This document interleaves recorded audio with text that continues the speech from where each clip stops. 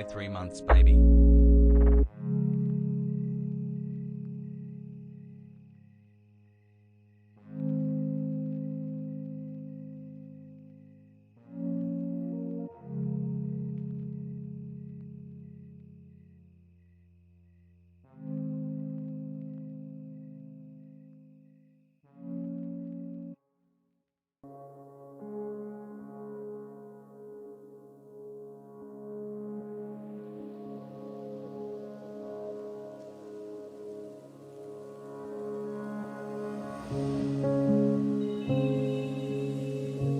Glad to have shared these 5 months with you, chat. You're always a good time.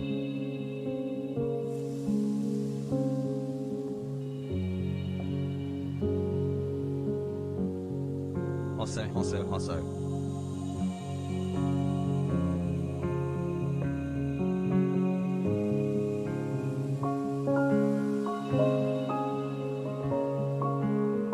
12 months of Twitch brain rot. Wouldn't have it any other way. Love you, chat.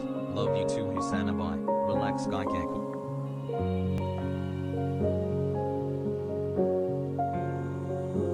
Waiting for Arjan. What will he do when he's live? Feels strong, man.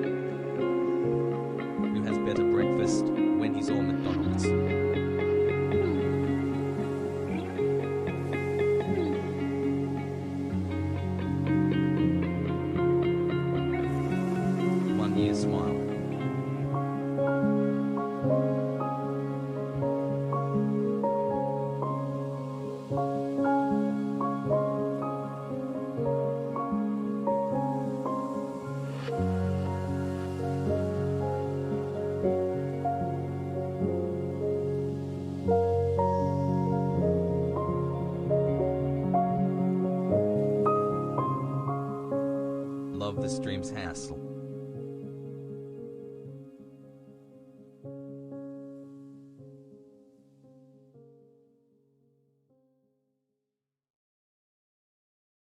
Why do the science ladies have such big brains, hassle?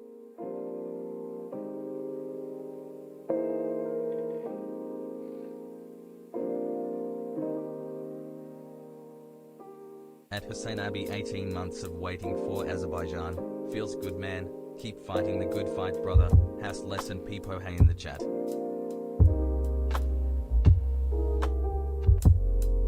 Months of propaganda, glory to the CCP.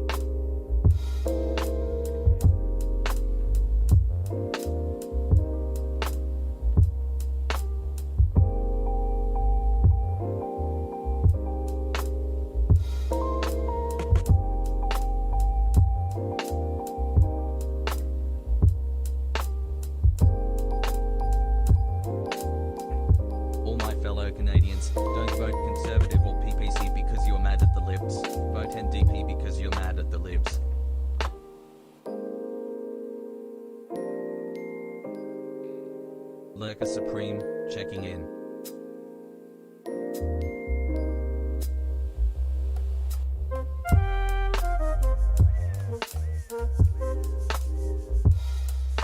I chat, him gonna come.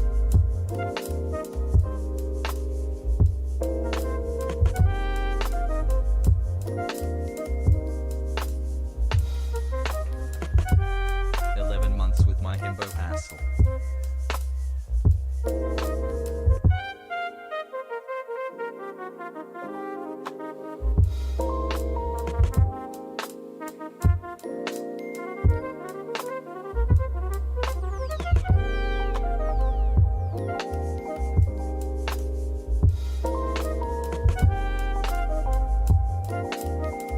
Lo-fi go up, what lo-fi go what lo-fi go what lo-fi go what lo-fi go what.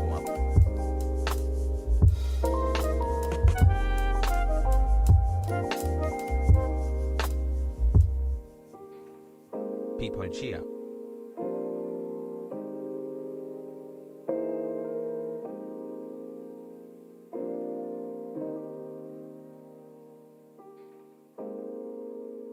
Good gosh dang, would you look at that?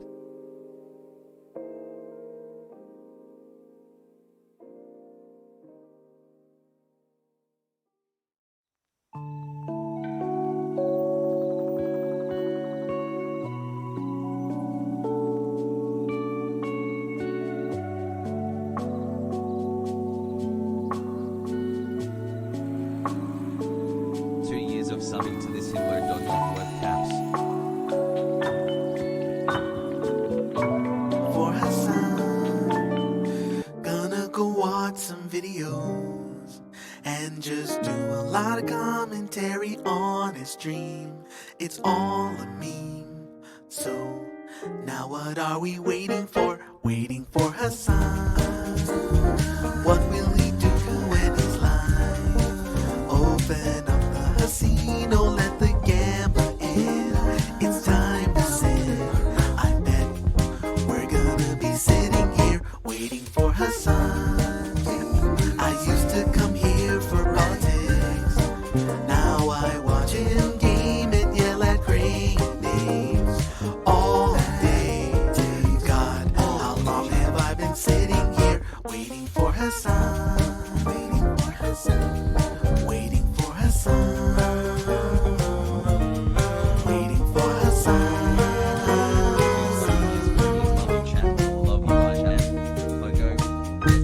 What's going on, everybody? I hope everyone's having a fantastic evening, afternoon, pre-noon, no matter where you are in the world. I'm Hasan Piker, and this is the HasanAbi broadcast coming to you live from sunny California, Los Angeles, folks. We are live and alive, and I hope all the boys, I hope all the girls, and I hope all of the NBs are having a fantastic one. It is Monday, September 20th, 2021, 11/11. Make a wish. And yeah, I hope everyone's having a great day so far. California is beautiful. Obviously, you know, this is part of the broadcast where I will tell you about my personal news, what's going on in my life and whatnot.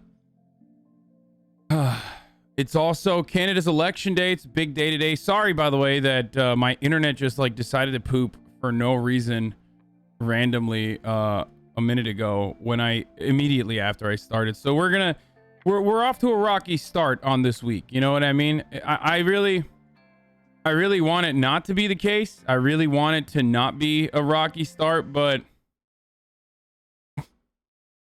we've officially started off in a rocky start.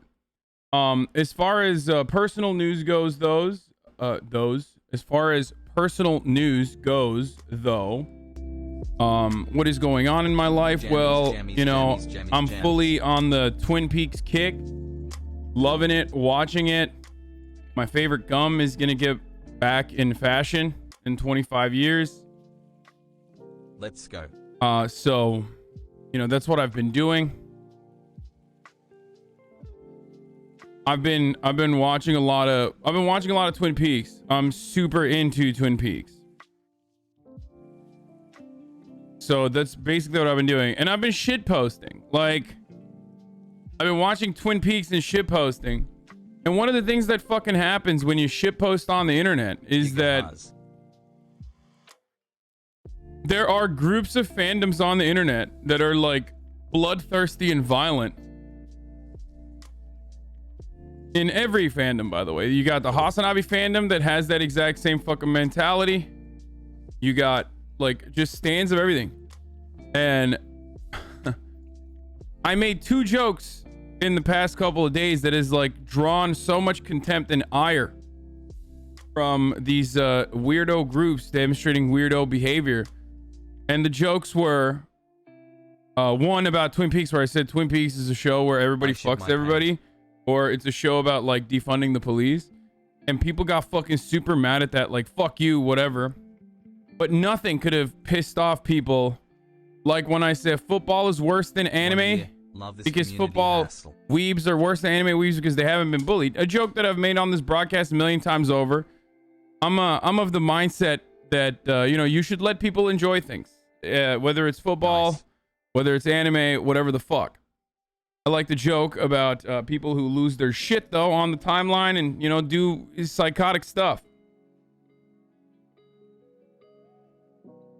And oh my god, dude, there's like,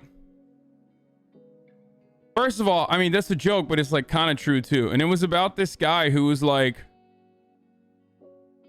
it's this. It was fucking Presidente posted this tweet. He's like, I've never been happier. Dude pooped his pants and is washing them at the sink. Steelers football is back. And he said, America's healing. And that's a funny ass fucking tweet. Like, he's right? I mean, America is healing. Poop ball is back. Football is back, baby. Whatever. People are enjoying themselves.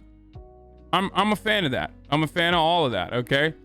I think people should be able to enjoy themselves. Life is fucking horrible otherwise, you know? But also at the same time, like, I'm right. It's totally normalized for fucking football fans to demonstrate weeb-like behavior. At least weebs get bullied, so they know it's like unacceptable, so they just like keep to themselves. And motherfuckers lost their mind, bro. There's like people fucking saying I'm a pedophile. That's the number one thing that like leftist dirtbag shit posters do.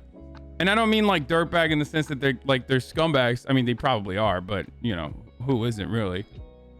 But like the number one thing that they do is immediately they're like, oh, you must be a pedophile, bro. Yeah, fucking pedophile, dude. And it's like, jammies. Bro, you all right, dude? Like, there was this one fucking guy who was like going back to like 2012, like finding first things, like my first tweets. 2012, motherfucker. Almost, and like elevating them because they're cringe, you know? I'm making tweets about like epic bacon, you know what I mean? I'm tweeting at like fucking Barstool and stuff. I'm in college. It's fucking 2012. Shut the fuck up. And these motherfuckers are literally like going all the way back then, back there. And it's so funny. It's like wannabe fucking Cumtown fans. Like everybody wants to be Nick Mullen.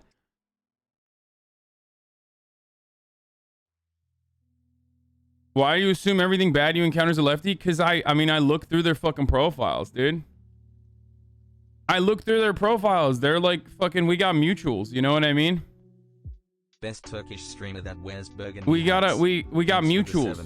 And that's precisely why I'm just like, you know, I know where it's coming from. And it's like, dude, listen, I don't know if you're like a huge fan of sports and you just see me as someone who like wants to take down sports, or you just like fucking hate me or something. But like, listen, brother, it's gonna be all right, okay? Just take a deep breath. Please take a deep breath, okay? Just everybody take a fucking deep breath.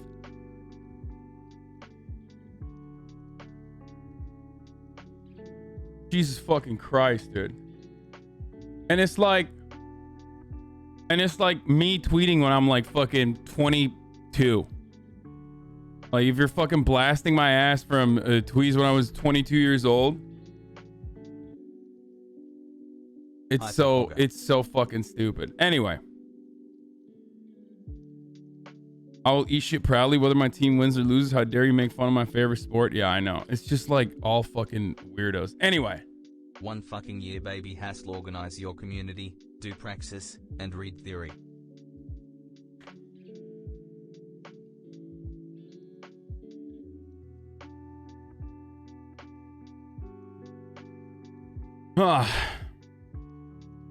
Have you seen Mike Prysner yelling at George Bush? Wait, he did it again? Legend. A fucking legend, dude. Okay, we'll definitely watch Canadians, that. Please vote today. What a goddamn legend. I love Mike. Okay, you see the 9/11 phone call and the Gabby thing turned out to be over the boyfriend abusing her, not the reverse narrative that was pushed? Wait, really? I did not see that. Almost here. Can we name it Nugget? Yeah, it's like shit like this, bro. No matter what the question is, the answer is always bacon. It's like, dude, you keyword search bacon on my profile to fucking find my epic bacon tweets. Like, all right, you win, dude. All right, you were. I love when fucking shit posters that have anonymous accounts act like, you know, they don't have fucking cringe tweets. Like, bro, of course you have cringe tweets. Who doesn't have cringe tweets? The only thing is, like, you deleted yours. You behave exactly. You behave exactly like the same way that these fucking weirdo, like, Mike Cernovich type fucking psychos do when you're like, nah, dude, I've never been cringe, bro. You've been cringe. You're fucking cringe, dude. Here, dude, I found it. I fucking found old tweets of yours, dude. Well, you're being cringe, dude. Fuck me. I've never. I would never tweet like you know, silly shit. I was so cool.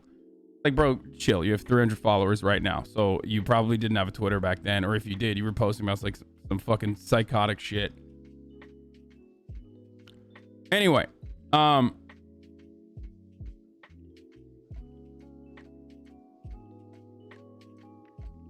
Wow, here's to 11 months King hasL. Weirdo behavior. All right, so they're all on account number 7. Lamau. Yeah, it's like, dude, come on. It's like all fucking wannabe fucking Nick Mullen Cumtown shit posters that are on their like 11th fucking anonymous account because they all got yeeted because they were tweeting at like Barry Weiss to fucking kill herself or get raped or something. And then, you know, and then they're like, oh man, censorship in the media. Like, it's like, yeah, I fucking hate Barry Weiss too, but like, chill out, okay? But calm the fuck down. Love you, Hasan, best streamer hasL. Anyway, we're gonna read the hilarious Breitbart article in a second. There's a lot to go through. I don't know if I want to start off with the FBI Gabby Petito thing. I'm just gonna fucking tweet out that I'm live. Unfortunately, because my fucking Twitter, because my Twitch broke when I originally started. Because my Twitch broke when I originally started, like, not many of you are gonna get the actual notification, so I'm gonna need you all to blast this one out. Like, as soon as I went live earlier today, my fucking it's just my Twitch broke, or my internet broke. Justin Trudeau's got some more new blackface, and he had another LGBT gaff. Dude, there's so much going on. There's just so much news. I gotta fucking get started. FBI special agent, it's old blackface, but they're repurposing as new blackface. Like, I think they gotta realize at some point that like people just don't give a shit. Liberals in Canada just like don't care. They don't care. They're just like, a community member got on CNN. Wait, what? Are you serious? Oh shit. Just Lane. Oh my god. Wait, to talk about your deceased father. Oh my god. Oh shit. Well, first of all, I'm sorry for your loss. I should not have gotten excited for that. We'll take a look at that in a little bit. Okay, so there's so much to cover. So I'm blasting it out, okay? Daycare is open.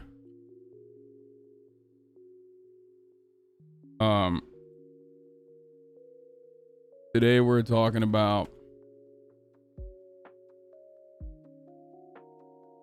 it was quite the 180. Yeah, I know. Apparently Nazi shit is popping off on TikTok now. School will never teach you this. Humanity's deepest secret. This is Nazi shit. T-shit. What is this?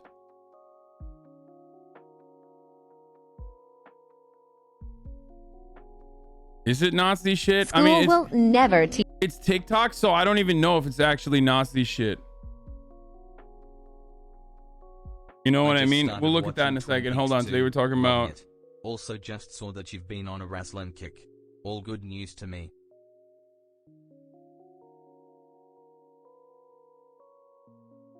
In 1989, Polish filmmakers went to North Korea to shoot a documentary. Without legal Authors proceedings, do not comment on things presented to them. COVID The movie ripping don't tell you how you should feel about it. It's in Polish, but there is through the subversion. country. Consider checking it out. Thanks for En doing masse. what you do. Keep it up.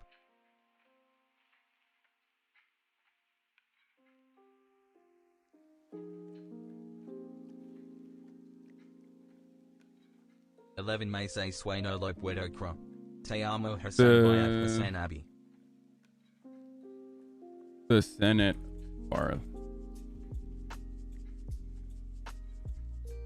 How many moths till brain Silly rot? rules on the immigration part of the reconciliation. So much more. Get in now. It's fucking nuts that, like, there are a couple people that really there are a couple things that the American political media ecosystem engages in, like a couple of things that they do that is deeply frustrating to me. And one of those things is where we just act like, first of all, we act like we're simultaneously a democracy, okay, and then we turn around and we just fucking say, hey, you know, fucking Thank you for Kirsten helping me Cinema stay doesn't want informed this to while happen, working so for even if Hasan. like everyone in the country wants something to happen, we can't let it happen. Or we act like we're a fucking democracy, and then they're like, well, the Senate parliamentarian said that like the amnesty provision can't be included in the budget reconciliation, so I guess we can't do it. It's like, dude, what the fuck? What are we doing? You ain't seen. Yeah, you probably did not get a fucking notification that I was live, because I literally went live, and before the notifications even went out, that's why I'm asking you to retweet it, because I went live, my dude. Good and times. then before, like immediately as soon as I went live, my internet went down. It is really fucked up. I don't know what happened. So that's why most people did not get their fucking notifications, unfortunately, which is why I'm tweeting That about one it. and Turk's asking uncle people to guy that retweet knew it. about your fam waistband thingy was fucking crazy in a 15-month sub and didn't know that KEKW you Hasi. It's like, oh, Joe Manchin decided we can't have infrastructure, so I guess we can't do it. Like, you know what I mean? Okay, it's cool, man. That's how it works, I think. That's how it should work. Now, I'm going to talk about this a lot. Continue the shit. I'm going to talk about a bunch of different things. Kathleen Rice's explanation for why a constituent wrote a letter to Kathleen Rice, and she explained why she voted against drug pricing reform. We're going to talk about that as well. There's so much going on. There's so much fucking going on.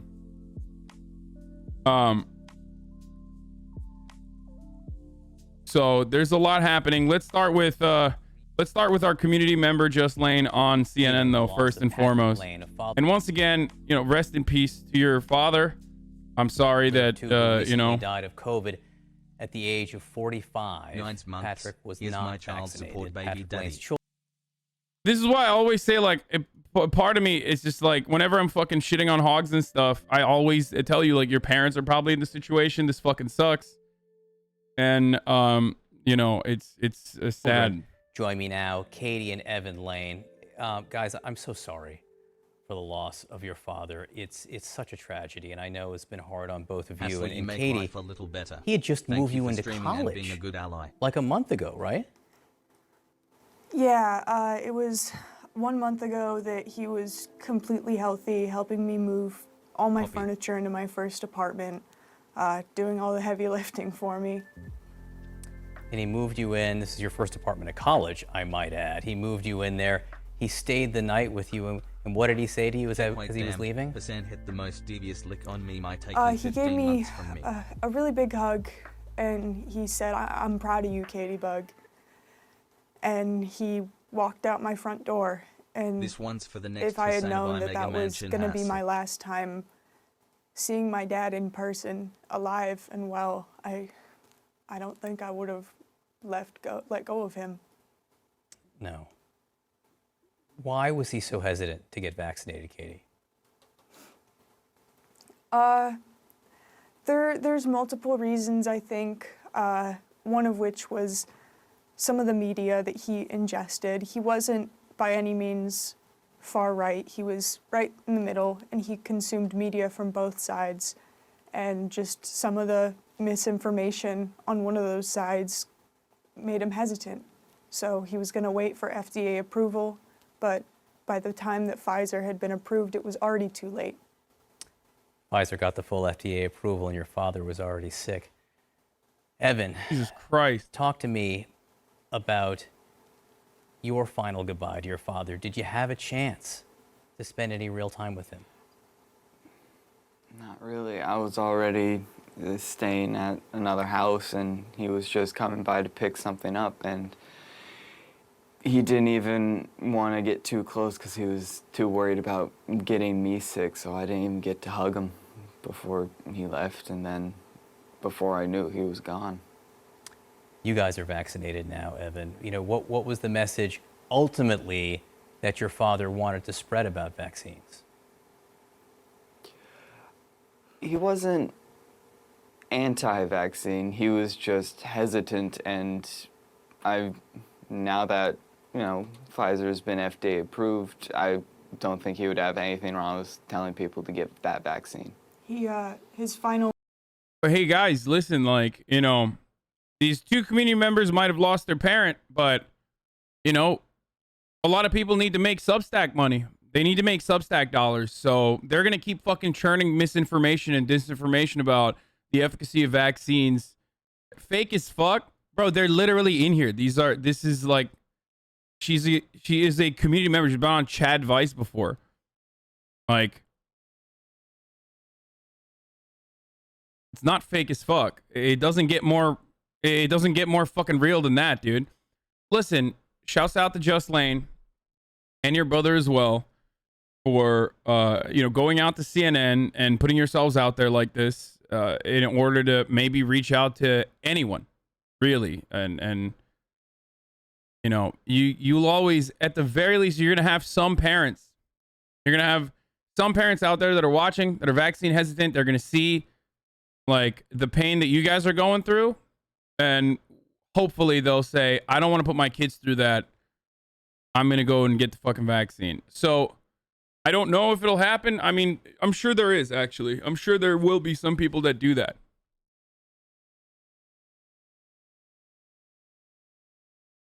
Sell your dad's story to CNN for pride. No, don't 7-day ban them, dude. I mean, fucking permanently ban them. Like, if someone says some shit like that, it's like, seems like a lot of gropers in the chat today. Did you come up on 4chan or some shit? No, we got some fucking dirtbag lefties this time that are like, you know, small shitpost accounts that are up my asshole, very upset at me for saying that sports fans should be bullied and numerous other things. There's just like a lot of people that fucking, every time I'm in the media, there's going to be more people that get fucking mad. You know what I mean? I think this is more so like the Cumtown adjacent leftists that are fucking frustrated this time.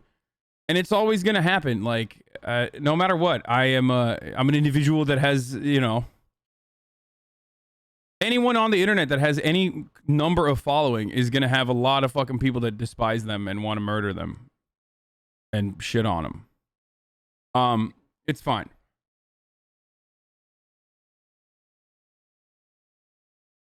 Aren't we dirtbag lefties? No, we're pussies because we're not dirtbag enough.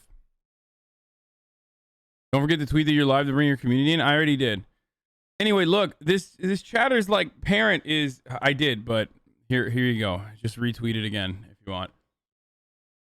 But like, Just Lane's father's 45 years old. He's healthy. He's perfectly fine. And then, you know, and then he's not.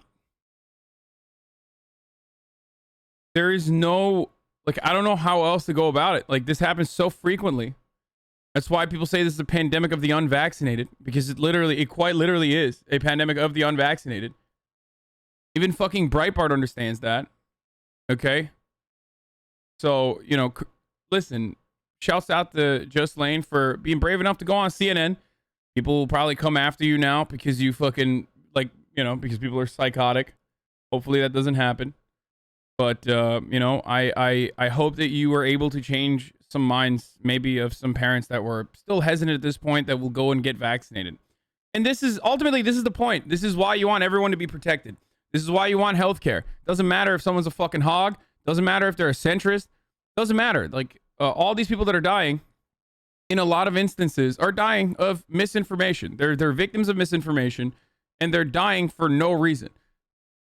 And that's terrifying. That's terrible. And we're going to talk about that in a little bit. But it's the whole point is, the main point is, this is absolutely preventable. This is absolutely preventable. Getting vaccinated. Words to my stepmom on a FaceTime call was that he wished that he was vaccinated. Those were his final words? To my stepmom, the last call that she had with him, he said that he wished that he was vaccinated.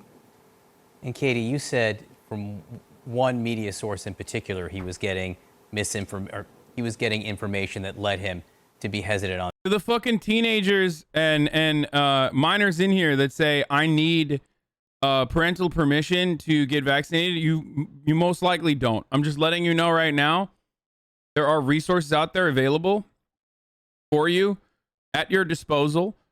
You can, what's the website? There's a website. You definitely don't. You definitely don't need your parental supervision. You don't need them to sign off on it.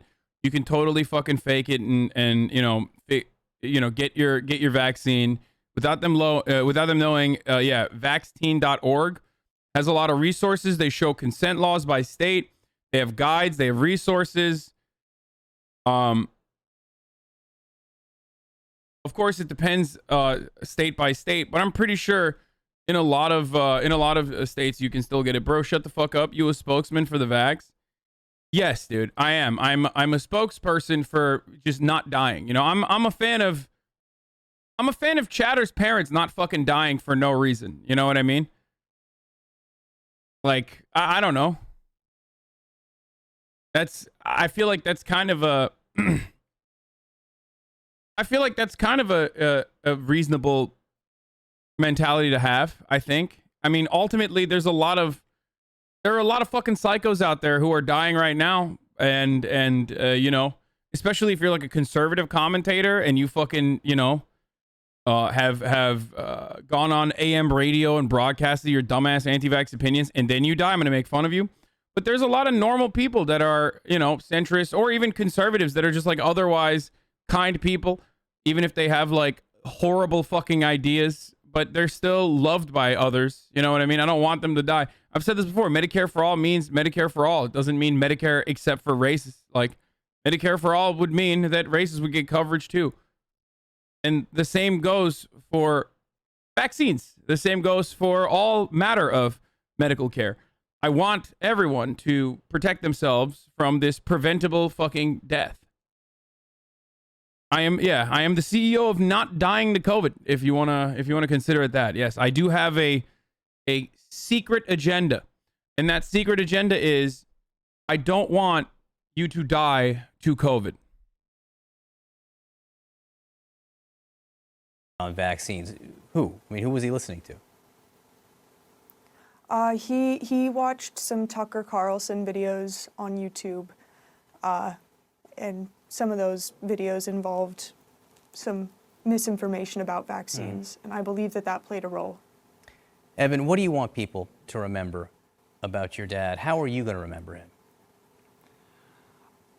I'm always going to remember him as just the fun dad in any school gathering, or just the person who always tries to bring everyone's mood up if they're feeling down. Kitty, I'm looking at those pictures right now on the screen. I don't know if you can see them, but his smile just bursts right through. Medicare for racists, Hasan Piker 2021. Fuck yeah, dude. Yeah, exactly.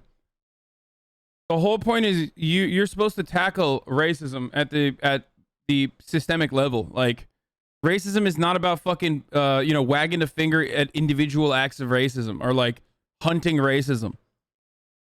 It's about trying to make sure that there are less new races coming out, and also that the current racists are no longer holding on to those horribly violent and misguided beliefs. And I think that, improving people's material conditions will greatly help in that process. The screen right there. He just looks like there was so much joy. Yeah. A lot of joy and a lot of life that he's never going to live. Oh, Katie and Evan Lane, listen, we're thinking about you.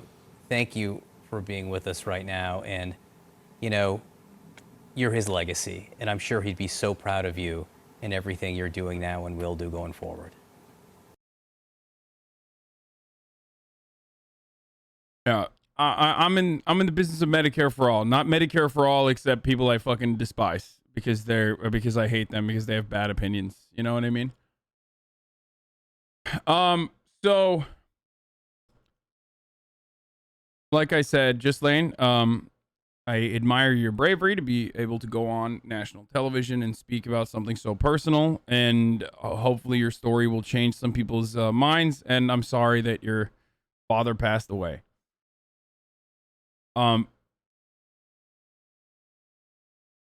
It's so nuts, dude. It's so fucking nuts. It's so fucking stupid. New school shooting dropped in Pennsylvania. I heard that's breaking, so I'm not going to run that. But instead, we're going to look at friend of the show, Mike Prysner, who I had on recently. He's a veteran. He toured in Iraq. He is a big anti-imperialist and works with Abby Martin. He apparently went to the George W. Bush speech on September 19th, 2021. Did not know that this was happening. I was around too. And he disrupted it. I was around too. And Mr. Bush, when are you going to apologize for the million Iraqis that are dead because you lied? You lied about weapons of mass destruction. You lied about connections to 9/11. You lied about Iraq being a threat. You sent me to Iraq. You sent me to Iraq in 2003. My friends are dead. Joshua Castile. You killed people. You lied. Oh my God. That's fucking awesome, dude. Wait, hold on. What are these ladies gonna do? Like, what's happening? Are they just like, about WMD. Oh, there it is. Oh, security's here. Dude, brave of them to just fucking, like, I know Mike. He wouldn't hurt someone. Like, he's an awesome person, but it's wild to just like casually fucking throw your body at a guy who's like at a veteran that you have no idea who they are. You don't know what their background is. Instead of just like waiting for the security to come in and, deal with it, you just fucking drop your body there, dude. Oh my God, the bravery exhibited by these white women is crazy. White conservative women, dude, especially rich ones, they got hella fucking, they got so much bravery, dude. We should have just dropped them in Pakistan instead of fucking SEAL Team 6, dude. They would have figured out where Osama bin Laden is and taken care of it immediately. They did said something like you said you'd behave or something. What? Iraqis are dead because you lied. My friends are dead because you lied. You need to apologize. Apologize. You need to apologize. Oh my God. Apologize. Oh, never mind. I thought I recognized someone there, but. Are you with this gentleman? No. What just happened? I'm wondering if they're going to arrest me, but what just happened? I just disrupted George Bush speaking. They dragged me out. I guess the cops are not after me, so I guess they're not arresting running, me. But yeah. Well, what I did was I tried to read the names of friends of mine who died after going to Iraq and then died of injuries they came home with. The names of Iraqis who were killed by the U.S. occupation in the Nisour Square massacre, Haditha, those you saw in the collateral murder video. I tried to read the names, but the event runners immediately grabbed the list and tore it up but I was able to shut it down for a little while, right when Bush was getting into his first little cheesy story about his life and all that, trying to be funny. But so hopefully I shook him and set a tone for the event. The crowd was very mad. Typical crowd you would expect for George W. Bush, but they seem to not be expecting it at all. And here we are. What a fucking legend, dude. Tried not to give him a little moment of peace because no one else gets it who is touched by the war. That's what happens, dude. Look, if you're at the center of power, you get to fucking die alongside your fucking friends and family in peace. Many, many years later, many millions of dollars later that you have accrued in speaking fees alone since you left office, which is fucking nuts. Absolutely insane. I mean, yeah, that was someone who's incredibly cynical immediately said, oh, look at all those internet points. It's like, dude, I mean, fuck all this. I don't think Mike even knows that, you know, you're getting these sorts of fucking like Reddit gold. I don't think he gives a shit about that. I think it's more so about videos like this going viral, including the original video that Mike did where he originally got arrested outside of the White House. Like those videos go viral, and that opens up a lot of people into seeing the world in a way that they never have. That opens up a lot of vets. It opens up a perspective of a lot of vets, for example. Like, I can fucking scream from the mountaintops all day, every day. But there's going to be a lot of people who served, a lot of people who are fucked up by PTSD and angry and unaware of, like, why they're fucking angry, okay? They'll never hear me. They're going to say, you're the 9/11 guy. Like, fuck you. I hate you. Right? So...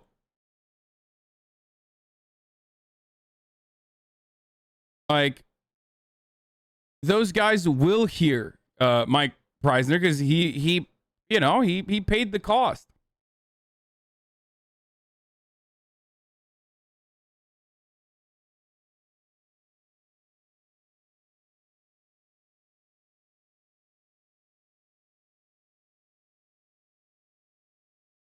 Anyway, so it's good that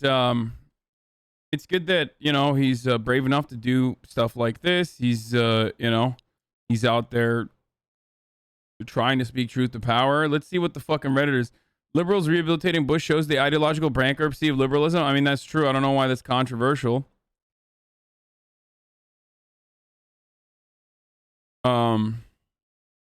Yes, liberals are to blame. Wait, what? Oh God, Reddit is so liberal. That's the fucking problem with Reddit. Reddit is so fucking insanely liberal. Like they're not, let's just look at top. Like, I don't care. Let's just look at the best comments. You lied about Iraq. Audience loudly jeers. You sent me to Iraq in 2013 or in 2003. Audience shuts the fuck up. It communicates so much. Don't bring up those unpleasantries. We want to sit there and congratulate ourselves. The military was at war. America was at the mall. Yeah, they're fine as long as you're like, attacking someone like George W. Bush. You can attack George W. Bush because he's from the enemy team. You know what I mean? When in fact, both parties are still very much a part of the enemy team. They very much do not have your best interest at heart. They very much do not care about the values that they supposedly espouse. They just don't care. If there is a team, it's supposed to be working class Americans versus those who own capital, those who are at the center of power, those who are politicians who advance only the interests of corporations and the wealthy. Like, that's the real fucking battle line that should be drawn, if there is supposed to be a fucking battle line to be drawn. But instead, we're like, oh man, it's just like, it's fine when you're yelling about George W. Bush, but also don't mention the fact that Obama greatly accelerated the surveillance state. Obama greatly expanded on congressional powers, the executive powers. Obama assassinated an American citizen, okay? Extrajudicially with a drone strike, and his fucking child too. Like,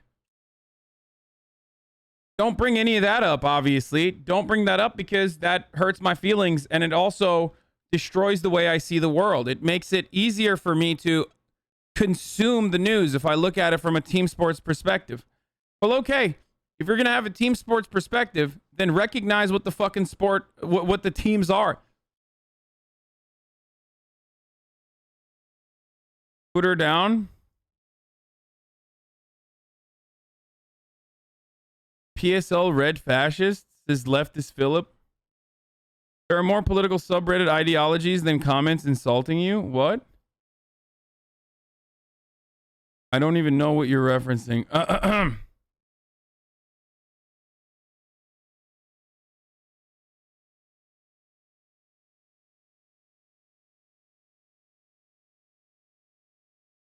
Okay, who cares? Who cares if Twitter's down, chat? You're in here right now. You're on Twitch.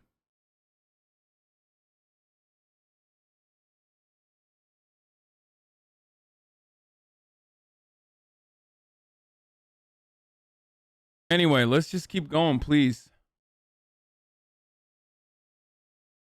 Do your 9/11 comments, do your comments on 9/11 stick with you pretty hard? I mean, only fucking idiots at this point are still angry. Like, if you look through what I've said, like, I've written extensively about how what we did post 9/11 was worse. Like, I have articles on Huffington Post where I wrote 9/11 was bad. What we did after was far, far worse. And that's something I stand by. That's something I live by. Talking about blowback is not a new thing. Many people have done it, okay? It's the spicy language that I use that certainly captured the attention of a lot of people. But ultimately, it doesn't matter. I don't care. Like, I have been vindicated many times over. I, of course, never want, like, you know, the innocent victims and their fucking family members to feel like I hate them or that they deserve to die or anything like that. It absolutely sucks when I see people who are, like, legitimately frustrated where they're like, oh, what the fuck? Like, you know, why are you saying that my father deserved to die or anything like that? I don't think so. I don't think your father deserved to die. Okay? But here's the reality, dude. Here's the fucking reality. Don't get mad at me. Get mad at the fucking politicians that also absolutely politicized your father's death or your parents' death or the death of thousands of others in the immediate aftermath of 9/11 to greatly expand the American surveillance state, okay, to turn our police force into counter-terrorist operators that became even more of an occupying force in black neighborhoods, brown neighborhoods, and poor white neighborhoods especially. Get mad at the fact that we spent trillions, $7 trillion over the course of the past 20 fucking years. Get mad at the fact that those $7 trillion went directly back into the pockets of the military-industrial complex to make people like Dick Cheney rich, to make people in the military-industrial complex and the executives rich, okay? Get mad at the fact that 12,000 American young men and women died for no fucking reason, dude, for literally no reason. Get mad at the fact that millions of civilians were displaced. Hundreds of thousands were murdered by our hands, okay? What happened on the last day of Kabul in the aftermath of our evacuation, where the American military drone striked and dropped a fucking Hellfire missile in a courtyard in Kabul and then claimed it was an ISIS-K terrorist when in fact it was just a humanitarian aid worker and his fucking 7 children that died in that car, totaling 11 deaths. That was an everyday, constant reality for people living in Afghanistan, for people living in fucking Pakistan, for people living in Iraq, for people living in Yemen. That's still an ongoing issue. Our weapons are still murdering these people all around the fucking world. Okay? All around the fucking world. Our allies are murdering people. Our weapons are murdering people. We haven't stopped, and we're never going to stop. And it's fucking bullshit.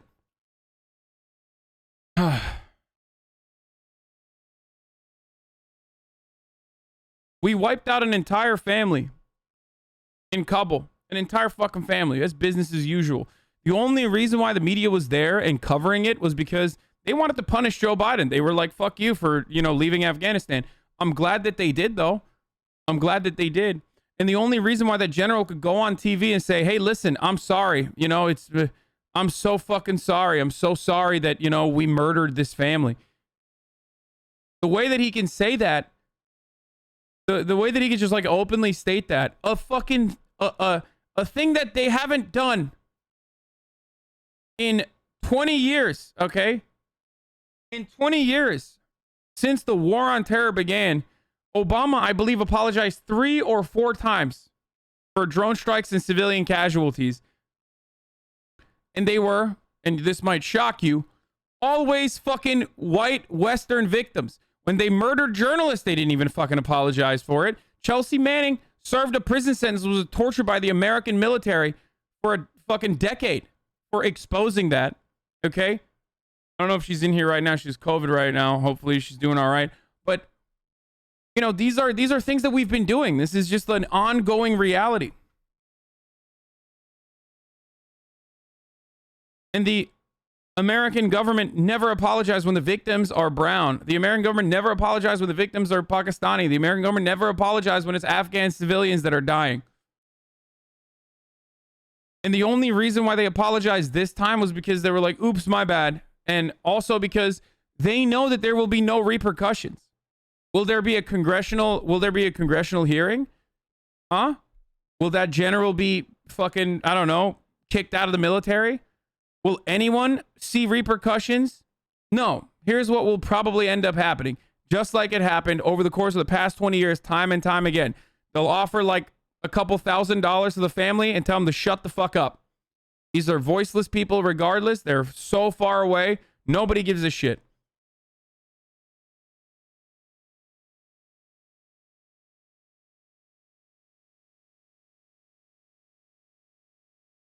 And of course, we do this overseas to black and brown people without any repercussions because we don't care. And it's the same kind of white supremacist attitude that allows us to do that over there without any care whatsoever. That kind of malicious negligence at best and just overall genocidal, bloodthirsty attitude at worst. We are able to do that because we have done that our entire existence. Okay? I mean, think about it. Is it all that shocking that we do that to a Afghan family? When look at the way that we are treating black Haitian asylum seekers here in Texas right now, whipping them, dude. Teach you. Literally fucking whipping them. I don't know where that video is, but I got to show you this. Obviously, we're going to talk about that. Like, the American government under Joe Biden has been absolute fucking dog shit to immigrants. Just dog shit.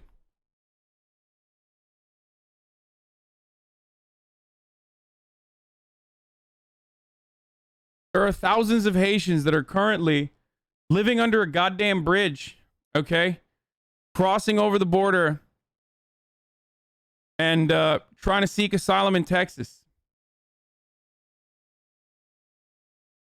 Bro, it's on your Twitter. I know. We're going to get to that in a second. I just wanted to show you one last time as a segue from the previous thing that I was talking about. And we're going to talk about this too. But look at that. Look at these images. CBP on horseback whipping black migrants, dude. I mean, this is slave patrol shit, dude. This is no different. How is that different? And you see these horrific images of people trying to survive, okay? They're trying to survive. And the Biden administration already started deporting them back to Haiti. Now, you might find that a little odd. You're like, what the fuck? This is in America. You might find that a little odd. You're like, wait, what the fuck? We have Haitian migrants? I didn't even know that. Why are we deporting them back? Bro, this is happening over the weekend.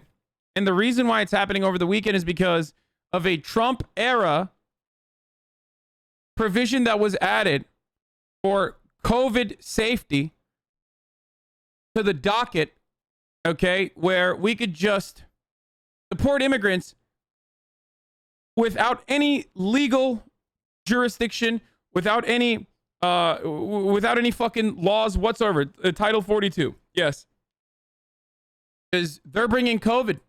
So we can just fucking deport them. We're closing our borders completely. And guess what? The Biden administration, or the CBP under the Biden administration, is using that exact same rule to continue the deportations.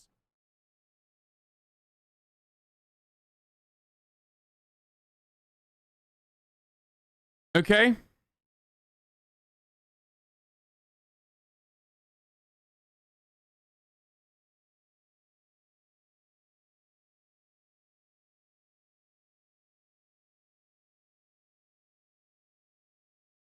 So tell me how you expect a government, like how tell me why you'd be shocked when you hear that the American military is like murdering entire fucking families in Afghanistan, when this is how we treat black bodies inside of American borders. And to take it one step further, how many times have we talked about police brutality? You know how we treat our own citizens too, not just asylum seekers that are coming into this country begging, desperate to save themselves, okay, desperate for a better future than what they left behind back in Haiti. It has been absolutely destroyed by political turmoil that we caused, and also natural disasters. They have no other fucking choice, and they're here, and we're whipping them, dude. We're whipping them, and we're fucking deporting them. And I don't even want to say deporting them, because it's not deportation. Even deportation is a legal process. This is what they're doing here is illegal. What those people are doing is legal. Seeking asylum is legal for them. What we are doing is purging them from this country. And that is not legal. It's atrocious. It's immoral. It's horrific. And we're going to keep doing it because no one gives a fuck. Okay? And that's white supremacy. That's white supremacy. There's no other way about it. How many of your fucking parents have been talking about Gabby Petito, which is a horrifying story? How many people are talking about Gabby Petito while the entire American media is covering Gabby Petito? You know, our Customs and Border Patrol, slave patrol team was whipping black migrants.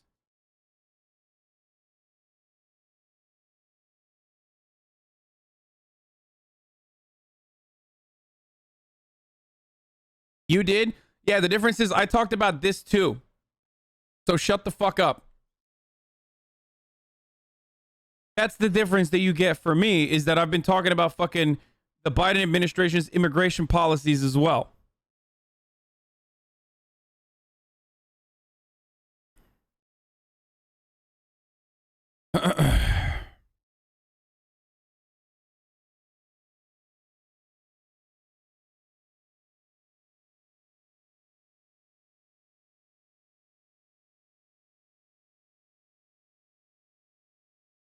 Anyway.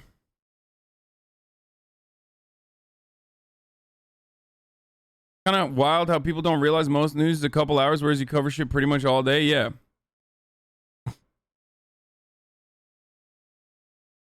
So anyway. We don't give a fuck about our own poors. So why would we give a fuck about the poors elsewhere overseas? We don't give a fuck about black and brown bodies that are American citizens. We don't give a fuck about black and brown bodies that are we definitely don't give a fuck about black and brown bodies that are not American citizens. And it's all white supremacy that guides this kind of negligence. And that's why it's so pervasive. That's why this attitude is a part of every part of our lives. Whether we acknowledge it or recognize it, it doesn't matter. It still exists. Okay? So I'm going to show you this.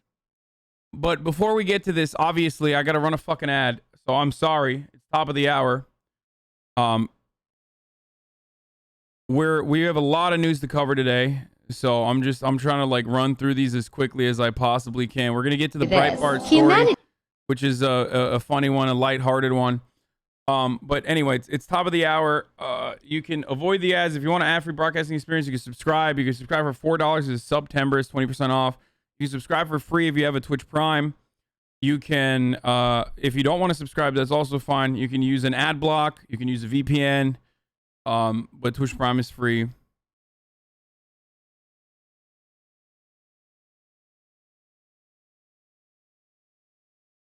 Okay. Actually, you know what? Let's do somewhat lighthearted coverage. What is this Nazi thing? Before we get to this, I want to see what's going on here. What is this? School will never teach you this. Humanity's deepest secret. This is Nazi shit. This is Nazi shit, and you guys gave it over 1 million likes. Before I get to the Nazi shit, And I will. Just a couple of fact checks.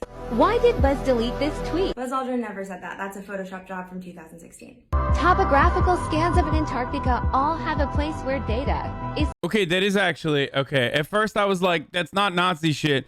But it is Nazi shit. They absolutely do fucking... They did like all the occult stuff. Yeah, I was... At first I thought it was going to be like a hyperventilating, over-exaggerating, hysterical TikTok liberal or anything. They are correct, though. This is literally Nazi shit. Is missing. That's silly. Here's one. Okay, Hyperborea.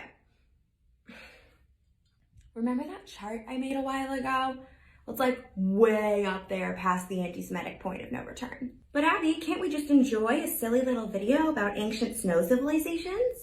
No, not when that myth has been used to justify horrific amounts of violence. Basically, Nazi shit comes in a bunch of different flavors, and one of them is esoteric Nazism, which is like white supremacy and hatred disguised as a giant web of mystical and religious and metaphysical nonsense. So this flavor of Nazism is obsessed with the Aryan race and restoring it. It was never a thing. They believe that Hyperborea was an ancient high civilization where the Aryan race, white people, lived in paradise before they were forced to mix with other races. It's a racist fairy tale used to perpetuate white supremacy and justify violence. This stuff is racist and anti-Semitic, but coded enough that people will engage with it like it's just a story. TikTok knows it's Nazi shit. That's why they banned the Hyperborea hashtag. They just forgot to ban all the adjacent ones. Whoops. These myths don't end in a good place. You should try fiction, though. It harms. So, yeah, that's like... When you get to this level of like Nazi memes, dude, you're like, you are so far gone. I mean, some people might not know and they just like hear about it and they're like, wow, this is really interesting. Let me look into it. There's also black people who keep saying they're real American natives, and if we call them out, they call us C words. What? Yeah, I mean, the difference between like black Israelite memes or Hotep shit versus like white supremacist memes and like Nazis is that there's a lot of people in power that believe white supremacy, okay? Or there's a lot of people that have a white supremacist attitude. That doesn't necessarily exist for like, you know, black supremacy or black separatism. If you know even of black supremacy or black separatism, that means it's because you're either extremely online or you have some relatives that are into that shit. But ultimately, the impact of that is, one is a laughable fucking meme. The other one is, you know, American foreign policy, American domestic policy, significantly more damaging and significantly more psychotic and harmful than the other. That's the difference. Media not even trying. Anyway. So, yeah, okay. That, I mean, whatever. It's like fucking Nazi memes. Okay. This shit doesn't matter when white supremacists are murdering people and migrants are being whipped on the border. TikTok's so fucking cringe. Yeah, I don't disagree, by the way. I do agree with you. I think that there are significantly more harmful things that are out there than like really esoteric Nazi memes. But, you know, that person wants to chew gum. You can walk while that person is chewing gum. Who gives a shit? Yeah, whatever. It's not my main point of contention. It's not something I care about right now in this moment.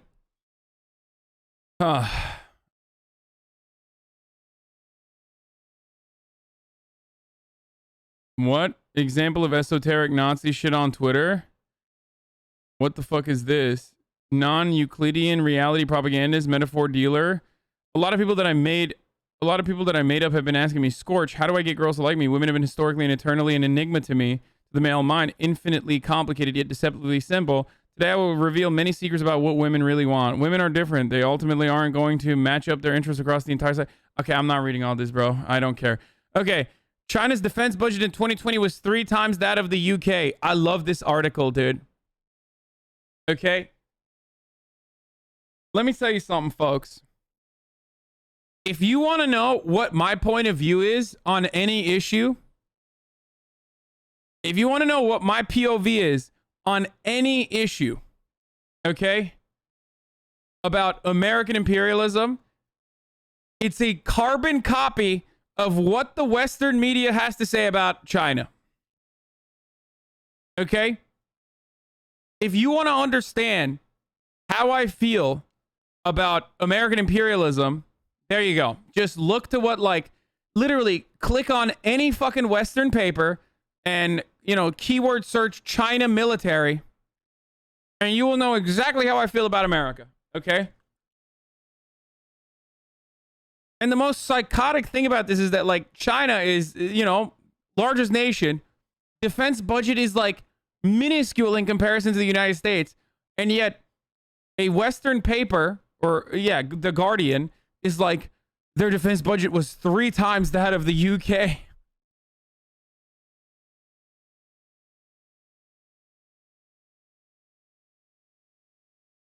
I love it. I love it, dude. Here's another one. Hold on. Okay.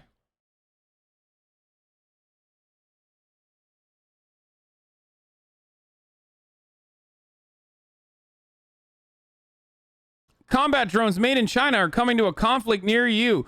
Growing sales of the aircraft threaten to spark a global arms race. China's growing high-end military drone force. China's People's Liberation Army is deploying increasingly sophisticated unmanned aerial vehicles and unmanned combat aerial vehicles. What? Shut up. Are you fucking kidding me, dude?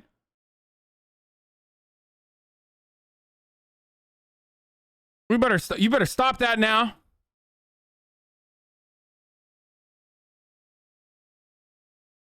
Is China more efficient with their spending than we are? Of course, they always have been. The Chinese government response to that graph. China's population is 20 times that of the UK, which are literally several islands.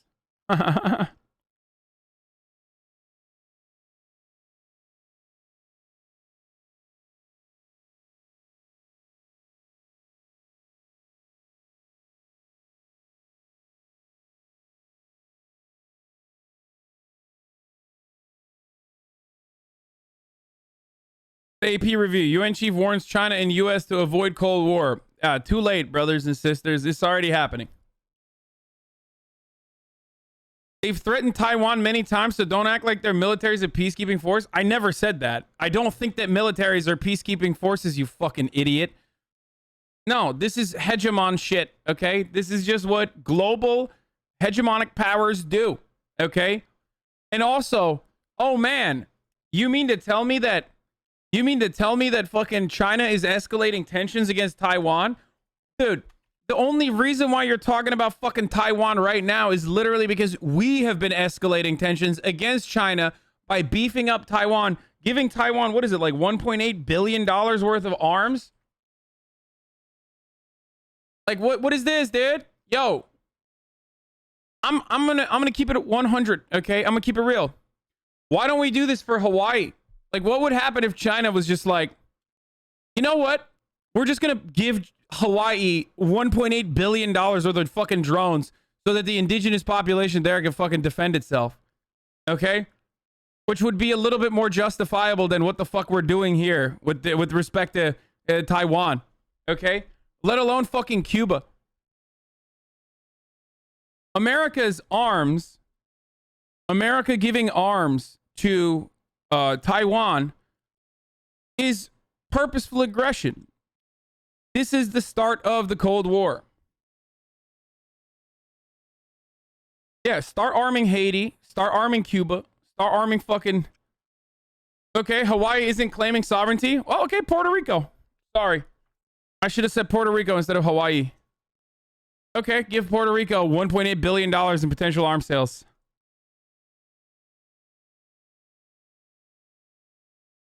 What's up? What, you gonna fucking tell me that, like, America doesn't have fucking territorial land that it claims to have sovereignty over, that wants autonomy? What are you, fucking crazy?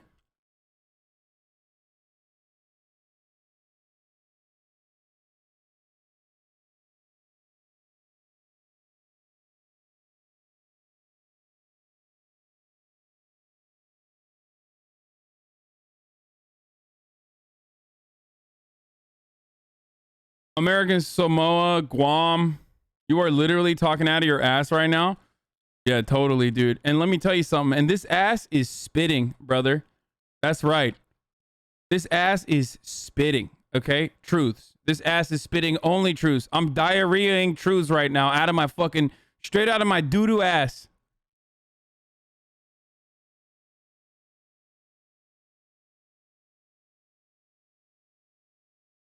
Anyway.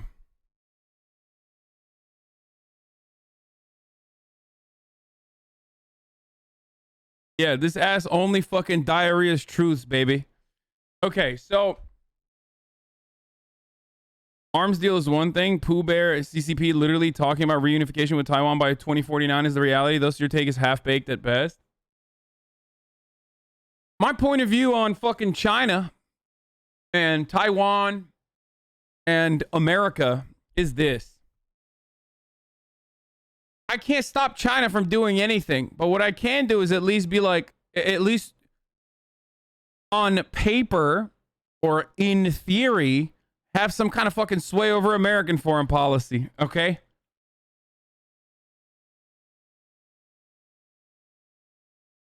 Why do internet warmongers use dust so much? You don't sound smart, you sound silly. Yeah. With some foreign policy always feels dank, man. Yo, totally, dude. Yeah, my foreign policy is always dumb because I am not from America, okay? I'm not like you. I was born here. I'm a fucking anchor baby. But I offer you, okay, in a very palatable way, in a format that you're, you know, ripe for fucking consuming, in a white, memeing, like, younger, cis male speaker, I'm giving you the perspective that you will never hear ever again. The perspective of someone who wasn't born into American exceptionalism, who did not grow up with American imperialism, American exceptionalism.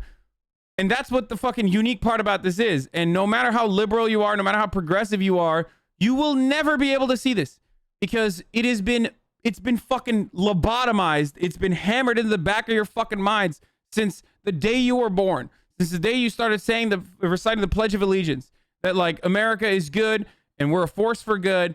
And yeah, I think we should be giving weapons to Taiwan. And I think we should be fucking, you know, giving nuclear submarines to Australia. And I think we should be doing Cold War shit. That's where it leads. It leads to the Cold War. Okay? We've already done this. We've already done this against the USSR. And now we're going to do this against China.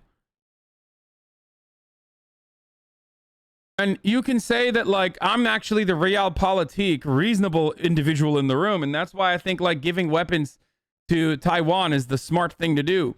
Or, you know, making nuclear submarines with conventional weapons, of course, but still nuclear submarines in Australia is the right thing to do. And, you know, igniting war in the Indo-Pacific is the right thing to do for America's hegemonic power, but it's just still imperialism.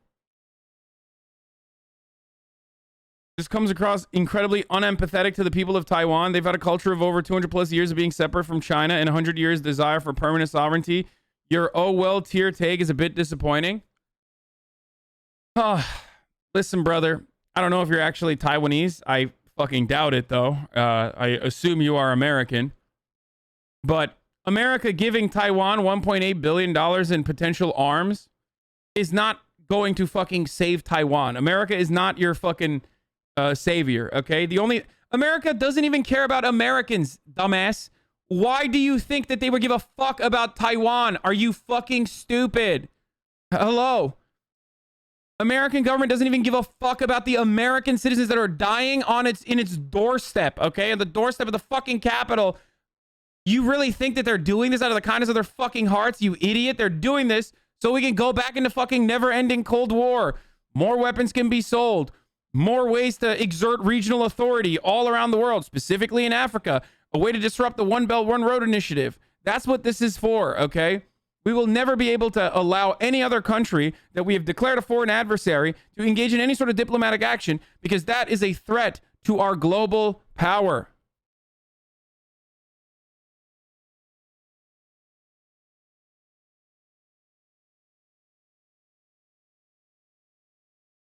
Actual worst take? What?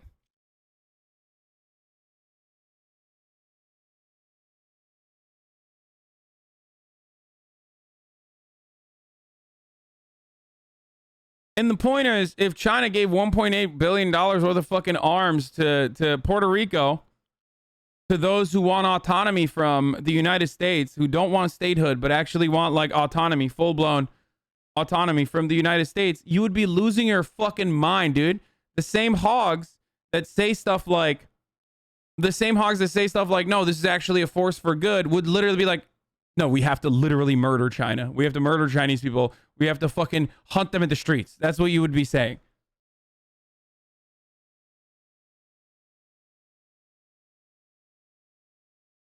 Yeah, defending American imperialism when it's anti-China. Make no mistake, like, I think China is also doing a bunch of fucked up shit. The chickens have not come home to roost for China yet, with respect to its expansion in Africa, with respect to its own personal interest in doing some kind of like neo-colonialism. But so far, those nations literally prefer allegiances with China because because they have a history of getting fucked by the West. Okay?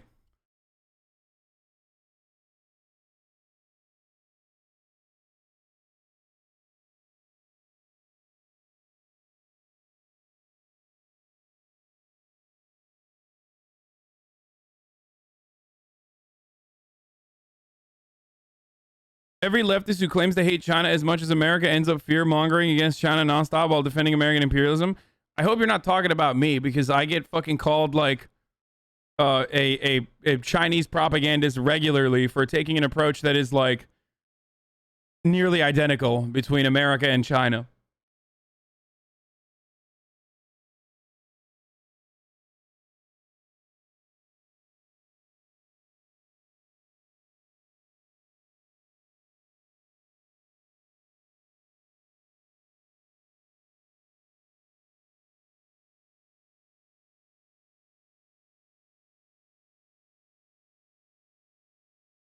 Oh, I mean, Puerto Ricans kicked the Navy out that one time.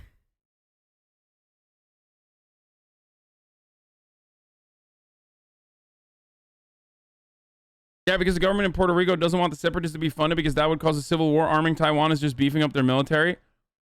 Wait, what do you mean? That's the same fucking point, though.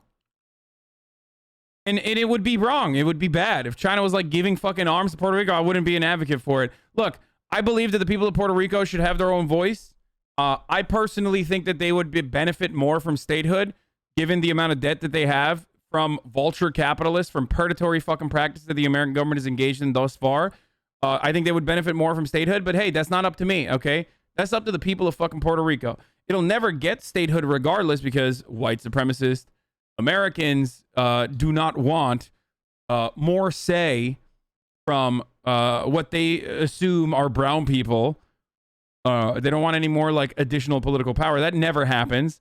That only happens if you like, give concessions to some fucking white state. Like, yeah, we're going to cut Wyoming into two. We're going to make Wyoming 1 and Wyoming 2. We're going to do Wyoming East and Wyoming West. Okay. Only then can you have Puerto Rico. You know what I mean? Like, that's the only time where we like ever allow statehood for like Washington DC, I mean, or statehood for Puerto Rico would be if we're literally like, you know what? We need to split the Dakotas even further, brother.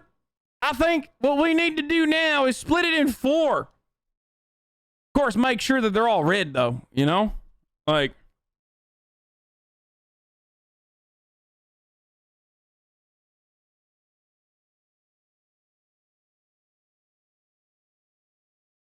As a German Ethiopian, I have to say it's hella true. Just look at how both America and China are fighting over Africa right now. Please cover the ongoing proxy war in Ethiopia. It's starting already. Yeah, I don't know enough about what's going on in Ethiopia, but from what I understand, the Ethiopian government is just fucking murking, I believe, the ethnic Tigray, right? Is that the right way to say it? And, of course, they... I've been following it from afar, okay? I'm not, like, following it super closely, so I don't want to speak on it right now. But from what I understand, there are... Ethiopian president gained the Nobel Prize. Dude, so did fucking Aung San Suu Kyi in Myanmar. And guess what? she also allowed genocide to happen to Muslims.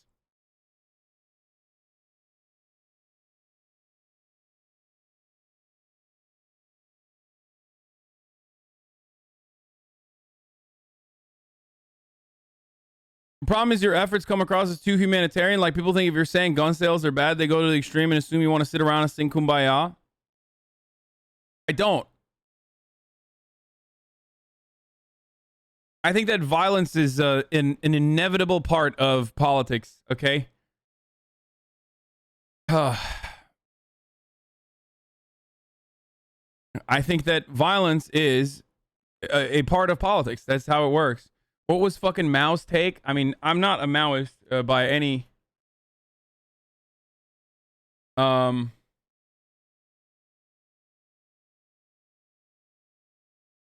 Wasn't it Mao that said, I mean, not the political power grows out of the barrel of a gun, but what is it like? Politics is war without power. War is politics without power. Isn't that what that wasn't that Mao? I'm not talking about politics comes from a barrel of a gun. Oh, it wasn't Mao? I was just fucking wrong. He killed 100 million people. Clausewitz?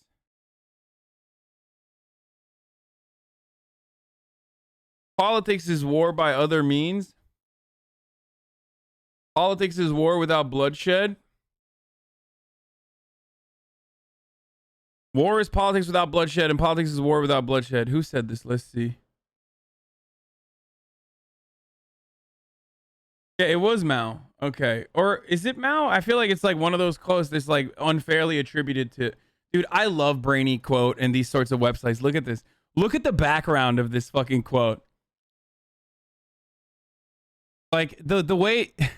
the way they fucking... The way these... I love that. The way that they like lay out these quotes, you would think it's like... It just does not fucking fit the attitude.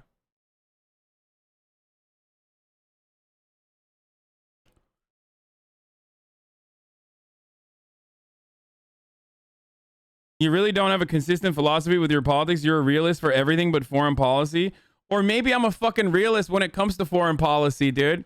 Have you ever considered that? If I'm a fucking realist for everything, maybe I'm a realist for foreign policy too. Because I personally think, and many people also, literally on the other side of the argument also think, that no one gives a fuck about foreign policy. And that's why people can get away with doing such horrific, monstrous things. Okay? So there is no reason for me to take a realpolitik approach, because 20 years went by and we fucking obliterated Afghanistan, Pakistan, obliterated Iraq, and no one shed a single fucking tear. Okay? Because no one gives a fuck one way or the other, which is precisely why I can have these sorts of fucking points of view. I can have these sorts of approaches to American foreign policy that comes across as radical and balls to the wall for people like yourself. Because ultimately, it's that simple for America to just stop giving fucking weapons to Israel unconditionally, to stop giving so much aid to Israel unconditionally, to stop giving so many weapons and aid to Saudi Arabia unconditionally. It's that easy. All it literally would take is just to be like, all right, we're not doing that anymore. So why the fuck would I have to do a realpolitik approach to that? Whereas when we talk about fucking healthcare, we're talking about marginal improvements, okay? When we talk about healthcare, we're talking about marginal improvements on the lives of American citizens, okay? That's why I say I'm going to fucking keep agitating for NHS style program, but like if we're going to ultimately lower the Medicare age down to fucking 50, that's still a good thing. Because there's a lot of fucking workers that are in between the age groups of 50 to 65 that will benefit from that. Okay, that's why I take a realpolitik approach when it comes to shit like that. But when it comes to American imperialism, no one gives a fuck. Americans don't care. They just simply do not care. And anyone tells you who cares is wrong. Okay?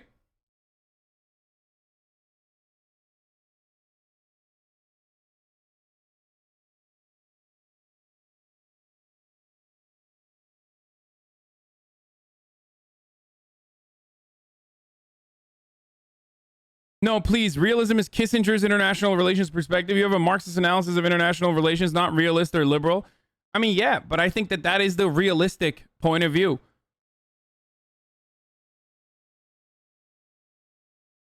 And by the way, chat, the fact that I don't have a fucking realistic point of view on foreign policy is also delusional. I literally defended Donald Trump when he allowed North Korea and South Korea to fucking to actually communicate with one another without America flexing their fucking military power. I defended Joe Biden when he pulled out of Afghanistan. What is more realistic than that?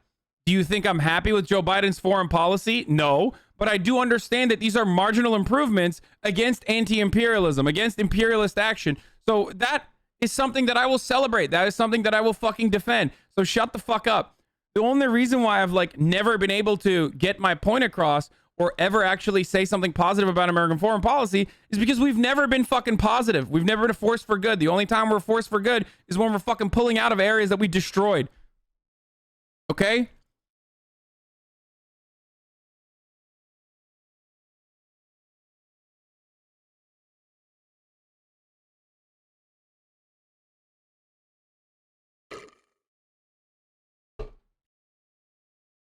It is wild to me that like it is still pretty funny when people unironically think that like, you know, accelerating tensions with China is actually going to be better for the world. Like, dude, China is a profoundly important trade partner, okay? If not the most important trade partner we have.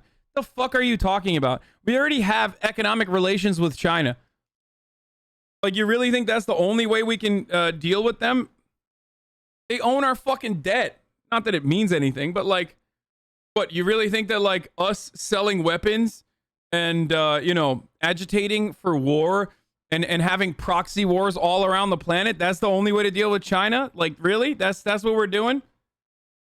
No, it's just like dying empire shit, okay? That's what this is.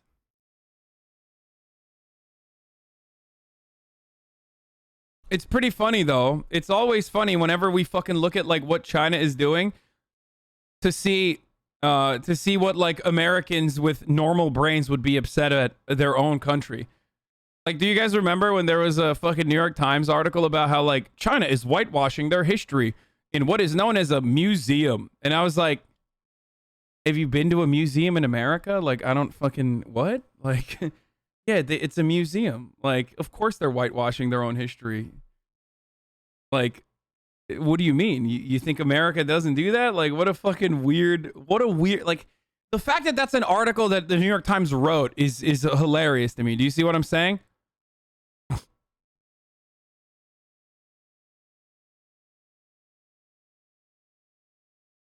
It's just so funny.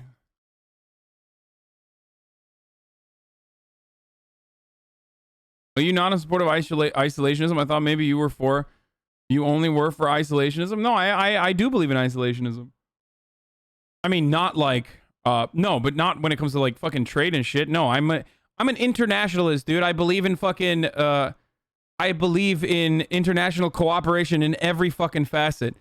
Not for the profit motive, but rather for uplifting all humans all around the planet. No, I'm not an isolationist. I'm a non-interventionist.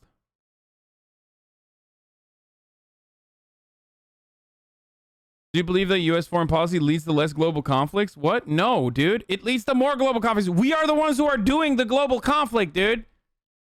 The fuck? Think about how much America's foreign policy has fucking ate America alive. Let some other fucking big nations destroy themselves with their dumbass foreign policy for a change. You know what I mean? That's my take on the matter. Because like, instead of our hands being bloody with the fucking murder of babies, let someone else murder the babies for a change. Okay? I promise it's not going to change anything. The babies are still going to be murdered. Don't worry. You can get your fucking baby murder kick out of watching someone else murder the babies for a change instead of us. Let them fucking spend endless amounts of money, countless amounts of fucking, countless amounts of manpower. Because we're not going to save the babies. Let's be real. The babies are not going to be saved. It's just not going to happen. We're not doing that. No one's going to do that. They're going to fucking murder the babies regardless. No matter whether it's that's my fucking realist take. Who left, the Haitians that left, in 2010 and traveled to South America and now trying to travel here, or the ones who left after this earthquake. Either way, what is there for them to go back to when these planes are taking them back? The nation is in unrest. The president was assassinated. There are gangs that people are scared of. Democratic rule is not necessarily in place. The people are calling, particularly those here in this nation, are calling for the elections not to be held, on time because of unrest there. And then you also have the issue of the earthquakes. So what is there to go back to? What are you deporting them back to? Well, April, I will say that our objective and our focus is not only in implementing current immigration policies. We have also been working to provide a range of assistance, working closely with officials from the government as individuals are going back to Haiti, to provide a range of financial assistance, to provide a range of technical assistance. That is ongoing. And we certainly support and want to be good actors in supporting Haiti during a very difficult time, as you noted, with a government that is still working to get back to a point of stability with recovery from an earthquake. And that's why we have a range of programs, options, as well as financial support in place. Yeah, I just wanted to show what Jen Psaki was saying over the fucking footage of what we're actually doing. And that is not that. No range of options are given to people who are so desperate that they're looking for salvation from one of the worst fucking countries on the planet. This is how one US Border Patrol officer received Haitian migrants crossing the Rio Grande, coming back with food to a camp they've set up in Texas.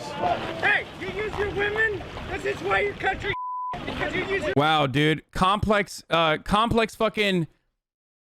political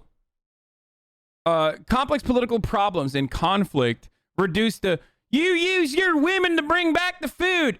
Literally not recognizing the fact that the reason why women are being used to bring the food back and forth between Mexico and America is because our fucking racist ass, horrible, monstrous fucking immigration policies only allow women and children to be able to make that journey without getting fucking murdered, okay? Or without getting whipped. And also, no, Haiti is not in the situation that it's in as a consequence of, like, I don't know, women being used to transport fucking life-saving goods for the human beings on the American side. There are like 11 different things that I can criticize with that sentiment. One, why are they forced to fucking go back to Mexico to grab fucking goods to come back into America? Why is the government not providing them with housing, shelter, food, clothes, necessary things for humanitarian survival? Huh? Why are they forced to do this? Ask yourself that, you fucking dumb slave patrol hog, okay? That's one. Number two, why are they here? Do you think anybody wants to fucking leave their friends, their family, their culture, their language, and their food and everything they know behind to come to America? No, motherfucker. That's a massive fucking burden. They're doing it because they have no other option. Why are they doing that? Because of the political turmoil that we are responsible for in Haiti, because we've destroyed the only country, the only Western nation that has ever had a successful slave revolt, because we knew very well that if the black people here saw that that was a feasible situation, oh boy, that would not be good. They saw the imagery of fucking French people being hung by their dicks, okay, by previous slaves, and they were like, nope, not gonna happen here. We're gonna do everything we can to make sure that Haiti is devastated in perpetuity. So that's one. Number two, Haiti hasn't even recovered from the past fucking earthquake that occurred, that we absolutely used to make more money from, by the way, in our recovery efforts, okay, and to push our political influence over Haiti, over Haitian politics. Haiti's president was fucking assassinated, and he was the American puppet. You have gangs fucking roaming the streets. You have literal gangs like running certain areas in Haiti right now. It's all fucking chaos. Then another earthquake happens. What the fuck are these people supposed to do, dude? What are they supposed to do? 1% of the Haitian population immigrated into Brazil. Okay, they were able to immigrate into Brazil. Brazil has a black population. Brazil, I mean, they didn't speak the language, but still, it was like fine for them to be able to live there, to be able to coexist. You know, there was also need for near slave-like wages at the time in Brazil because of the Olympics and whatnot. So they were fine working there. Then they moved to Chile. Not necessarily the similar structure there. Didn't exactly have a great time in Chile. So now they have nowhere to go. They can't go back to Haiti. So they're trying to come to America. Okay? And they get treated like shit everywhere they go. They just want to survive. 1% of all of Haiti, yes.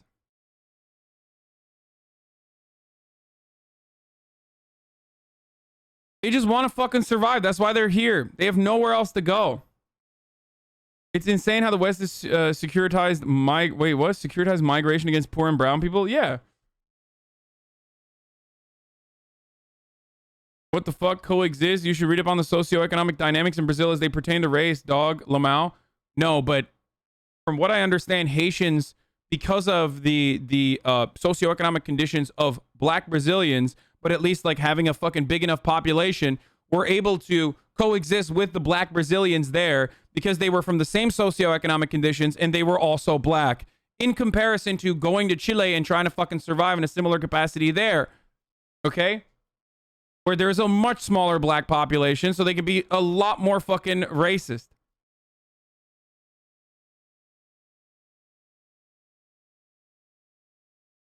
And for the record, for the fucking record,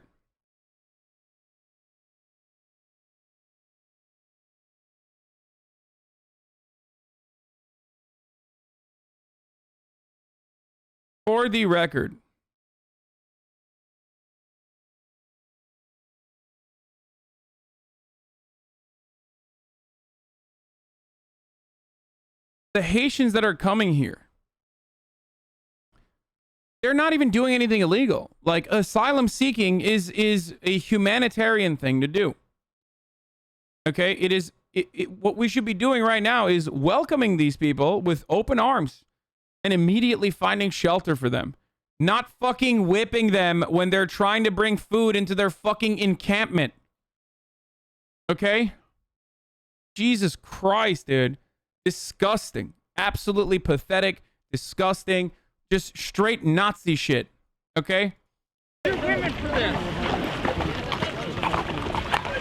You go that way. What about homeless Americans?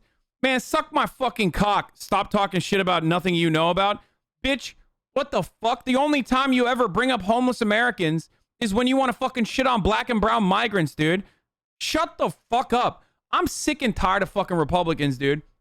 We advocate for measures for housing, for permanent shelter for homeless people all the goddamn time. Let me guess. I want to see if this motherfucker, if this fucking piece of shit, this garbage, pathetic fucking worm, if he was in here when I was talking about fucking homelessness in this country, I'm willing to bet he'd be like, they're fucking lazy. They're fucking lazy. You fucking garbage, subhuman scumbag fucking Republicans love talking about how homelessness is a consequence of their fucking laziness. And the only time you ever bring up homelessness is when it comes to using it as a fucking talking point against black and brown people. Shut the fuck up, dude, you pathetic filth. In a truly just world, you would be the fucking one homeless, okay? Dumb bitch. Speaking out of his fucking ass in his mother's basement. Luckily, you had a better fucking spawn point than half of these fucking people. And that's the only reason why you can sit around on the internet and talk shit all goddamn day on Twitch, you fucking stupid neat. God damn, dude. You dumb bitch. Oh. What the fuck happened, dude? What happened, dude? Trump cost Katrina. You doing okay, bro? Appreciate you, bro. Get some rest. What happened to you? Psychopath. Oh, what about the homeless people? It worked. Yeah, dude. Oh, it worked so well, dude. It worked so well when you were forced to fucking reckon with how much of a pathetic fucking worm you are, dude. Yeah, you owned me super hard. Oh, man, it worked so well, dude. Now I'm fucking IP banned on my main account, too. Sick.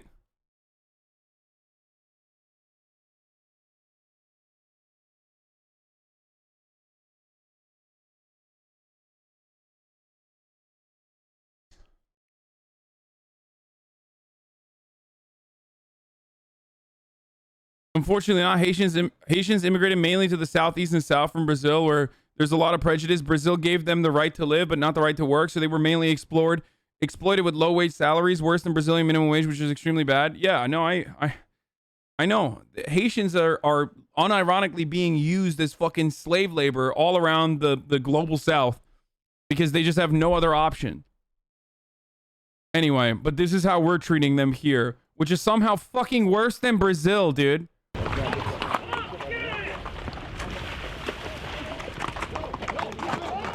Hey, no, no. We've got our families inside, dying of hunger. We've had to go out to buy food. No! You can see the tense scenes here. The Border Patrol are trying to stop people getting back into the camp after they went across to Mexico to get food, they say, because there isn't enough food for them actually there in the camp. There's more than 12,000 migrants, mostly Haitians, in the camp that sprung up in Del Rio, Texas, over the last 2 weeks. They want asylum, but US authorities are overwhelmed. This is just the latest flashpoint in a months-long surge of people illegally crossing the border, and there's little in the camp for them. Sanitary products? There aren't any. Food? There isn't any either. They don't give you anything. We met Nicholas on the Mexican bank of the river, searching for food and medicine for his family. He hadn't realized until we asked him about it that US authorities are also now flying Haitians back home. There's planes now going deporting people. What do you think about that? What kills me about that is that everyone knows what we Haitians are going through. There's no president. Crime is high. Students can't go to school. There's no work. The economy is down. People can't put up with that. Deportation is not good for us. Like many others, he said he'd suffered to get this far, on a journey through South America, past gangs and through a patch of jungle called the Darien Gap, notorious for rape and robbery. It was really difficult. I saw a lot of us who died, he told me. Now he's touched ground in his promised land, the US, but it looks unlikely he'll be able to stay there. In the rush for food, we didn't see him make it back across the river into Texas. And by the afternoon, Mexican security forces were patrolling the river too. It was getting even tougher. Mexican authorities have opened the dam further upstream, which they do quite regularly. My fucking favorite idiotic take on this entire fucking scenario is whenever the reason why we do like the right of refusal or the first country clause that we, or the First Nation, what is it called? I think it's like the First Nation provision, like where like if you step foot on another country's soil, like you have to stay there as a fucking asylum seeker and not come to America. Like my favorite fucking take about the first safe harbor, yeah. My favorite take about this is that America says, oh yeah, like we're gonna send them back to Haiti because we can't take care of it. Bro, you are literally the wealthiest nation on the planet, dude. How are you gonna fucking sit here and be like, we can't take care of these people, and then what, like expect Haiti to fucking take care of them? Are you insane? They ran away from Haiti, dumbass. How is Mexico gonna take care of these people when Mexico can't take care of its own? How is Guatemala gonna take care of the fucking Hondurans? Like, it's so insane.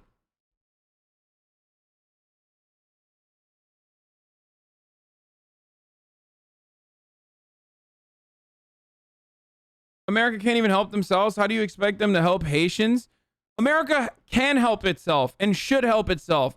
I fucking hate that. Whenever people say we have our own homeless people, like, yeah, I know, you fucking idiot, and we're trying to fix that too.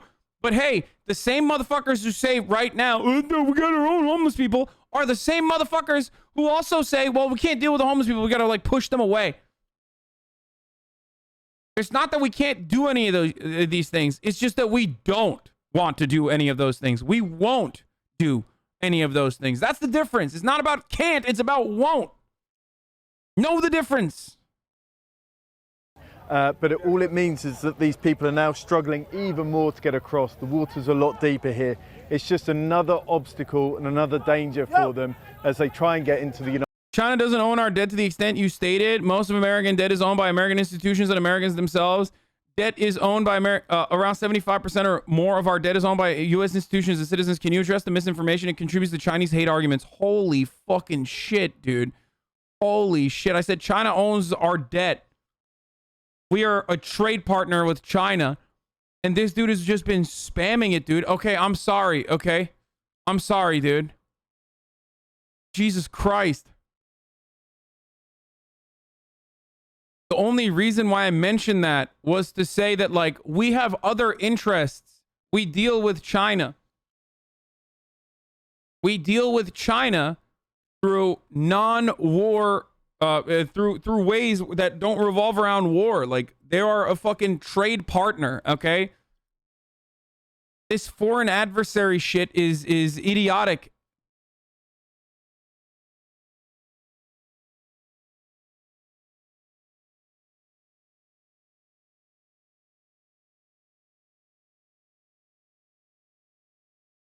I heard a rap song name drop you, hit that bitch from the side of Sam Piker. Yeah, that's not true. That is like literally not a thing.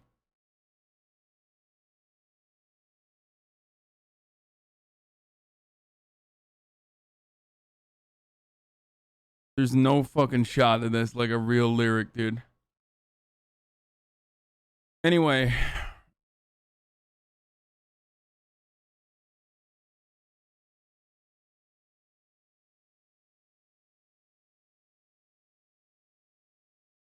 People working in the U.S. wake up and have daily conference calls with people in China, and I have chud friends who think they're about to launch nukes. Yeah, it's so fucking stupid. Why would China murder their #1 fucking consumer base, dude? Who's buying all the fucking Chinese goods? Huh? Who? You and me, dumbass. Why would they murder us? We are the fucking hogs that they feed. And vice versa. Why would we murder them when they're building our shit? And also buying our Marvel movies. Europe buys more is such a fucking idiotic counter. Like, I don't even know where to go with that. We're 330 million people here, dumbass. Just because the entire European continent buys more doesn't mean they're going to wipe out half of their fucking consumer base. Shut the fuck up. You fucking 14-year-old r/neoliberal watching dumbass. Oh my god, dude. Yeah, dude, fucking. Dude, what the fuck, dude? The EU consumes more. Okay. I guess then, you know, that's fine. I'm sure that they'll just, like, do whatever then. The people that say we can't afford to help these immigrants are the same ones defending giving $2 billion to Taiwan to help them. Yeah, totally, to help them.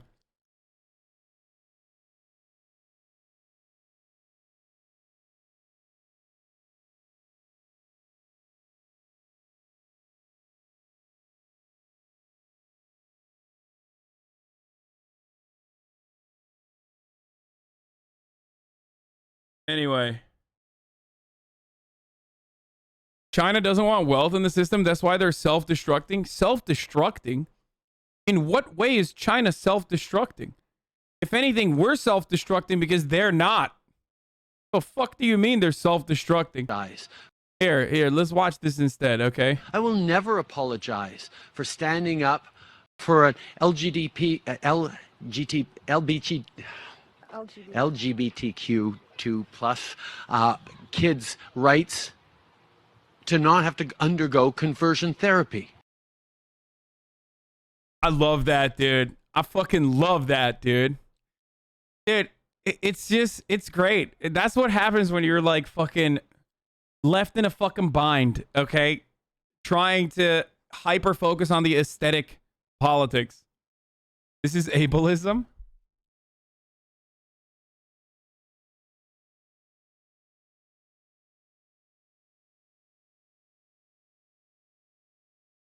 Yo, even Aiden Ross had a better take, bro. Aiden Ross was like, hey yo, bro, I'm helping the LG community. So he has a lot to learn from Twitch streamer Aiden Ross, okay?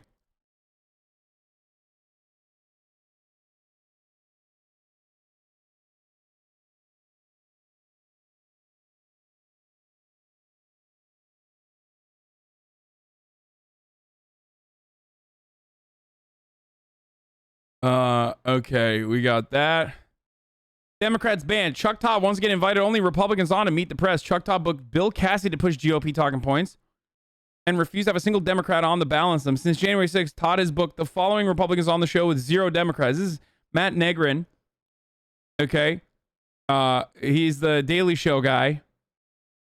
Once again, fucking shitting all over Chuck Todd's doo-doo ass. Chuck Todd with the fucking barcode bangs. Doing it for the one time, dude. That's right. That's fucking right, baby. Let's go. This is how right-wing propaganda works in plain sight. This week, Chuck Todd admitted he prefers Republican newsletters. Then on his top-rated Sunday show, he invites a senator who pushed a big lie, identifies the GOP operative as an analyst, and blames Biden for COVID.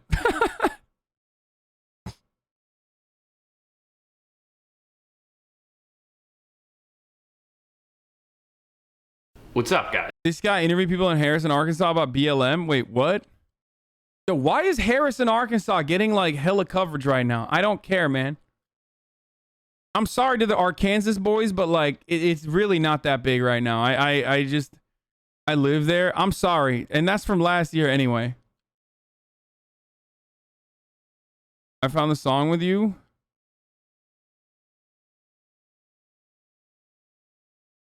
That's a lie. Wait, what?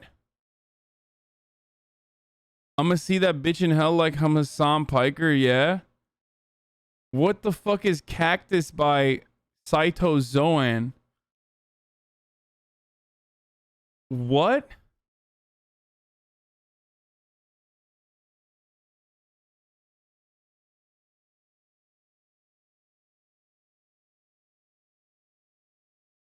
Fuck Elon Musk, I'm my own ghost writer. I'm gonna see that bitch in hell like I'm Hassan Piker, yeah? What?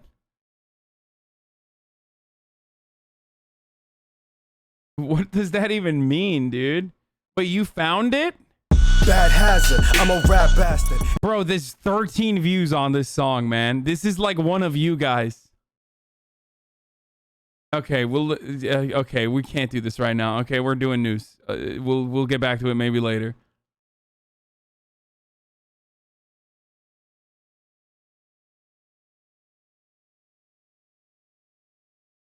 Okay, Chud teacher wore blackface to school to protest the vaccine mandate and compared herself to Rosa Parks. Love that. Love that for her. I mean, that's...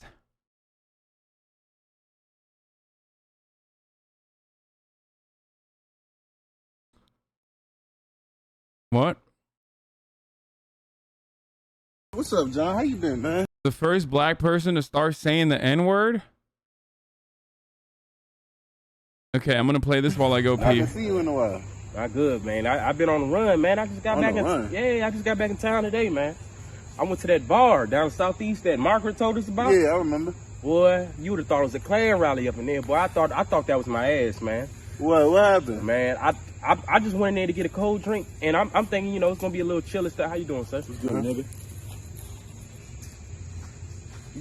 You heard him? Hey, yo, what you just called me?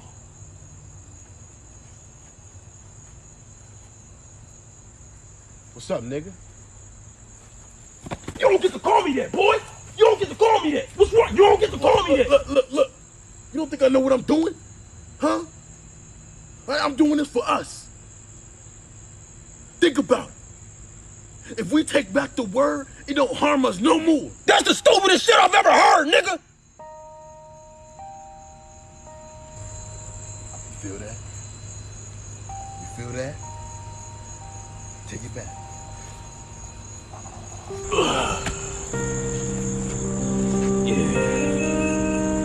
Feel that?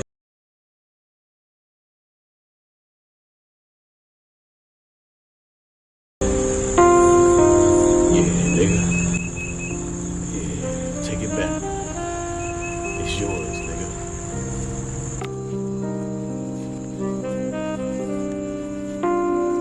Hey, how's it going, Mr. Lee?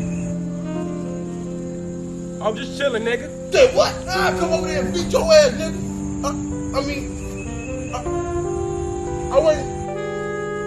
Hey, how you been, nigga? Hey, you said what? Hey, stop playing with me, nigga. Wait, I didn't mean. Wait, nigga. I didn't. Wait. Be safe, nigga.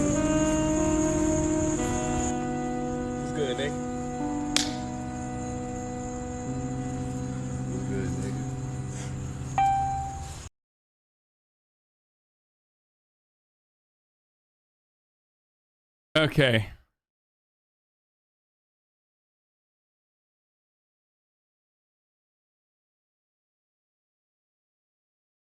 New Blackface just dropped. You know, I like to give the black chatters in the community, you know, a little something, okay? And then I like to also do this, okay? Yeah, new Blackface just dropped. It's the old Blackface, but a new photo from that same Blackface. This is like one of the 11 times Justin Trudeau's done Blackface. At this point, it's like, here, this is how it works, okay? Oh, is it a Canadian election, dude? Well, time to do this. What do you think? Woohoo. Very nice. It's very cool, Bateman, but that's nothing. What do you think? Nice. But wait. You ain't seen nothing yet.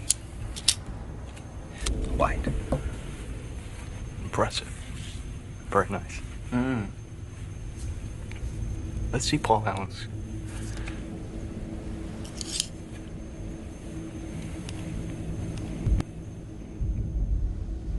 Canada Proud is a right-wing racist organization. Yeah, I mean, it's just everyone's racist. Look at that subtle off-white coloring. The tasteful thickness of it. Oh my God. It even has a watermark.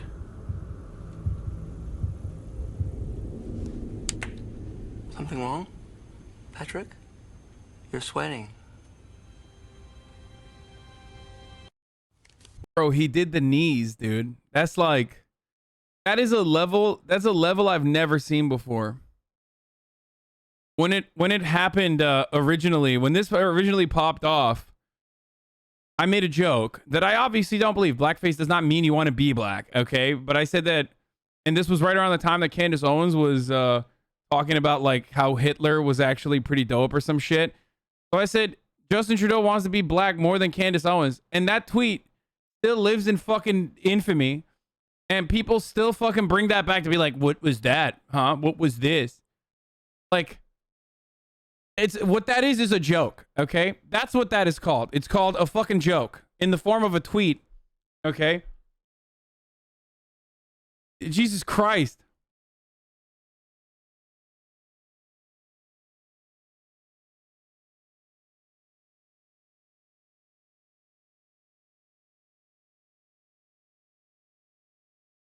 She said Hitler was kind of poggers. I remember that. No, I mean, she just said like Hitler just wanted to make Germany great. Like, that's what she said. Like, that's actually what she said. It's not a joke, it's facts. I mean, it is a joke. Obviously, fucking Justin Trudeau doesn't want to be black. If he wanted to be black, like, doing blackface does not mean you want to be black. It's actually the opposite. It's still a fucking racist ass thing to do.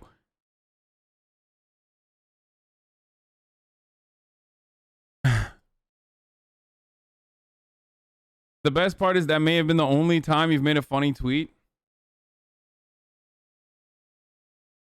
Anti-vaxxers posting L's. Oh. This is the 2-year anniversary of that tweet. Wait, shut the fuck up. Oh my God. It's literally, oh my God. It's 2 years ago. Or not 2 years ago. Oh, it is 2 years ago. Candace Owens just said in a house hearing on violent white supremacy that white supremacy and white nationalism is not a problem. I said Justin Trudeau wants to be black more than Candace Owens does. And immediately like, oh, that's so interesting that like September 16th of this year, Hasan, why do you even open your mouth? Wow, dude, look at that. 9:11 a.m.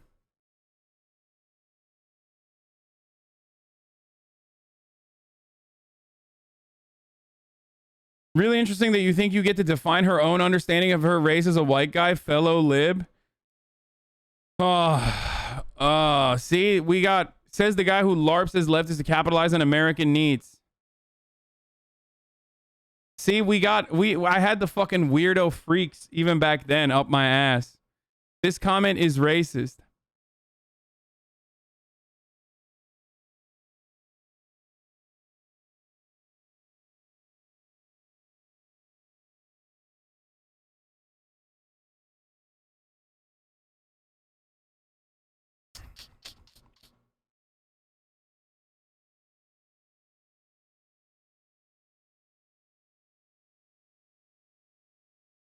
Why are you reading them now, you psycho? It's like kind of funny seeing them now.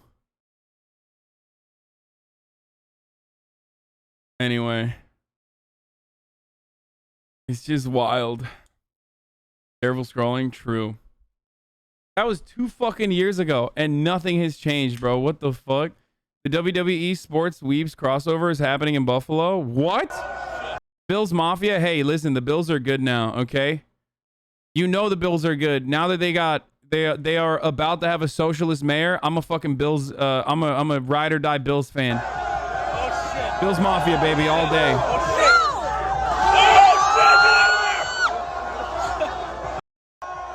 That's right. Bills Mafia, baby. Let's go.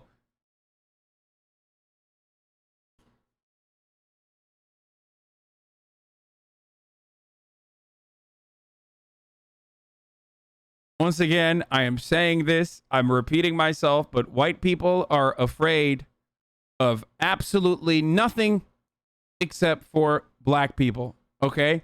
That's it. White people are afraid of 0 things except for black people. That's the one thing.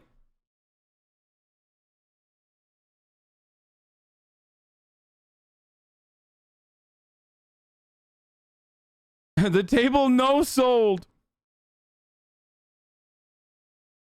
Fuck that Confederate loser flag. Wait, what? No, dude, this is in Buffalo. That's not the Confederate flag. Are you insane? That's the fucking Bills flag. Oh, shit. It's the Buffalo Bills flag. What are you, nuts? It's like...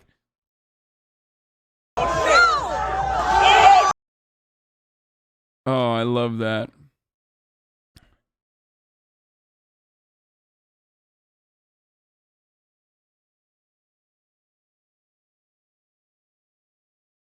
Okay, let's see. What is this? Libs of TikTok going buck wild.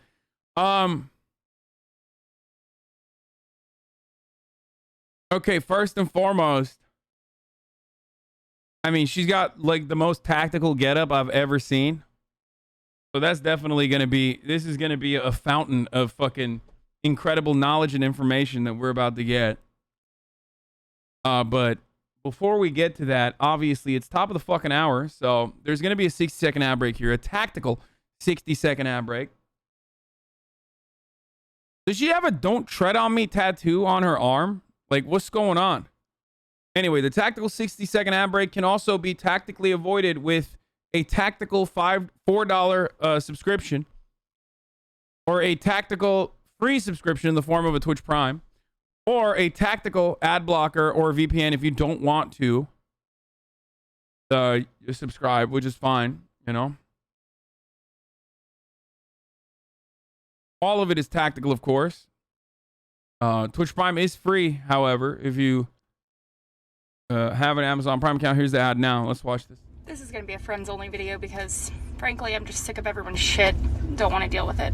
I just left the pediatrician's office with my little girl. You guys, when I say this is unbelievable, I mean it's unfucking believable. The shit that people are getting away with. So the pediatrician asks if me or my husband are going to get vaccinated against COVID-19. And I told her no. And she says, not at all, not planning on it. No, we're not doing it. She said, well, unfortunately, you can no longer have your kids as patients here. You need to find a new doctor. And this has been my kid's doctor for the last 9 years. And just like that, we're cutting ties. Damn, dude. Maybe your doctor was like trying to fucking, you know, threaten you into doing the right thing for your own health. Maybe you should listen to the doctor, dumbass. Have you thought about listening to your doctor who's taking such an extreme measure, dude? I don't know. Seems like when a doctor is taking such a fucking extreme approach, maybe your immediate reaction shouldn't be, I can't believe that they're fucking not serving me no longer. And instead to be like, wait, hold on. What the fuck?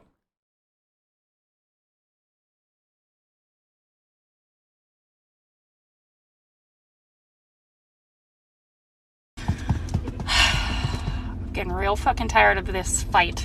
I really am. But gotta keep doing it. She's kind of cute. Give her some slack. You guys have to stop doing this, okay? Stop it. Stop it. Please stop. Stop this. I can fix her nonsense, dude. You can't. You can't fix whatever the fuck's going on in that brain, dude.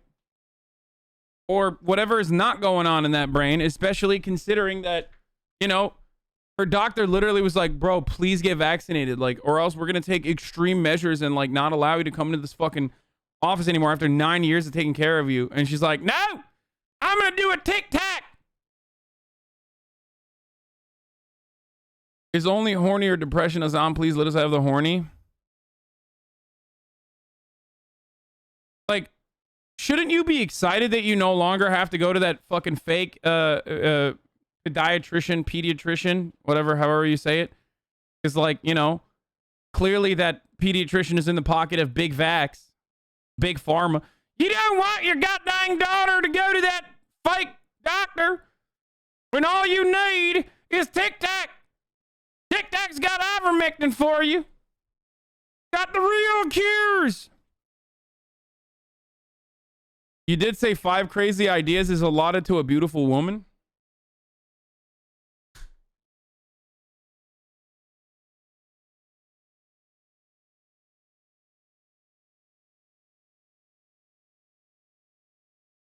Bro, Crotchy smuggled herself into Cuba with a fake vax card. It wasn't Cuba.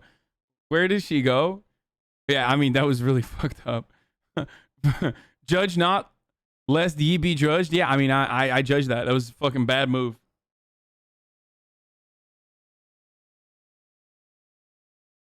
Shut up. Stop pointing out my fucking hypocrisy when I'm horny, okay? You fucking assholes. You're supposed to be on my side, okay?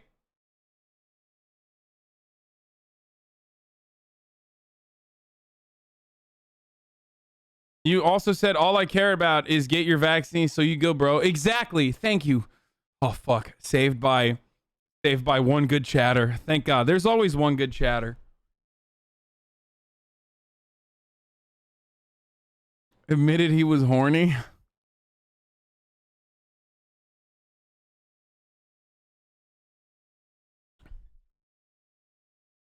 I mean, the crotchety thing is indefensible. She has already gotten vaccinated, so there's not much I can do post-mortem, you know what I mean?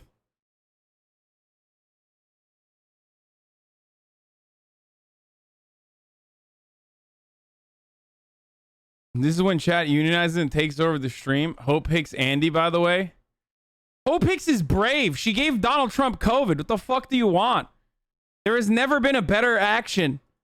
There has literally never been, like, as incredible a fucking revolutionary action as what Hope Hicks did. How dare you?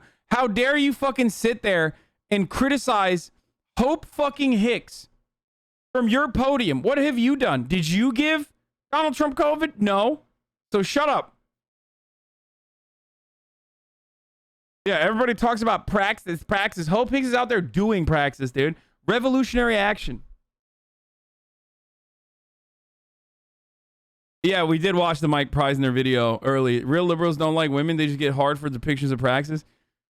Fortnite is doing a fucking collab with Balenciaga.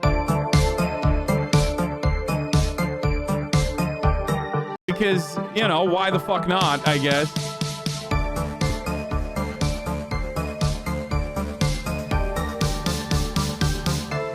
Straight clown shit, dude. I mean, straight clown shit, okay? Look at these fucking prices, too. Fortnite 2021 hoodie for $725. They literally made the fucking... They made a Fortnite 2021 cap that is basically that same cap that I have about the fish. Like, every fish should fear me in the sea. I am the fucking defiler. I am the genocider of fish. Like, you know that hat I have that, like, literally has that, like, super long brim? $1,300 for a fucking denim jacket. Bro, if you are dumb enough to purchase this, like, you deserve to be ripped, okay? I mean, you do. This is getting really close to a designer's bad take. What? Designer's bad? Are you really gonna fucking tell me that this is, like, in any way, shape, or form anything but a fucking cash grab off of like wealthy fucking kids that are gonna steal their parents' credit cards so they can purchase this stuff.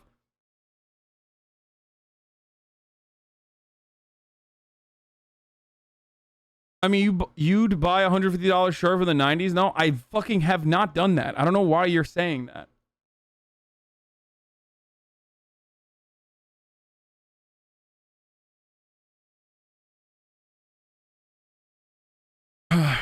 Listen, I love that, like, people are trying to push the boundaries of art through fashion. Like, I don't have a problem with that, ultimately. But this is nothing but, like, capitalism bastardizing fashion in its entirety. One can make the argument that fashion has always been at the intersection of capitalism. But this is, like, literally the logical extension. Like, this is the logical endpoint, okay? This is the logical endpoint of what happens when you have, like, what happens when you try to utilize people's interest in going to the fucking moon with GME, and you fucking use that energy that people have, that interest that people have in, like, making a quick buck, and tie it back into fucking fashion. The only reason why this sells is because people want to fucking resell it, or people want to have access to something that others do not, okay?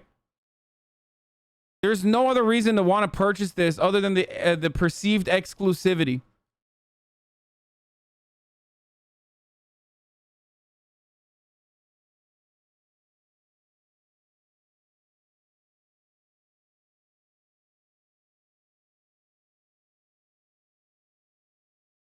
Isn't designer clothing usually not made with sweatshop/exploitative labor? I mean, some of it isn't. It's better than fast fashion, but it's still greatly marked up. Like, it's marked up in insanity.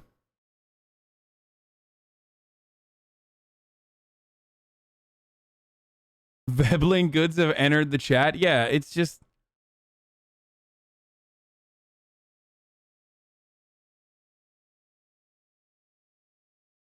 The same people who say this shit looks good are the same people who roasted you over that one fit you wore. Yeah, the difference between me and this, though, is that one fit I wore was my friend's fucking brand. Like, it was my friend's art that I was wearing for free.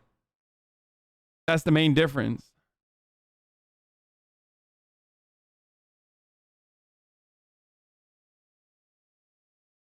Fashion is an invention of capitalism to increase consumption based on status as opposed to need. Conspicuous consumerism. Yeah, but it also makes people feel good to a certain degree, to, like, want to wear fucking fun shit and cool shit. And that I do recognize as, like not every fucking commodity. And this is, like, super anti-Marxist of me, but I personally do believe that not every commodity has to immediately fucking fulfill a need. Like, you don't have to fucking only wear, like, burlap bags to cover your body. Like, I do personally recognize the interest that people have in self-expression and shit like that. I do also think that this is ridiculous, though. Capitalism has things that make people feel good. That's true. Fashion existed before the Industrial Revolution. Yes.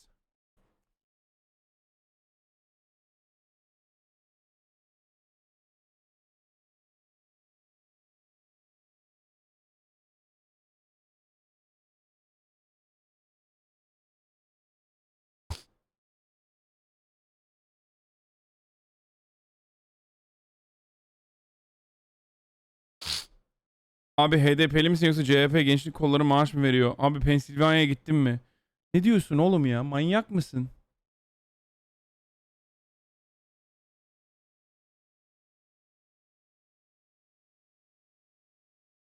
Anyway.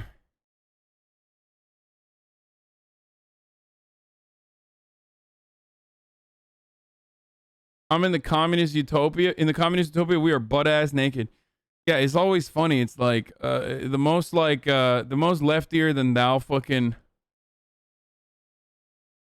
The most leftier than thou takes usually on this issue are surprisingly, like they portray like such a bleak and sad and gray fucking future. It's not an anti-Marx take, as in capital Marx included goods that are not a necessity but a part of culture, such as beer and tots, or in the category of general goods a worker should have access to. Yeah, but that still does not fucking address. That still does not address so many different underlying circumstances, that there's so many underlying factors that revolve around scarcity, for example. Like a good being scarce, a resource being scarce, artificially being scarce, makes people feel different about their consumption of it.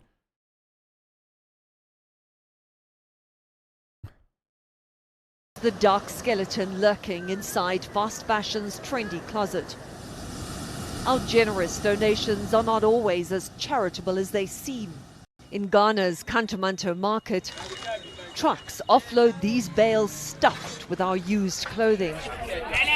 It's estimated 15 million items arrive here every week. And the US is the biggest culprit, exporting more second-hand clothing than any other country. Is that a fucking Blue Lives Matter Dare shirt, dude?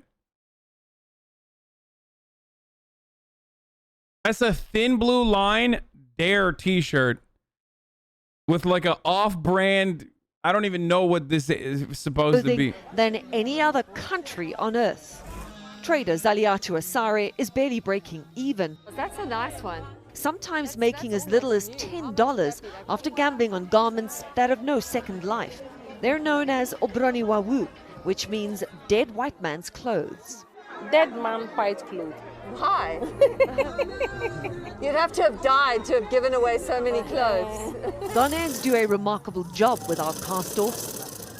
Tailoring. Color washing.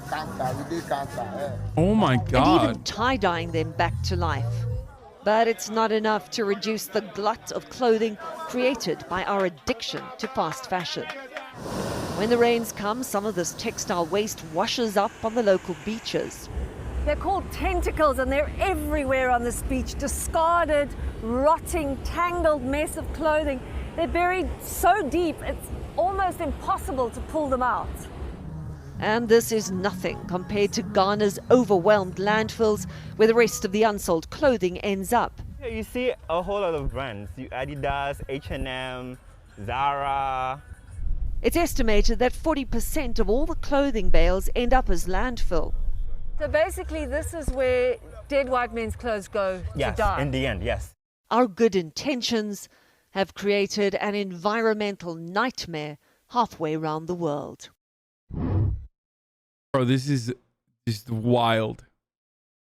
Absolute madness, dude. For the record, like all of this, that's directly a consequence of capitalism. That's what happens when you kick fucking commodity production into overdrive exclusively for fucking marginal increase in profits every fucking quarter. That's it. There is no other reason for that. The same with like the abundance of food that we produce that gets dumped once again, while we have families, millions of fucking kids in this country that are food insecure, for example. Like that is precisely a consequence of capitalism.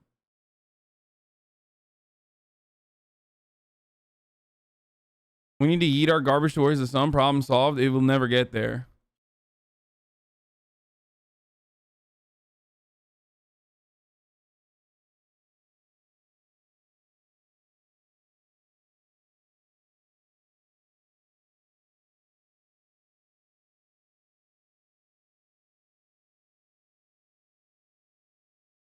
There's no market for it, though, without consumerism. This is everyone's fault. I mean, yes and no. I think I absolutely still should be combated at the systemic level, and it is not. We do not see this as a wasteful exercise because enough powerful people have been able to get the regulators to turn the other cheek, look the other way. It's the same as fucking cruises, man. It's literally the same as cruise liners. We talked about this yesterday. Like, there are areas that we absolutely could curtail consumption at the systemic level through a series of regulatory checks. And we don't do that. And the reason why we don't do that is because all of those people at the top are invested in these industries.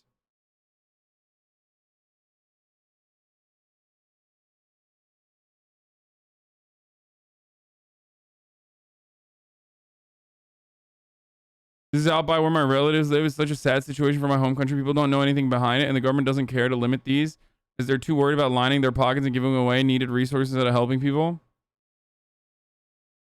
Would you be in favor of a government restriction of meat? I've literally said yes to this, Bao Bao. I've had this conversation. Maybe not with you, but you know I am. So shut the fuck up, dummy. I am, yes.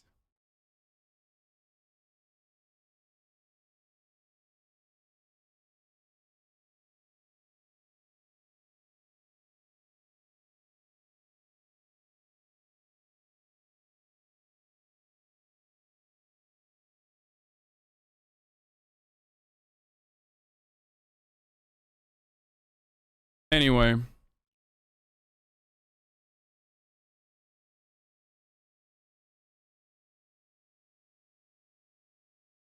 Wait, what was I going to click on? Hold on. There was another thing here. Oh, this fucking... Speaking of fashion, dude.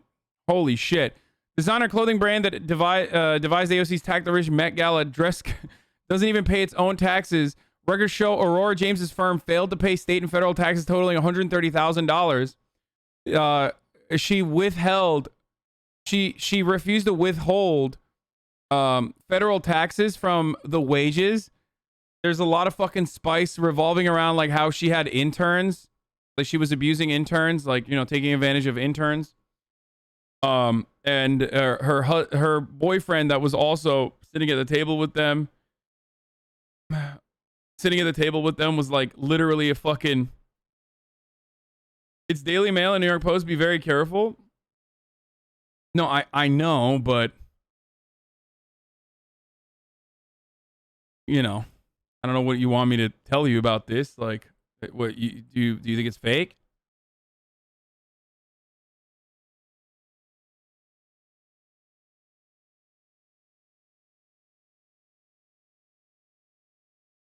Like, do I think that Daily Mail or New York Post gives a fuck?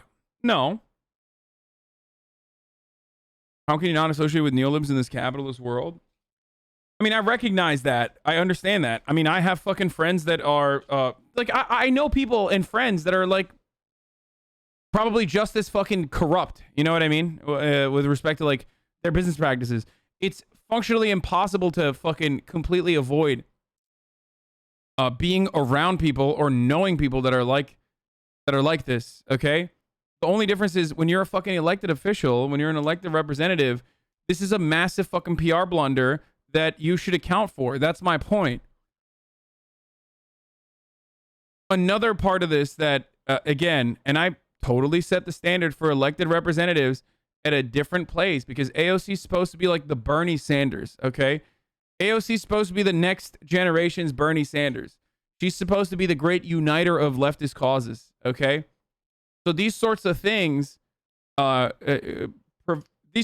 unfortunately still create like fractionalism within the leftist movement in a way that like Bernie was able to combat. That's why every leftist, regardless of their fucking positioning as like a Maoist third worldist, still absolutely fucking loves Bernie Sanders. Most people love Bernie.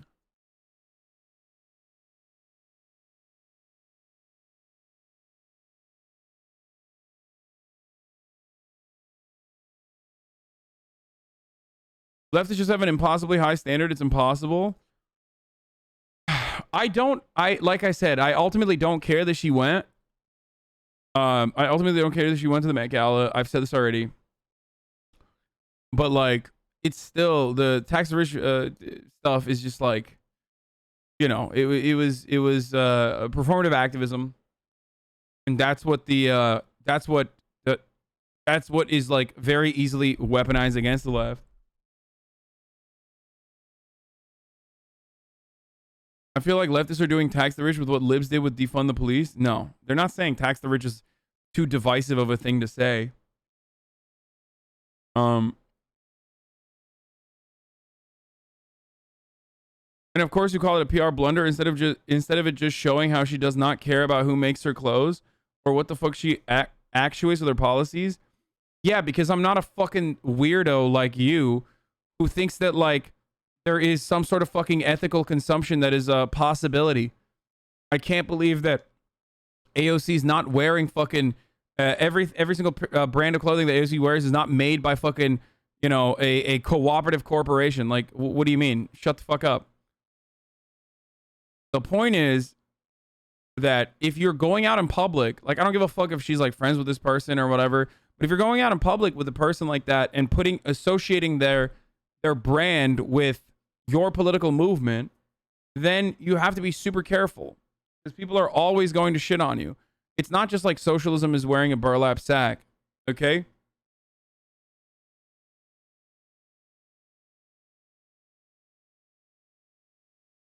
It's so damning to the cause of increased taxes of the wealthy when the message was made by someone who avoids taxation. No, leftists don't have an unreasonably high standard. Twitter nerds LARPing as leftists just like to debate lord anything and everything for the retweets and clout. Union workers and political activists could care less what AOC wears to the Met Gala. Yeah, I mean, I don't disagree with that at all. There's a difference between total ethical consumption and a business owner who treats her employees like slaves. That's the problem. Absolutely. And there's also a problem like that when you are associating yourself as a political leader alongside someone like that.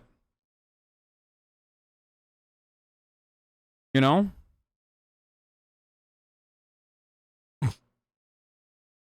By the way, to the people who are saying like AOC's doing performative activism, every single person is also doing performative activism when they criticize AOC on Twitter. Like, for the record, pound for pound, AOC has done more for her own community, for her own constituents, and also for the leftist movement as a whole, which is precisely why I have said time and time again that like AOC could go to the fucking Met Gala as a treat. It's just but you know, if you're going to do it, you should probably figure out the best possible way of doing it and make sure that it's not like a gigantic PR blunder, which it was.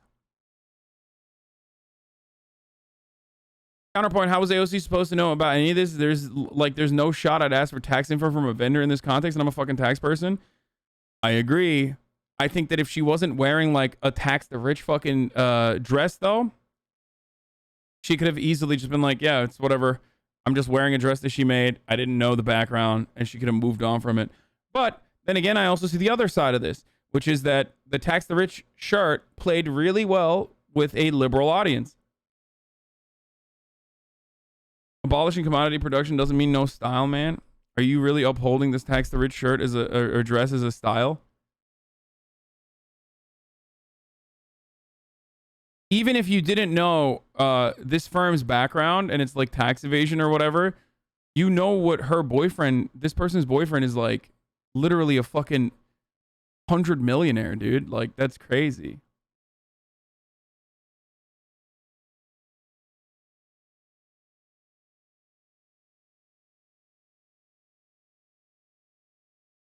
AOC successfully reached out and marketed to liberal wine moms and grandmas. It was a big success. You'd have to overthink to conclude it was a blunder. I don't think so. I think that like the audience that's receptive to her is already gonna like her. Did she make any like additional leeway? No, I don't think so. I think if anything, she just probably made more people fucking despise her and be like, oh, she's a hypocrite. She's a hypocrite. Benjamin Brofman's dad, this is Benjamin Brofman, by the way, Edgar Brofman Jr. is a billionaire who was listening to Jeffrey Epstein's Black Book, while his aunt Claire Brofman was sentenced to 81 months in prison for her role in the NX IVM sex cult, which was the subject of the popular docuseries The Vow. Not only that, but like he's the beneficiary of like $100 million, I think, like a Seagram's. I mean, he's like literally mega wealthy. He is the guy. Nexium is how you pronounce it. Yeah, okay. Yeah, the dude that is to AOC's left here, or to the designers left here, is unironically the fucking rich. Like, that is the guy that you're supposed to be taxing.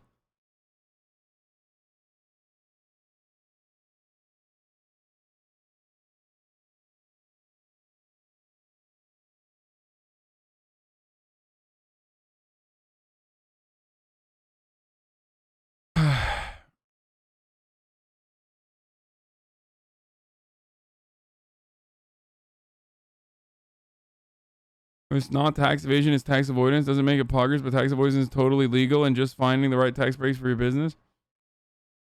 Okay, bro. That's insane. Is that what we got left is defending now? Are you serious? That literally betrays the value on the dress itself, dude. That's crazy. Ultimately, though, like I said, it doesn't fucking mean anything in the grand scheme of things beyond just a PR blunder, and still talking about it nonstop is just fucking annoying and stupid, and I should stop doing it as well.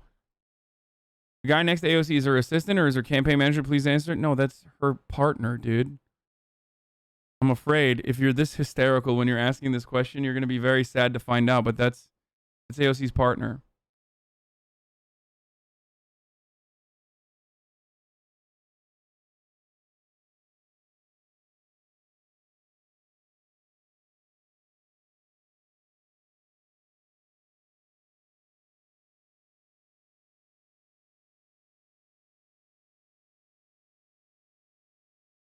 Not a business partner.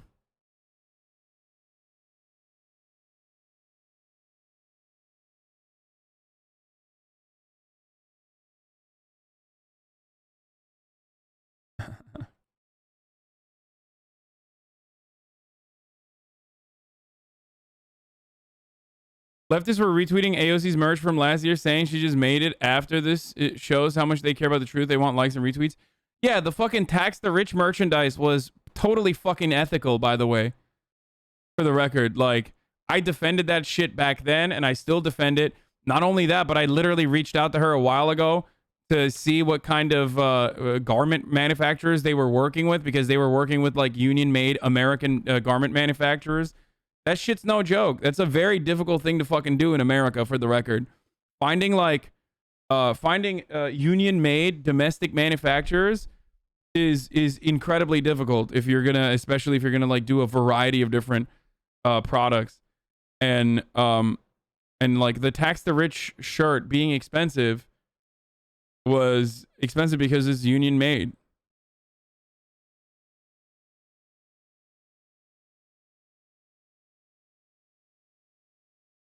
Why does union made make it ethical? It makes it more ethical. Ethical consumption is impossible under capitalism.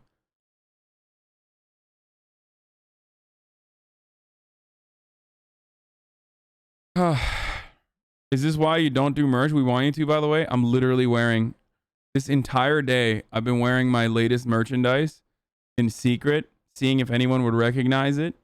But no, it hasn't come out yet. But that's right, motherfucker. There are co-ops you could have Googled and used, brother.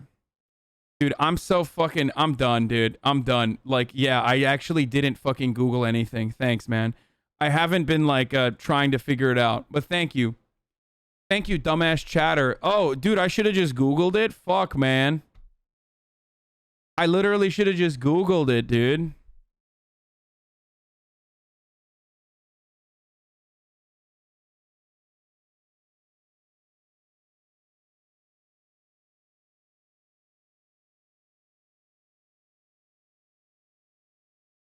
Shit, dude.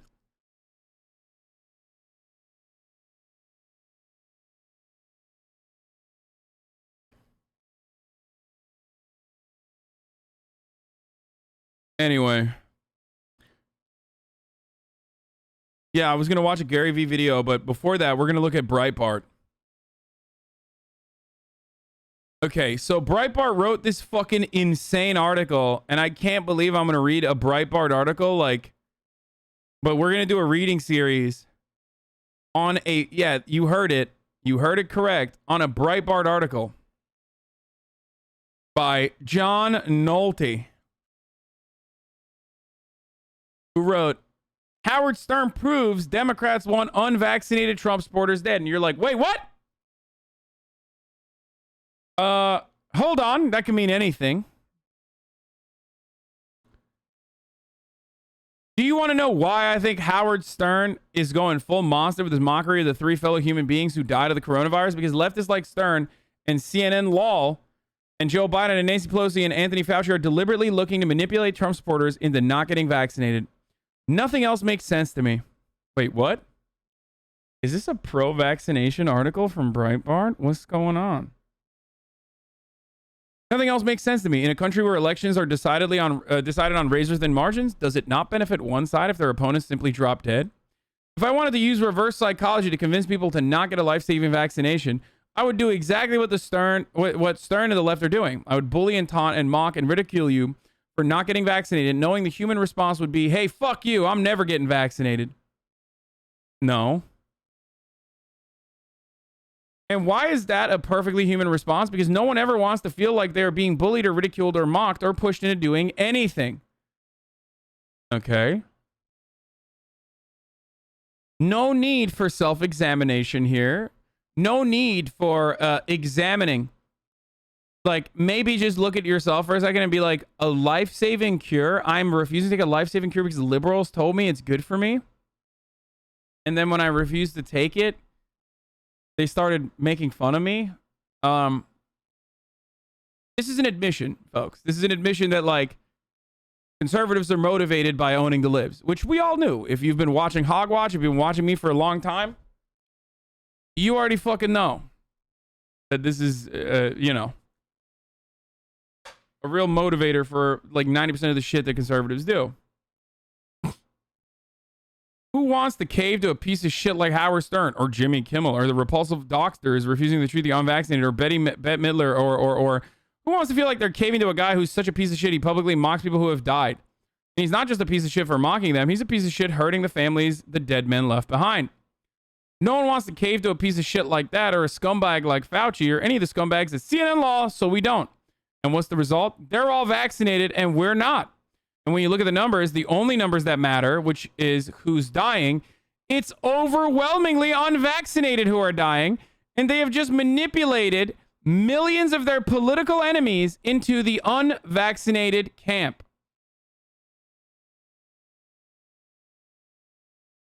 Folks, this is on Breitbart. I want you to understand, this is on Breitbart, okay? Here's a fucking guy who's saying, hold up, folks, we are dying to own the libs. Maybe this is a liberal op to murder us.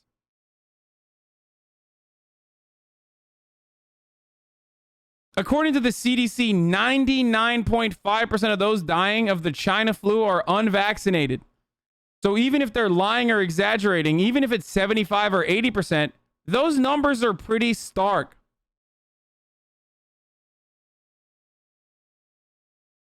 Could it possibly be that the left has manipulated huge swaths of Trump voters into believing they are owning the left by not taking the life-saving Trump vaccine? Here's Stern. Longtime radio host and media personality Howard Stern laughed as he mocked the string of right-wing radio hosts who died of COVID after publicly stating their opposition to the forced vaccine and mass mandates. On Tuesday's edition of SiriusXM's The Howard Stern Show, the host took pleasure in mocking several late radio hosts with whom he disagreed as he made the case for a mandatory vaccination program. It's really funny when these radio guys are the best. They're like, 4 of them died. We're like ranting on air. He cackled. Have you ever thought that maybe the left has us right where they want us? Just stand back for a moment and think about this. Right now, a countless number of Trump supporters believe they are owning the left by refusing to take a life-saving vaccine. A vaccine, by the way, everyone on the left is taken. Oh, and so has Trump. Now think about this. On this very day, 1,000 people in the U.S. will die of China flu. How many of those lives could have been saved had they been vaccinated? Is it 998? Is it 778? Is it 229? Does it matter? And if the left is all vaccinated and we're not, who's winning? The push for mandates is another ploy to get us to dig in and not do what's best for ourselves because no one wants to feel like we're caving to a mandate. This is the greatest article I've ever read, by the way, in my entire life. I can't believe I'm reading an entire Breitbart article to its completion because of how fucking incredible it is. Because it is an expose in the way that these fucking hogs believe, in the way that these hogs view the world, in the way that they understand the world. It's a total fucking, it is a total admission of everything that I've fucking said for the longest goddamn time. And it feels incredible. I'm sorry. Final note. How many of you were aware that the CDC believes that 99.5% of those dying are unvaccinated? I bet not many of you. So why would the metric that is the most convincing one not be all over the place? Once you learn that 99.5% of deaths are unvaccinated, it cuts through all the muck. The number is startling, an eye-opener. Forget cases, forget mandates, forget masks and Howard Stern. When you learn that almost everyone is dying, everyone dying is unvaccinated, that's a come to Jesus moment. I love this because he's saying this as though it's like a secret, when this is the main thing that people have been saying over and over again. How many Breitbart articles was written about fucking Joe Biden being yelled at when he said this is a pandemic of the unvaccinated? What does he think this means? What does this person think this means when Joe Biden says this is a pandemic of the unvaccinated? When he says everyone that's dying is unvaccinated. What does that mean, they think? But they don't think. And that's the point. And let me tell you something, folks. I love this. I love this. If this gets some dumbass hogs to think that, like, oh man, the left is trying to murder us, so we should get vaccinated to own them. Fuck yeah, dude. You will own me so hard if you don't die of COVID. I've been saying this for a long ass time. Remember, chat. What do I always say when hogs come in here and they get mad at me?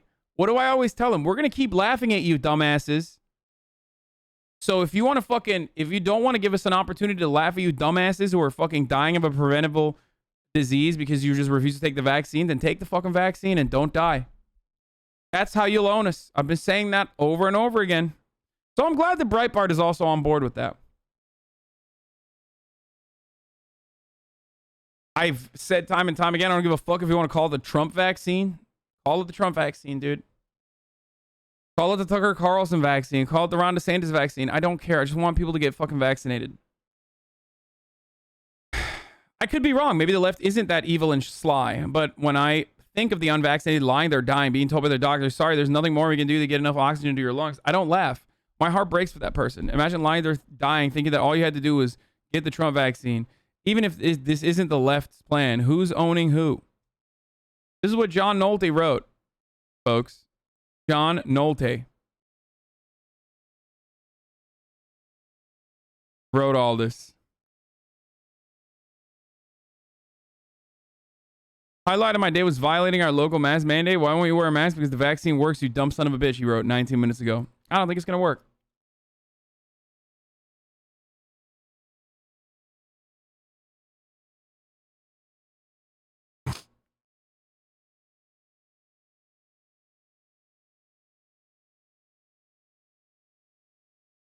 Do you never debate anyone because you're scared of the dialectic, Hasan? Scared of the dialectic? What?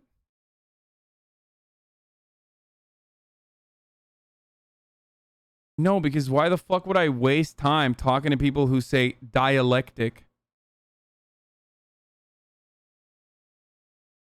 Like, no, dude, I would much rather fucking spend my time laughing at conservatives, you know? Looking at pee-pee memes and poo-poo memes. I think that's a more productive use of time than, like, uplifting some fucking dipshit who thinks they have some really good ideas. There's plenty that do that, though. A man who governs by executive order isn't a president. He's a dictator, Joe Biden, 2019. By Biden's third day in office, he's signed enough executive orders. I believe he's also quoted as saying, what I'm signing, I don't know what I'm signing. They don't fucking, these guys are gonna die, dude. They just, like, they don't care. I don't even want to look through these comments.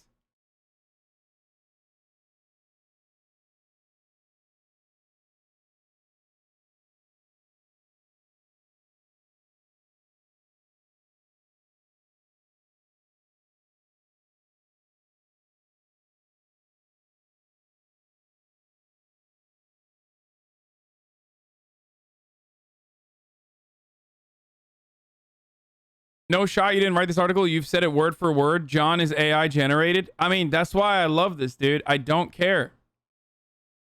I don't care. if this gets people, if this gets hogs agitated enough to go and fucking get the vaccine, I'm fully on board.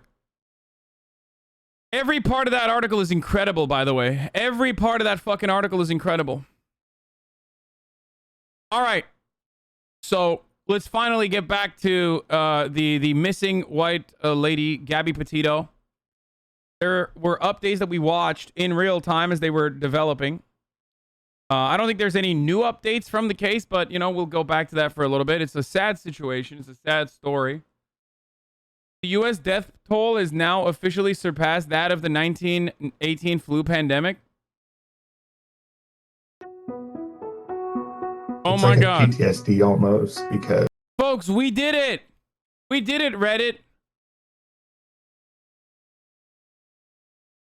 We did it, Reddit.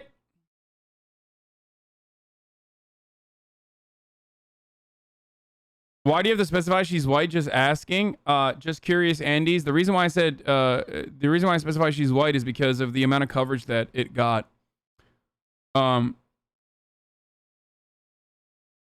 There's a terminology called missing white woman syndrome. And it is real. Like when a telegenic white woman goes missing, oftentimes it's really, you know, it's something that the media fucking something the media will latch onto. She was pretty. It's a horrifying story.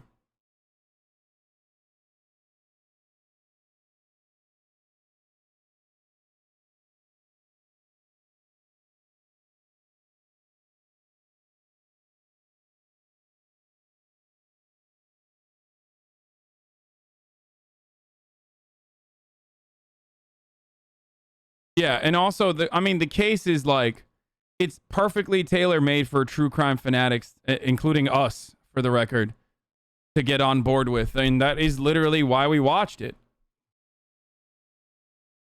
That's why we watched it too, because we're fucking true crime fanatics.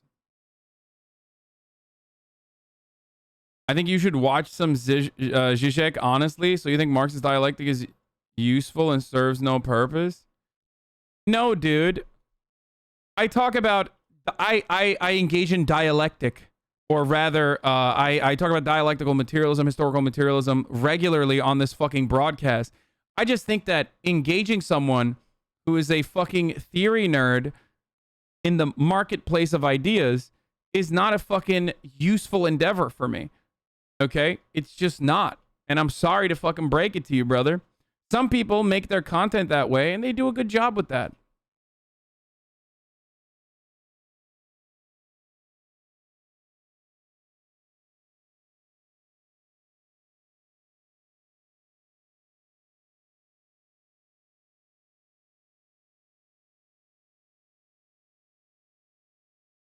Meanwhile, as of 2016, the National Crime Information Center has reported 5,712 cases of missing American Indian and Alaska Native women and girls in the U.S. Yeah. When are you going to be left enough to satisfy the left? I will never be left enough to satisfy the entirety of the left. And I don't care. The reason why I'm successful as a fucking big tent leftist is literally because I don't listen to the fucking dumbasses, dude. They will never recognize this. And that's precisely why their fucking Substack is not going to pop off in the way that they wanted to. Because no one likes a fucking annoying theory nerd. Okay? People want to have fun. People want to consume information in a palatable way. People want to get fed, spoon-fed agitative propaganda.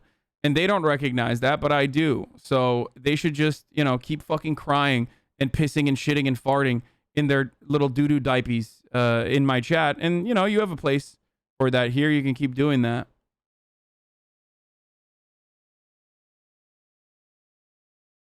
But there is a fucking reason why this community keeps growing and growing and growing. If I were to listen to the fucking most outspoken lefties, the leftier than thou lefties, we would have fucking never broken the, you know, 200 concurrent viewership mark. That's it. And for those of you who say, is viewership all you care about? My answer is yes. Yes, it is.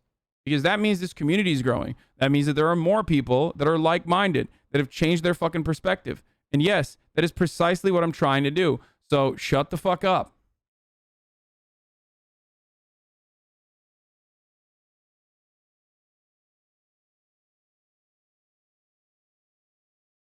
Okay. Lol, you are always backtracking on your original take. Yes, all of these are. Just fix your effing trend sheet mentality. What? What? Good one.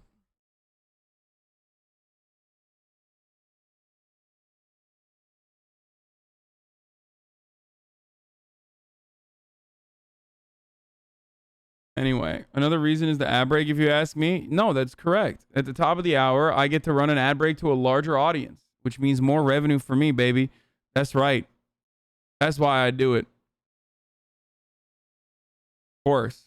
That's the end goal for me, which is why I literally fucking negotiated my contract to make sure that I could physically serve you the least amount of ads that I fucking can, instead of the most amount of ads, like every other fucking comparable content creator of my size and smaller and larger did.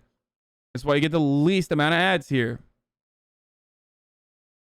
You know. But of course, at the top of the hour, there's ads, but you can avoid them. You can avoid them if you subscribe. You don't have to, but you can subscribe for $4 because it's 20% off right now. You didn't have to take the contract. Yes, I did. You want to know why?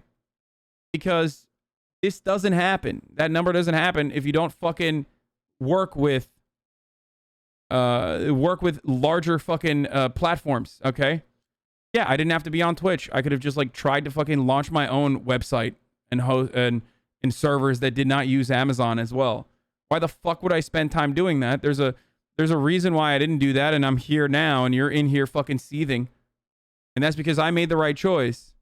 So let me continue making my choices, and if you find that to be unethical, then, you know, you can fucking see yourself out. Another way to avoid the ads, if you don't want to subscribe, is if you don't want to use your Twitch Prime, which is free, you can, you know, use an ad block, or you can use a VPN. But Twitch Prime is free.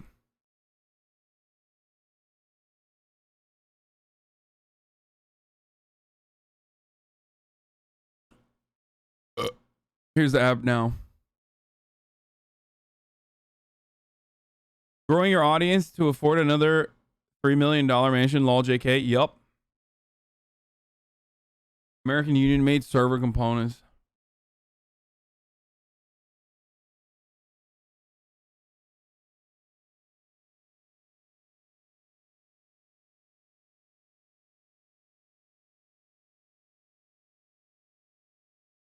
It's crazy that out of all the outcomes we could have had the human experiment, this is what we get. Global dick measuring contest and inflated ego degens that can't see other humans as humans. Yeah.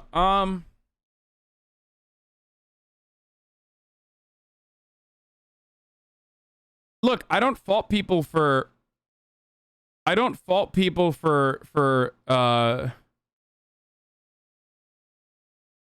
not thinking that I'm like doing the honorable thing, especially if their expectations of me is that, like, I don't know, I build the fucking Vanguard or something. I don't fault it. People live in horrible circumstances. A lot of them recognize that those circumstances are a consequence of capitalism. They want to fucking make that better, and they latch on to and lash out at those who they believe they can change. It's, in essence, no different than how, like, liberals will fucking yell at, like, you know, what's his face? Stephen Colbert for problematic content or some shit, because they feel like they can change culture, so that makes them feel like they have a little bit of power in this system. They can't make structural changes that are a necessity to make the material conditions of the working class marginally better. So they just fucking hyper focus on wherever, like, areas where they can change. And that's precisely why a lot of leftists fucking latch on to, like, screaming about AOC or myself or whoever the fuck. Okay? And that's what it is. The only difference is that, like, I truly don't care. I don't care. I literally don't care. You can fucking seethe all day, every day. I'm gonna keep doing what I'm doing. And in the same capacity, like, you know, when, like, fucking Nicki Minaj stands say that I am, you know, a racist or whatever, my point of view on systemic racism is not going to change. I'm not going to fucking grift off of their I'm not going to grift off of their fucking hatred to be like, haha, see? The left is so crazy. They've gone overboard. Now I'm a racist. Like, you know what I mean? I'm not going to do that, which would be significantly better for me personally. If we're talking about making money, like, god damn, dude, can you imagine? One of the largest fucking socialist content creators turns right. Oh, are you fucking joking, dude? Oh my god. I would literally be on Fox News tomorrow with like a fucking $20 million a year contract. Yeah. A lot less work too. I'd have a fucking sea of like 4chan posters that they've already hired for me as producers that would write all my commentary. Jesus Christ. Because the difference between me and a lot of those fucking weirdo grifters is that like I can be captivating and entertaining. Think about that. Like, think about that. If Dave Rubin can make a living just simply saying that they are, that they're like, they left the left, someone as like uncharismatic and as like boring as fucking Dave Rubin can make at least a decent fucking living off of that shit. Oh my god. Now imagine someone who could actually build a fucking massive media thing by preaching fucking anti-capitalist values that are completely just, it's just like unheard of. Like, there's a reason why there aren't that many of us. And only recently are there more and more leftist content creators. I would make 10x, 20x the money with like a fraction of the fucking work.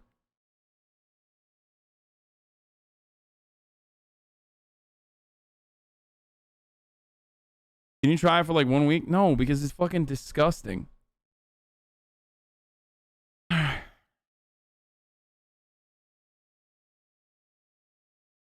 And not only that, but like, you know, you bet your fucking ass those hogs would never fucking shit on me. They would love that if I did that. Here, let's talk about Gabby Petito now. Gabby Petito. The FBI saying a body was found in Wyoming, consistent with the description of the missing 22-year-old. This comes as the search continues for her boyfriend, who returned from a cross-country trip without her. Trevor Alt has the latest for us. Good morning, Trevor. Good morning, Robin. This was a truly devastating update in that multi-state search for Gabby out west. And of course, here in Florida, the person of interest in Gabby's disappearance, her boyfriend, Brian Laundrie, is still reported missing. Though Gabby's family has said Brian is not missing, he's hiding. This morning, a dark discovery in Wyoming. A body believed to be 22-year-old Gabby Petito found near Grand Teton National Park. Full forensic identification has not been completed to confirm 100% that we found Gabby, but her family has been notified of this discovery. Overnight, her father reacting to the news with this tweet: "She touched the world." That grim news coming as authorities are in the midst of a separate massive manhunt for Petito's boyfriend, Brian Laundrie. This weekend in Florida, search crews desperately sifting through thousands of acres of alligator-infested marshland. The FBI using drone technology, ATVs, and canine units to try to pinpoint his whereabouts. You could be out here for months if you wanted. Laundrie's parents alerted police he was missing on Friday, saying they hadn't seen him since Tuesday, and he's still a person of interest in Petito's disappearance. Petito and Laundrie had been on a cross-country road trip together, sharing their adventures on YouTube. They were last seen together August 24th, leaving a hotel in Utah. Petito telling her mother over the phone the next day they were on the way to Grand Teton National Park, where that discovery was made on Sunday. Days after they were seen together, Brian returned home to Florida alone in her van.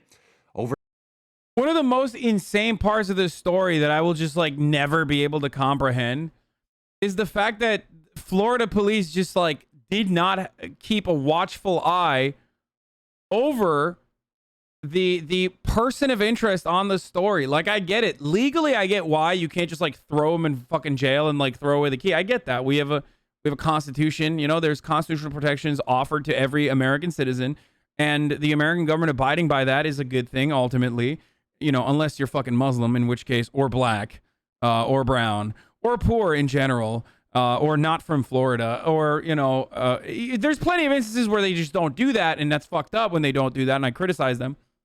But, like, just fucking surveil him, dog. What the fuck is wrong with you? Florida cops, literally, Casey Anthony to Electric Boogaloo, dude. What the fuck?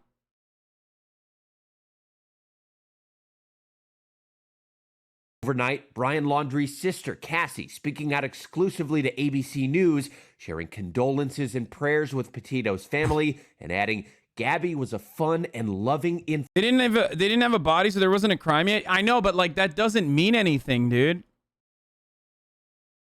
Like, statistically speaking, once someone is a missing person beyond the 48-hour mark, you already know that the likelihood that they're dead is, like, it jumps up, okay?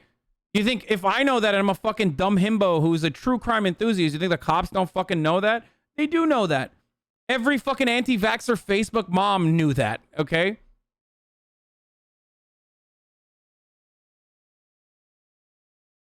This guy literally drove the fucking van that they owned together home and lawyered up and didn't say that she was missing for fucking 10 days, dude. How do you not keep an eye on him? How do you not keep track of him? Like, how? You just don't care. You don't care enough to fucking solve the crime.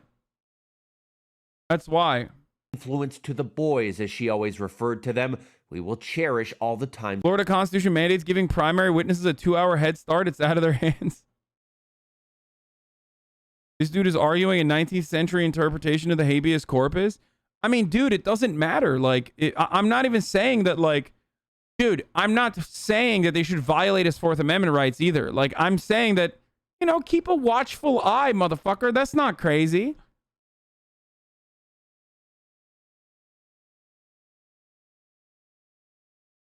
Like, he's the last person with, there's a reason why they still called him the like, principal. Step one, train the people only to. What the fuck? Why'd you send me this, dude? Please stop. I mean, he was the fucking key witness no matter what. Like, you know, keep a watchful eye on the missing person case if you care about it as much as, like, the media's covering it. And for the first time, sharing these postcards she received from Petito during the road trip, many of them addressed to her boyfriend's nephews and signed Aunt Gabby. One reading, Uncle Brian and I miss you so much. Everywhere we go reminds us of you. And on the same day Petito sent her final postcard, Cassie says Gabby sent this text message. I can't believe school started already, adding, send me a picture of the boys to show Brian. We're in Arches right now, so we don't have the best Wi-Fi. Multiple agencies have been working the case, authorities piecing together any information to figure out what happened to Gabby. In this now viral series of TikTok videos, Miranda Baker claims on I didn't believe this person. I was wrong. August 29th, she saw Laundrie hitchhiking in Grand Teton National Park and gave him a ride. Northport police telling ABC they've spoken. Bro, we literally watched the FBI sit back and watch terrorists learn how to fly a plane and didn't do jack shit. What makes you think they were going to do anything to a white dude? Lamau? True. The FBI was like, oh, there's some people on our terrorist watch list that moved into San Diego and are getting flight lessons. One of the collaborators actually was brought in because during the flight lessons, they said, I don't care about flying a Cessna. I want to learn how to fly a fucking 747. I don't care about learning how to land a plane. I only care about crashing it. And that guy was brought in, but none of the fucking collaborators that were also on that same fucking list were like, wait a minute. Why are these guys all getting fucking flight lessons?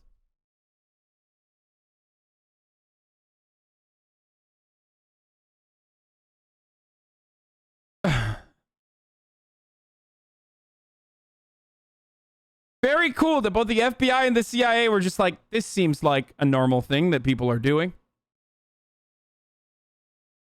Spoken with Baker, and her timeline is plausible. I'm hoping this can help someone identify him. He had told my boyfriend and I that him and his fiance doing like a cross-country road trip, and that she was back at their van at a dispersed campsite working on their social media. She says Laundrie offered them money for a ride, but then asked to be left off the side of the road soon after. When we looked back, 10 or 15 seconds after he got out of the vehicle, he was gone. And Gabby Petito's family has said repeatedly that the only question they had was, where is Gabby? Of course, the question now is, what happened to her? And Brian Laundrie may very well be the only person who could possibly answer it if investigators ever find him. But we just heard from local police moments ago that today they will not be conducting a search in this nature reserve. TJ? All right, Trevor, we thank you for the update.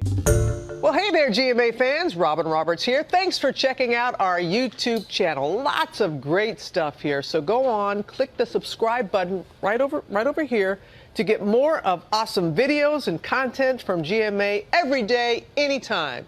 We thank you for watching, and we'll see you in the morning on GMA. And for more on this, Nancy Grace is the host of Crime Stories on Fox Nation. And Nancy, as this news happens just as we are right here live on air in Northport, Florida, searching the home again. There's so much to ask you. Let's just get your take on what they might be looking for at the home. Well, number one, with all of the press and citizens outside the home, how did Laundrie get out and nobody noticed? That place has been staked out. That's right, Nancy Grace. You tell them. You fucking tell them, Nancy. How did the cops not do this? It's like, dude, hello. I mean, this is the perfect. Oh, this is a perfect video.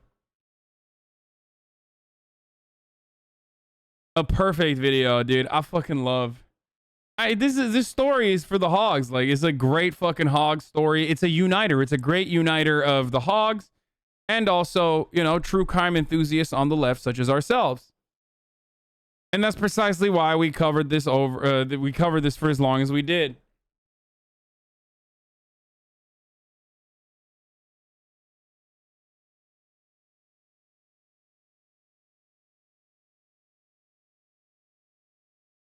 I wonder if they've ever, like, I wonder if Fox News has ever, like, a single time covered like a missing black person or a missing sex worker or a missing indigenous person, like, at all. Like, I mean, like, I literally mean, like, just at all. I don't mean like this level of fervor or anything like that.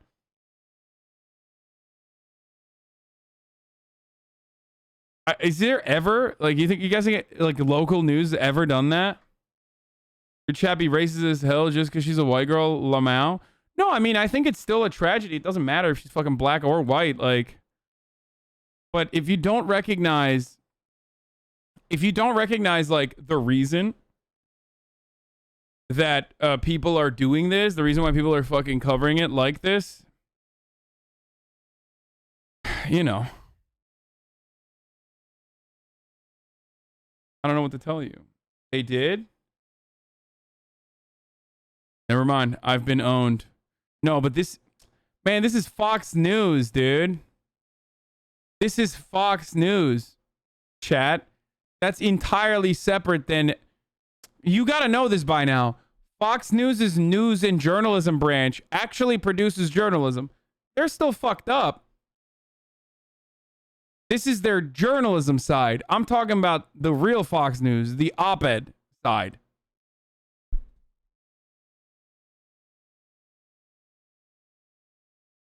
People are saying racism because there's never been a case covered by news like that with a black girl involved. Like, we're talking Fox TV coverage, like Fox News TV. Is like, if you recall, Fox News, when Fox News covered like my fucking 9/11 takes, like, they did a decent job at it. Well, move that goalpost, King. No, I'm talking about Fox News, the TV broadcast, which they may have, by the way. They probably did. 24/7. Did he really go to Carlton Reserve? Why do we believe that, other than that's what the parents said? I don't understand how the car could have left with him in it, and then the parents bring it back, and nobody sees any of this happening. I'm also very concerned about the condition in which Gabby was found, her remains. Was she buried? He's talking about Fox News, chat, not Fox News. I'm talking about Fox News, the TV branch, the fucking actual, you know, industry mover, the most successful fucking part of the Fox News franchise, the television programs that cover opinionated editorial pieces, not the fucking objective or close to objective news coverage side of Fox News, which is the only reason why they can still get like fucking media credibility or media credentials rather. Buried? Was she at the bottom of a ravine? Was she attacked by animals? Did she die from the elements? Because if Gabby was buried, then she was murdered. That's what I need to find out. So the autopsy will be done tomorrow. And I understand, they have to wait a little while. The police seem to feel pretty sure about this, so no doubt the family is very devastated. Interestingly, in this case, Nancy, these bloggers are looking back through their... Nobody who watches Fox News, the channel, reads Fox News, the website. You're 100% right. Yeah. That's why when Fox News, the channel, will sometimes have polls from Fox News, the website, the fucking website polls, or rather the polls that like Fox News conducts with other like notable polling places will be like, Americans, 75% of Americans think socialism is dope. You think 75% of Fox News watchers think socialism is dope? No, motherfucker. It's because they're actually conducting it like a real polling station. Okay, that's why. And then everyone who doesn't understand that dynamic will literally be like, look, fucking Fox News watchers think socialism is sick. No.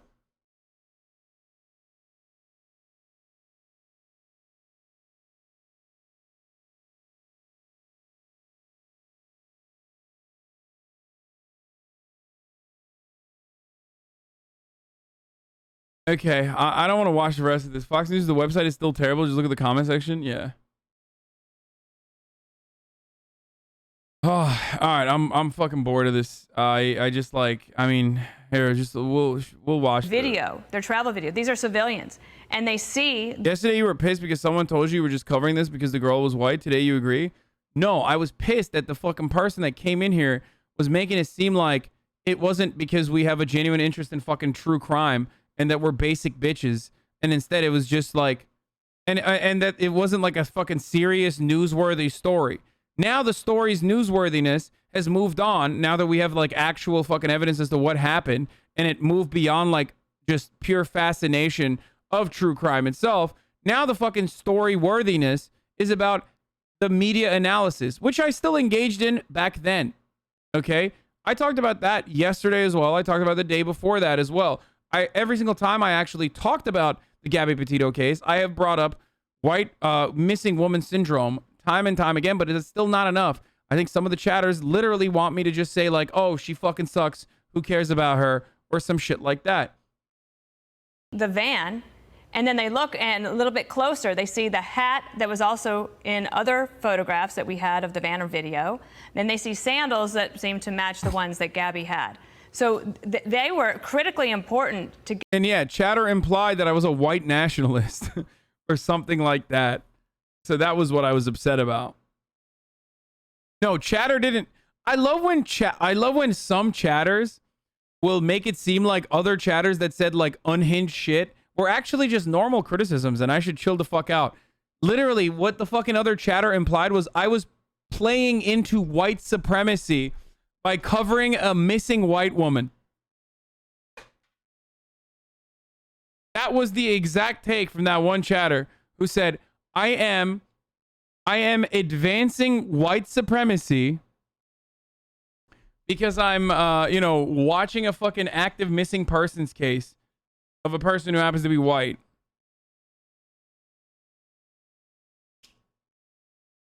Getting to this point where the FBI was able to find the body.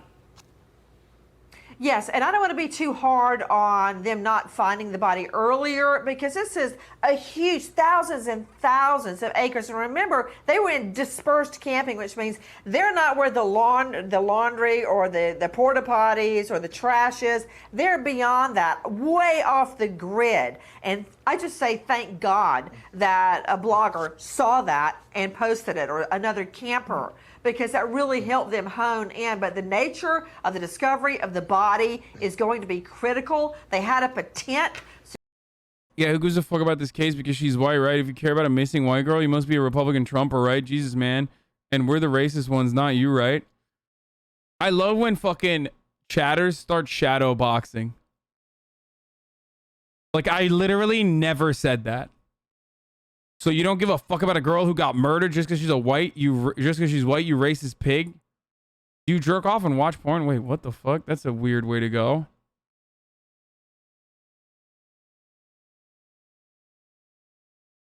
I don't get what is wrong with being white. Why is being white a crime, you racist piece of shit? What is wrong with you wanting to fuck someone's wife? That's weird as fuck. That's weird AF. What is it with you wanting to fuck someone's wife? What? I love these guys because they make their own entertainment. Okay? They make their own entertainment in their own minds. Like, this guy's already fantasizing about, like, what I've said.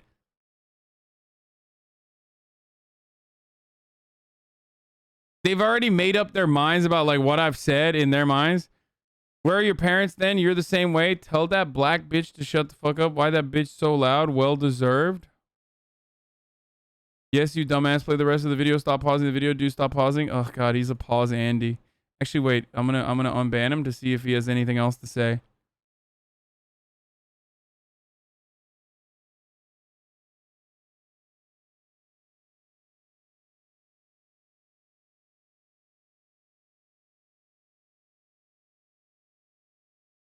He wants you to cuck his wife? Probably. Do you want me to fuck your wife, Evan?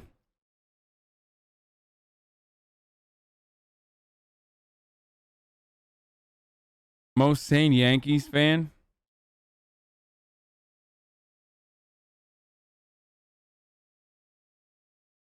All right, let's keep going. So you couldn't really see what is going on. But back to Laundrie, I'm suspicious, was he ever even in Carlton Reserve? And here's something else for you to think about. Has anybody seen him at all since he got home on September 1? How long has he really been gone? Remember, the parents wouldn't let the cops in the home. They wouldn't let them see Laundrie. They wouldn't let them see Laundrie or talk to him. Has he been gone this whole time?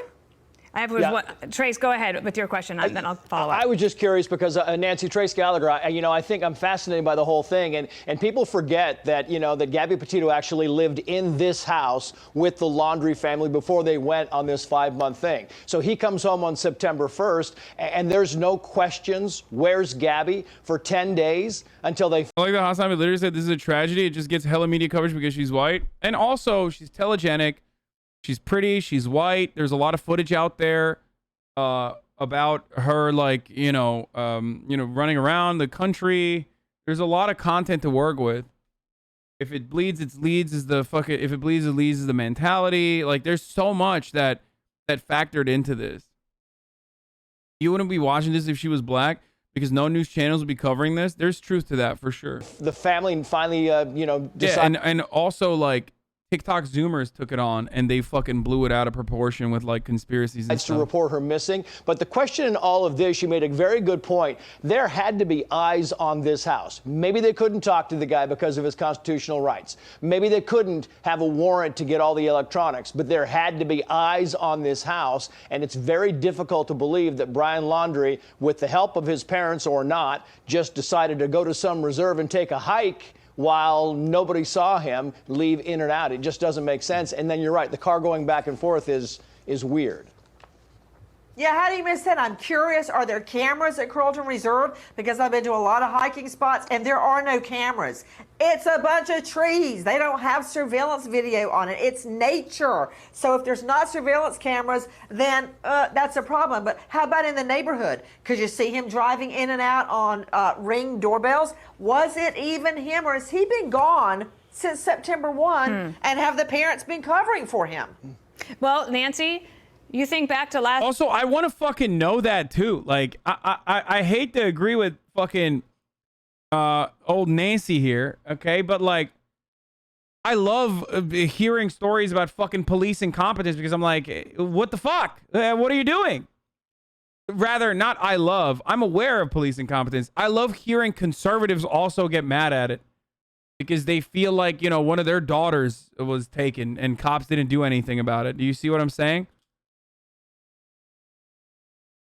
It's like, oh, well, welcome to the fucking real world where, Florida cops are just like, dude, boy, I don't know, dude, what the fuck?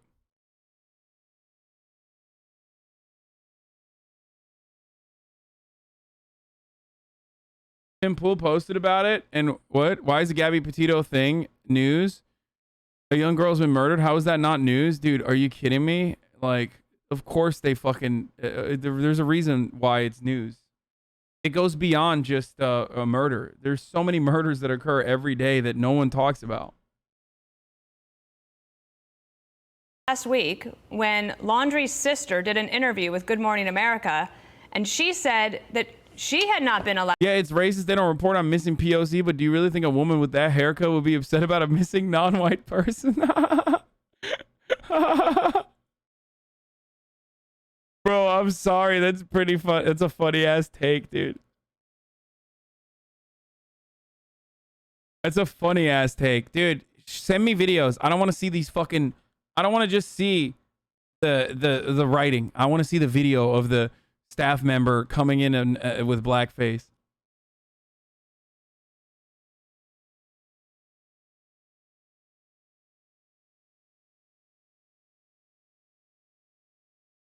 Wait, did this guy come back with anything?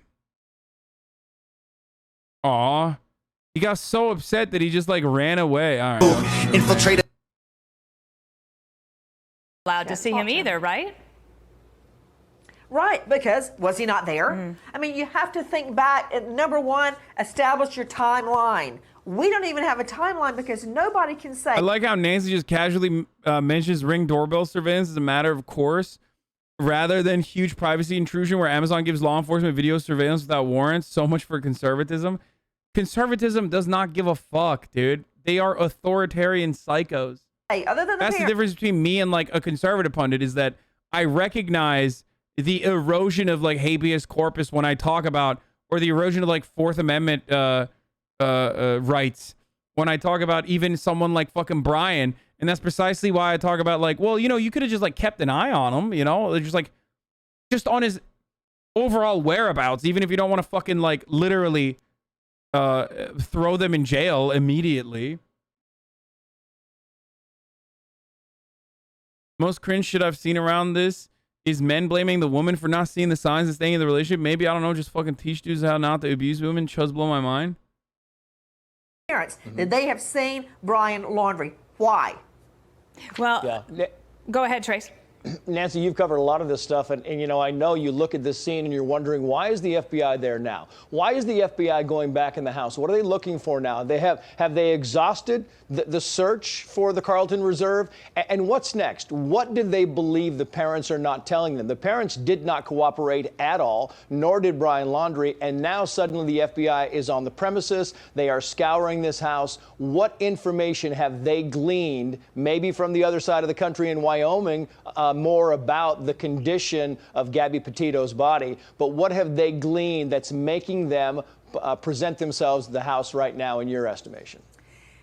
It could be a matter of getting the necessary warrants. I believe they could have gotten the warrants way back when, but maybe they know more than we do. I'm sure that they do. I think warrants should have been gotten on the parents, their phones, their emails, their texts, the works, to find out where she was. But now that her body has been found, this whole thing is a whole nother can of worms, because we're talking about now a potential homicide. And I'm telling you, what they found out there may have led them to believe she didn't die of natural causes. This is a homicide, and now they're trying to get all that, let's just say their laptops, their iPads, everything, even their Alexa.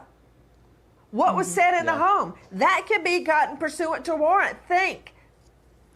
Nancy, the other thing that bro, that's insane, dude. Nancy Grace is like, I need to know when Brian Laundrie's mother took a fat deuce. You understand me? We need to know when she did her poopies at her house.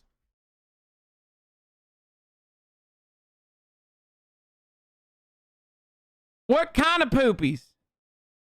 Was it diarrhea? Are we talking one of them soft ones, you know? Was it a hard one that's like hard to push out?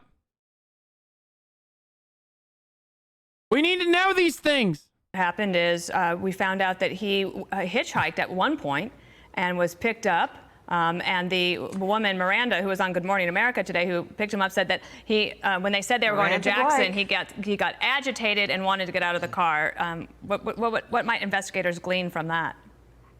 And did get out of the car, and he didn't just get out of the car, he got out of the car to hitch a different ride. He didn't want to go anywhere near Jackson, and this is what I find very critical about that. He had said he and Gabby had been sleeping on a tarp, which is, that's not all that uncommon because you usually put a tarp underneath your tent, but sleeping on a tarp out on the Snake River.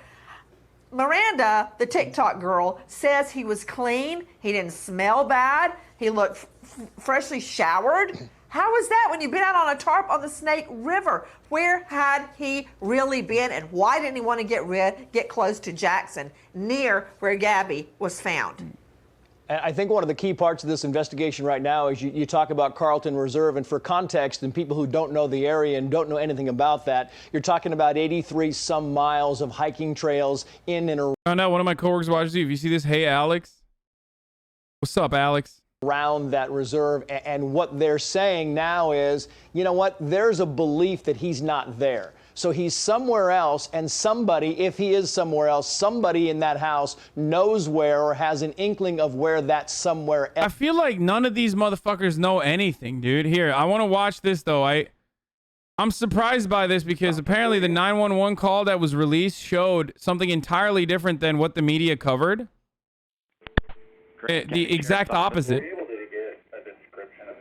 Hi, can you hear me, sir? Yeah, I can hear you. Hi, I'm calling. I'm right on the corner of Main Street by Moonflower, and we're driving by, and I'd like to report a domestic dispute. Florida with a white van, Florida license plate, white land, gentleman, Where's about it at? 5'6" beard. They just drove off. They're going down Main Street. They made a right onto Main Street from Moonflower. Or what were they doing? Cooperative, but what do you say? What were they doing? We drove by and the gentleman was slapping the girl. He was slapping her? Yes, and then we stopped. They ran up and down the side. Why did the media cover this as though the witness that called the 911 call made it seem like the girl was the one being abusive, by the way? Which is crazy. Sidewalk, he proceeded to hit her, hopped in the car, and they drove off. Okay, you said it's a white van? White van, I give you... Originally, the 911 call, or the cops in the video, said that the report was about, like, her... the officer made it seem like she was brutalizing him, or at least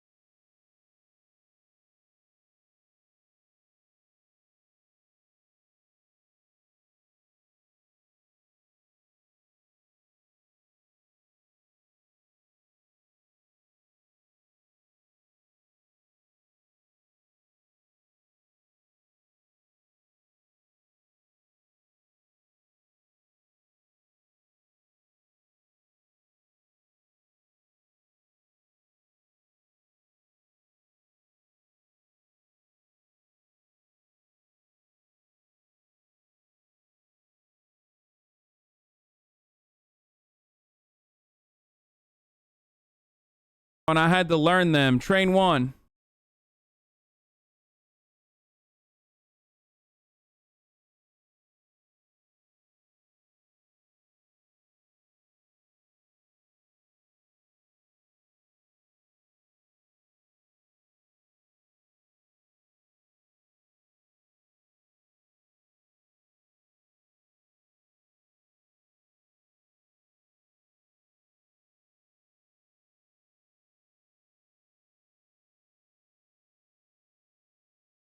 Why did Chatter send me this?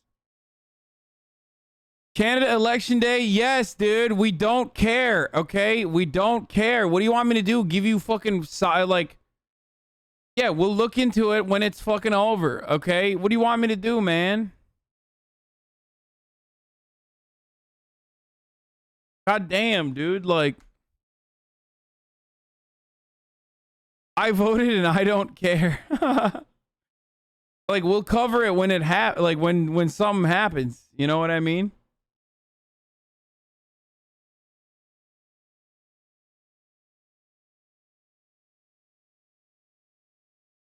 I feel like I got a stick, like, and I'm pointing it, you know, the stick meme where it's like, come on, do something. I feel like that's what I'm doing right now. I'm like, I have a stick in my hand, a twig, and I'm just like prodding Canada with it. Like, come on, just do something. That's how I feel right now.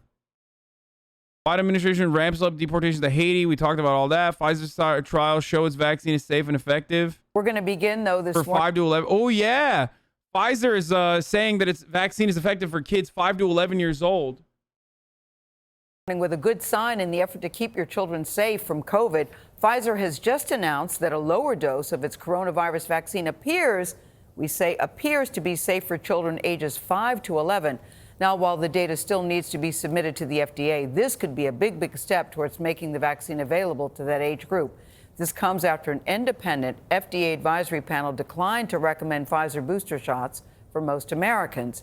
It did recommend them for high-risk patients and people 65 and over. Mola Lenghi is following this story. Mola, good morning to you.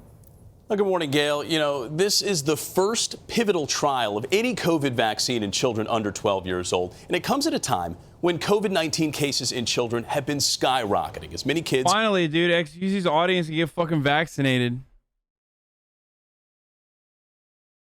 We got vaccinated juicers, boys. Let's go. Pfizer is calling it the juicer vax. Are going back to school. CBS News spoke to one family that participated in the trial about the importance of getting children vaccinated as soon as possible. I think it's just been a really wonderful privilege, really, to contribute in this way. And so, Dr. Richard Chung is an adolescent medicine specialist at Duke Health in Durham, North Carolina. Chung's youngest son, 8-year-old Joshua, took part in Pfizer's recently completed trials for children ages 5 to 11 years old. I think that everybody should get vaccinated so that things can return back to normal. Pfizer announced this morning that the trials Joshua took part in showed the vaccine was safe, well tolerated, and resulted in robust neutralizing antibody responses. Those positive results mean Pfizer will now send this data to regulatory agencies around the world, including the FDA and European Medicines Agency, for approval. The company also said that trial results in children under 5 could be available by the end of the year. The vaccine has already been approved by the FDA for use in children 12 and up. Dr. Chung's older son, Caleb, took part in those trials. I wanted to participate in the trial in order to help motivate other kids to get the vaccine once it became available. Pfizer's announcement comes at a pivotal time in the fight against COVID-19, particularly amongst children, many of whom have just recently returned to the classroom. The most recent American Academy of Pediatrics report showed the second highest number of childhood COVID cases for any week since the pandemic began. The spike in cases has been driven by the Delta variant, which has disproportionately affected the unvaccinated. I'm really proud of them, seeing them kind of courageously take this step and to do so really enthusiastically has just been a remarkable experience, not just as a pediatrician, but certainly as a dad.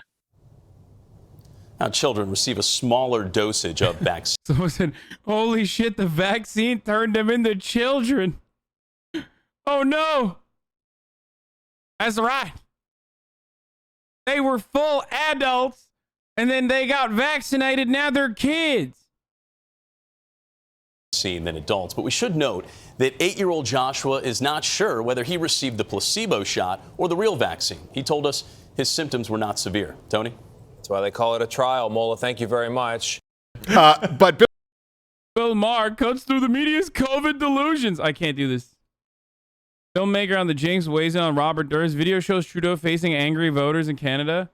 Canada? No, we are not doing the Canada. There was some other shit popping off that I was gonna watch yesterday, but yeah, we covered George W. Bush. Lauren Southern got banned off Twitch. I wonder why. I don't know what she did. I actually do. I mean, I don't really care overall, but like, I wonder what she did that got her banned off Twitch.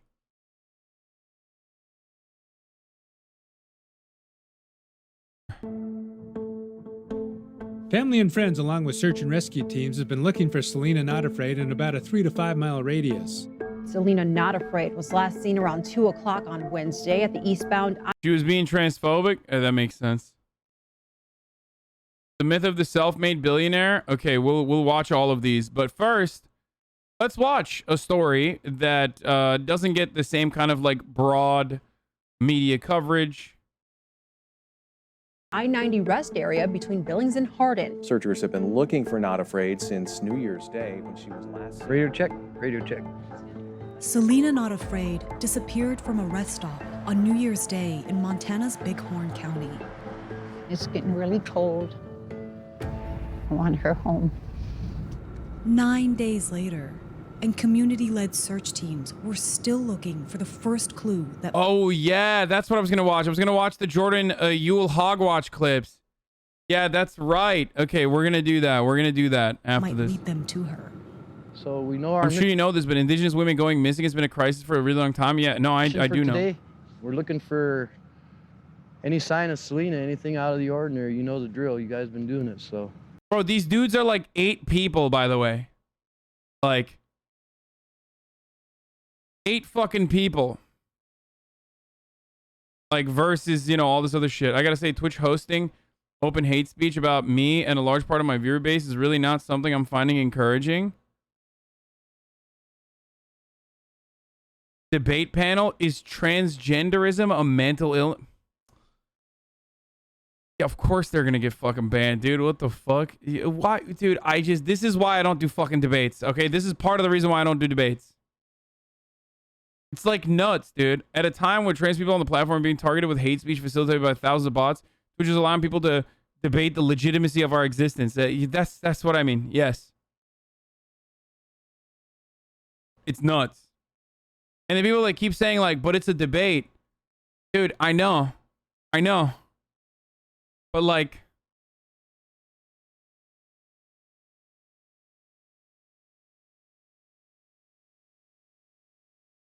can you change your stream title to I know about the missing white woman syndrome and about Indigenous women going missing?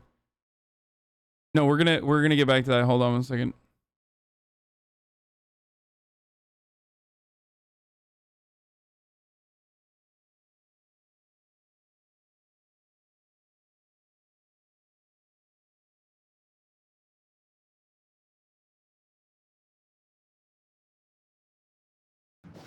This is Beartooth. Beartooth? Yeah. How are you, buddy? We'll find our girl. Okay. Selena Not Afraid's case is an example of what Native women face. They are almost 3 times more likely to experience sexual violence compared to white women. And homicide is the 4th leading cause of death for those under 20. Jesus. And the problems often continue even after death. According to a 2019 report, approximately half of all cases involving murdered Indigenous women in Montana have been misclassified for causes like suicide, overdose, or exposure. Been on Bugsy, Teddy and his wife and their baby Little Light, Mikey Plainbowl, Garrett, our current active search right now, Hub Williamson, Bonnie 3 Irons, 2017, we recovered her. The next one was Henny Scott. Last year we recovered her. Casera stops at Pretty Places. She was found, I believe, by a deputy in town in somebody's yard. And now our recent active search is Selena. In All the previous cases that I've been involved with, where the situation is like this here, it's always been a recovery. It's never been a happy ending.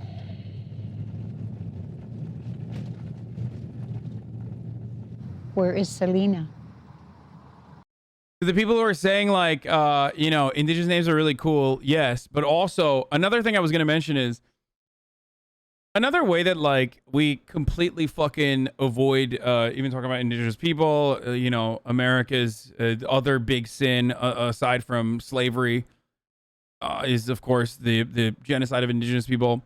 And this was another thing that I like was a little bit frustrated by, but like, dude, this is like, for example, this is cool as fuck. Quanah Chasing Horse is a model that was also at the Met Gala that got no fucking coverage whatsoever, like such little fucking coverage. And these are the actual opportunities that, or these are the actual like cool things that the Met Gala could do, that they do sometimes do, but the media rarely ever focuses on.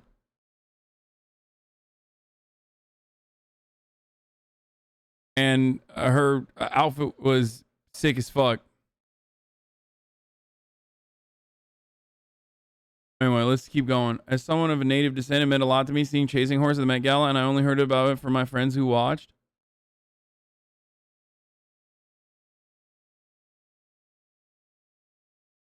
Where is she? Where's my grandbaby? Native Americans make up 6.7% of Montana's population, but account for 26% of missing person reports. And while local officials claim that causes for these deaths and disappearances are varied, from drug trafficking to domestic violence, the one thing they all have in common is that they take place in a jurisdictional minefield. Depending on where someone is reported missing or where a victim is found, it could fall to either state, federal, or tribal authorities to investigate. And with that many intersecting agencies, there are plenty of cracks for these cases to fall through. An Indian reservation, for all intents and purposes, is a sovereign nation. It is subject to completely different laws, governing bodies. They're like a country within a country. So a Bighorn County deputy can show up on a tribal member's doorstep on the reservation, and that tribal member can say, you have no right to be here, you have no jurisdiction here. It can be very difficult. Responsibility might fall with the county sheriff's department, officers from the Federal Bureau of Indian Affairs, or the tribal police. Sometimes the FBI also steps in. There are both too many agencies jockeying for authority and not enough resources to go around. In late 2019, the Crow tribe declared a state of emergency. Tribal Chairman AJ Not Afraid cited a list of issues, including the BIA's lack of officers and failure to address the murdered and missing women crisis. The Crow Reservation is roughly the size of Connecticut, but for years has only had 5 BIA officers. Recently, the tribe assembled its own sovereign police force, independent from the BIA. We're between two communities right now. We currently have no radio service. We have no cell phone service. We have no ways, unless we had a sat phone, we wouldn't have any way to communicate with anybody. And that contributes. It's very wide open. It's very desolate out here. The I-90 corridor. For the record, it's not just like indigenous protesters saying like, we don't want fucking infrastructure. It's that the government doesn't give a fuck. One of the greatest examples of this is literally areas of Canada that are so desolate and so isolated from the rest of the country that, you know, food is like impossible to reach. You literally have to fucking fly it in. There's no roads leading up to it. There's nothing. There's no infrastructure. None of it. Yeah. None of it. I don't know how to say it correctly. Of course, one of the larger problems there is zero fucking clean drinking water, no working functional sewage system. Like a lot of these problems, non-avut. A lot of these problems exist in the tribal land, the indigenous land that they offered back to First Nations, indigenous people. Also, remember, and I have to repeat this, remember how the cop was talking about, oh, we don't have fucking jurisdiction on reserves? Like on Native American reserves? Yeah, what happens when you're building a pipeline, though? Because when you're building a pipeline, all of a sudden, there is no problems with jurisdiction, okay? So just remember that. Like, whenever they're talking about, like, fucking solving cases and whatnot, and that guy seems like a nice person. I can't believe I'm saying this, but, like, he seems like a well-intentioned person. Maybe he's an asshole. I don't know. But where's that fucking jurisdiction when it comes to, like, legitimate grievances that indigenous protesters have when you're fucking putting a pipeline through indigenous territory? What's up with that? It's so weird because they don't have a problem enforcing eminent domain and also every kind of fucking jurisdiction all of a sudden when they're beating the living shit out of indigenous water protectors. Like, just absolutely fucking destroying them. Hey, brother, we put pipelines through sovereign countries too. That doesn't make it right.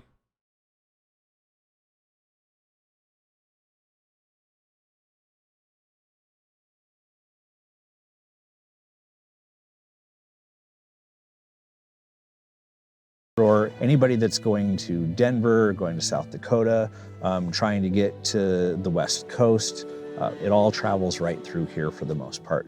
So yes, DAPL wasn't technically on indigenous land, but crossed their water source. Yes. Yeah, you also know that the Dakota Access Pipeline originally was not supposed to cross through their water source, but instead through a fucking town that was not an indigenous one. And of course, they were like, yeah, we don't want to fuck up our water supply. We don't want to, like, do this. They literally pulled a NIMBY. They pulled a NIMBY and were like, yeah, fuck it. Put it through the fucking natural water supply of the tribes there. So, you know, I do know that, yes. We get a lot of drug trafficking out on the interstate, and, you know, with the crime, the drug. I work with a driller from Alaska, 30 years experience, and he says tribe leaders don't give a fuck when money flows. That is, people are going to get mad at me for this, but yes, that is also true. Even with Dakota Access Pipeline, there were some people who legitimately wanted to defend their water for good reason. They were right, by the way, because the Dakota Access Pipeline literally leaked and tainted their water supply, their natural water supply. But also, on top of that, yes, there are tribal leaders that, just like every other fucking situation, want to use their own transportation, and it's not necessarily about, like, environmental protections. Drugs, the domestic violence, it's all a perfect breeding ground for people to go missing. So we're going to go ahead and ask everybody if you could come a little bit close. We want to acknowledge all of the families who are here. In downtown Hardin, a rally for the movement shows that Selena Not Afraid's disappearance is painfully familiar. Families gather to push for answers on their loved ones' suspicious deaths. Why is it that we are more likely to be raped and murdered than go to college? Why is it that our young girls are just trying to survive? And so there are alarm bells that are ringing. What is going on?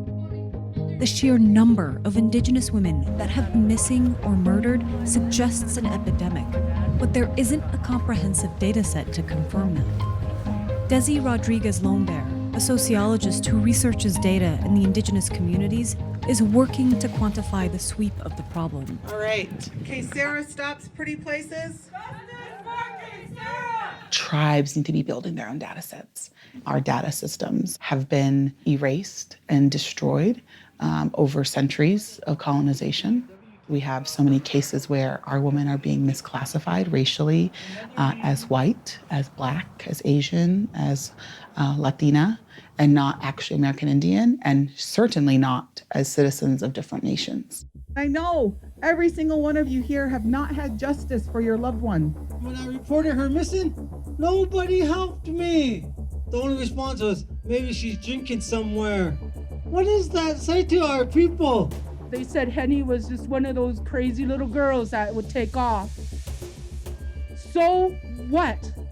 We would never accept this if, for example, these young girls we're non-Indian. But yet here in southeastern Montana, we've accepted that negligence is okay. What is happening with all of these systems that are supposed to be in place to keep people safe? Rodriguez Lone Bear knows this issue firsthand. Her own niece disappeared in August of 2019.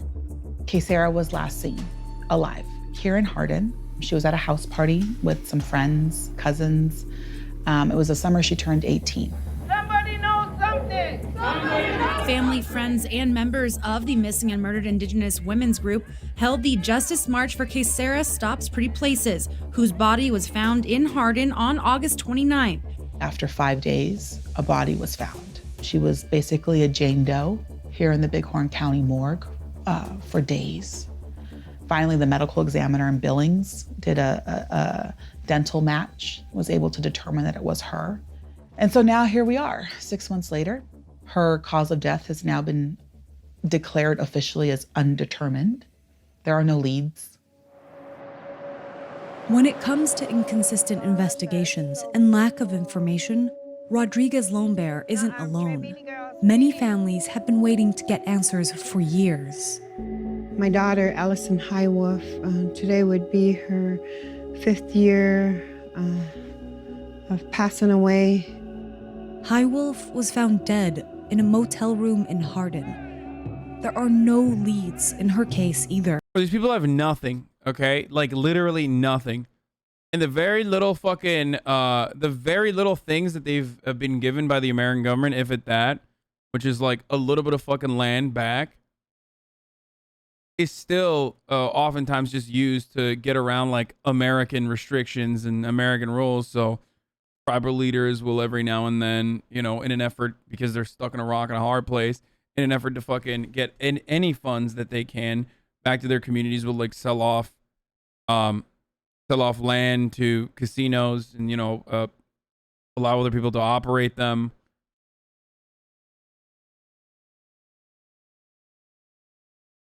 The worst part of all the reward money is community raises people come together, as well as the fact that tribal police can't investigate the white people who come to the res commit these crimes against our women. Yeah. The BIA officer had told us that we couldn't go see her, that she was already in a morgue. He didn't give me very much information, just the fact that there was a motel fire and she was there, and she was there by herself. They determined it smoke inhalation and undetermined. I feel my heart, deeply in my heart, that she was murdered, that my daughter was murdered. It's not recognized by the Sheriff's Department in Hardin, Montana. We ask questions and they've never been answered. Tonight, the search for Selena Not Afraid has come to a sad end. Her body discovered less than a mile away from where she disappeared. Why was she not found sooner? Well, authorities in the area say that this place is big country and things can go unnoticed. Somehow, this young woman who is otherwise healthy turns up dead in a sagebrush on her own accord. Maybe there's nobody that we can get for murder, but there is something that led to this young woman, to her dying and her body being found on the side of the road in a sagebrush. If the tribe is able to take back over its law enforcement, increase its numbers, and do a better job of taking care of its own, you know, of the reservation, I believe that it'll have an immediate. Bro, this motherfucker will then cry about like, you know, defund the police movement. You know what I mean? Like on the one hand, he's like, oh wow, the tribe is not doing enough to fucking take care of itself. But then simultaneously, he's like, well, what do they have? They have nothing. How are they going to take care of themselves, dude? They got nothing. What are they supposed to do? They got nothing. They're fucked by the jurisdiction because, you know, they have a problem with like crossing over and what, prosecuting. Do they can tribal like can tribal cops fucking prosecute? Can they even prosecute like U.S. citizens? Oh, he's a part of the tribal police? Impact on making things better. There's also been Like, what are you national supposed to recognition do? of the problem. Is it just always the FBI? It has to be the FBI? In October, President Trump signed 2 bills into law, the Not Invisible Act and Savannah's Act, named for Savannah LaFontaine Greywind, a 22-year-old Spirit Lake Nation woman who was found murdered in 2017. The laws direct the Department of Justice to create more coordinated law enforcement and data collection in response to missing Indigenous persons. We want to respect tribal sovereignty and the tribe's ability to maintain their authority and their public safety structure the way they'd like to maintain it. But it also adds complication, and so what we need to do and what's being done at the national level will be to try to figure out ways that even though we have different jurisdictions involved, to be sure they work together more fluidly and more seamlessly so that responses can come quicker and can hopefully be more effective. We are so used to our people's deaths being classified as exposure, suicide, accidents, and not actually being investigated as suspicious. There's something happening here. By the way, this is the same thing as like when I mean, this is also very similar to trans sex workers being murdered and kidnapped, and the repercussions like not being as severe. And that is because these are forgotten people. Okay, these are people that are at the intersection of marginalization. So they get hit by like multiple different avenues of marginalization, and also their population size is not that large. So like, the 16 girls going missing in a small community like that, a smaller community like that is fucking gigantic. You know what I mean? That's a fucking huge per capita number. Same with trans people too.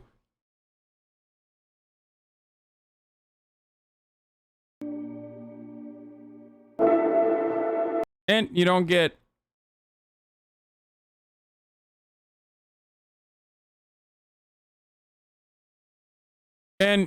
the same kind of round-the-clock coverage from Fox News, or any coverage at all for the most part, outside of like some local media.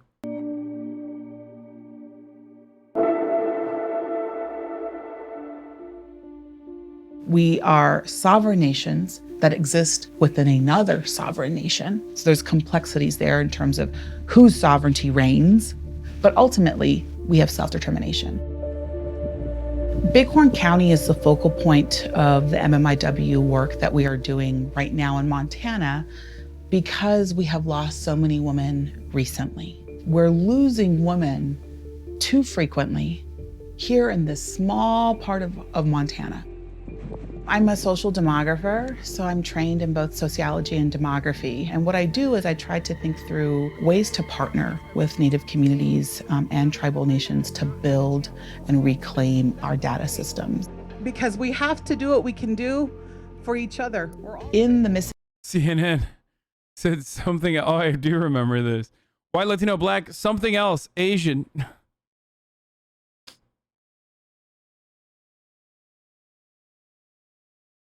Hey, some other stuff.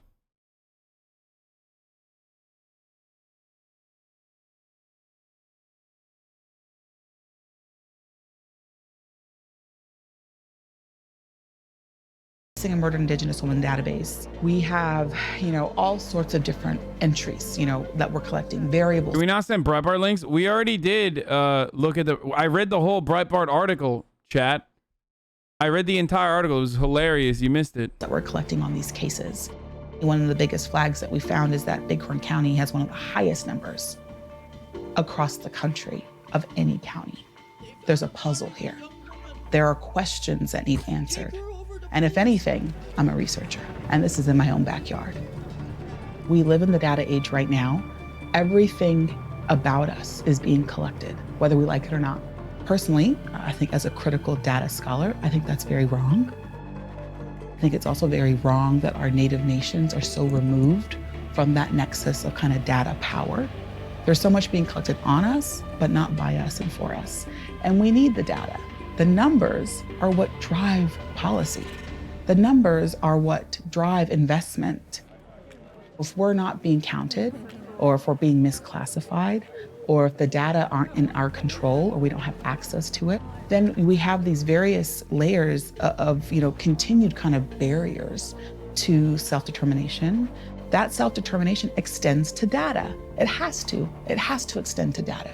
And so now tribes are facing, this kind of new frontier. How do they build sovereign data systems? How do they leverage? By the way, it's not always just an attack on tribal people from outside of the tribe either. Like many of you have pointed this out. But yes, of course, they're like these are communities that have been devastated through the worst kind of systemic oppression. And of course, there's a lot of problems with drugs and alcohol within the community as well. So there is some violence within the community as well, on top of everything else. Okay? Partnerships and linkages with all these existing data sets that are out there. Yeah, I mean, it's called genocide. It's true. It is. How do they build these data systems to drive their own policies, to keep their people safe, to ensure that their children have a better future? And so that, to me, is this exciting new data frontier for American Indians and Alaska Natives and for our tribal nations.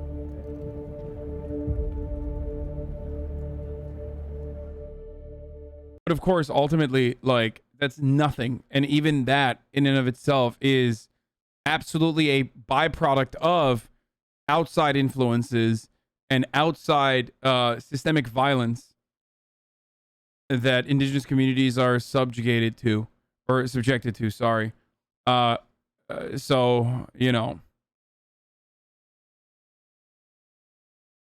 real outside influence that you guys get subjected to is the top of the hour ad break, though. Yes, that's right. At the top of the hour, there's a 60-second ad break. We're going to watch Hogwatch. I know I've been saying I'm going to do it. I've been saying I'm going to do it. I'm going to do it. But at the top of the hour, there's a 60-second ad break. You no longer want to see the ads. If you want an ad-free broadcasting experience, all you need to do is subscribe. You can subscribe for $4. It's 20% off. You can subscribe for free with a Twitch Prime. I forgot to run it at the top of the fucking ad, top of the hour. I'm gonna run it now. You don't have to subscribe. You can use an ad blocker or VPN. Here's the ad now. Squirrel posted a really powerful indigenous protester accepting Marlon Brando's Oscar. I learned a great deal from a director named Ingmar Bergman. Often to be most eloquent is to be silent. You're quite right. The film we've just seen has said it all. I think we should say that those nominated for the best performance by an actor are Marlon Brando in The Godfather. Michael Caine in Sleuth. Okay, so Marlon Brando wins. Marlon Brando and accepting the award for Marlon Brando and The Godfather, Miss Shasheen Littlefeather.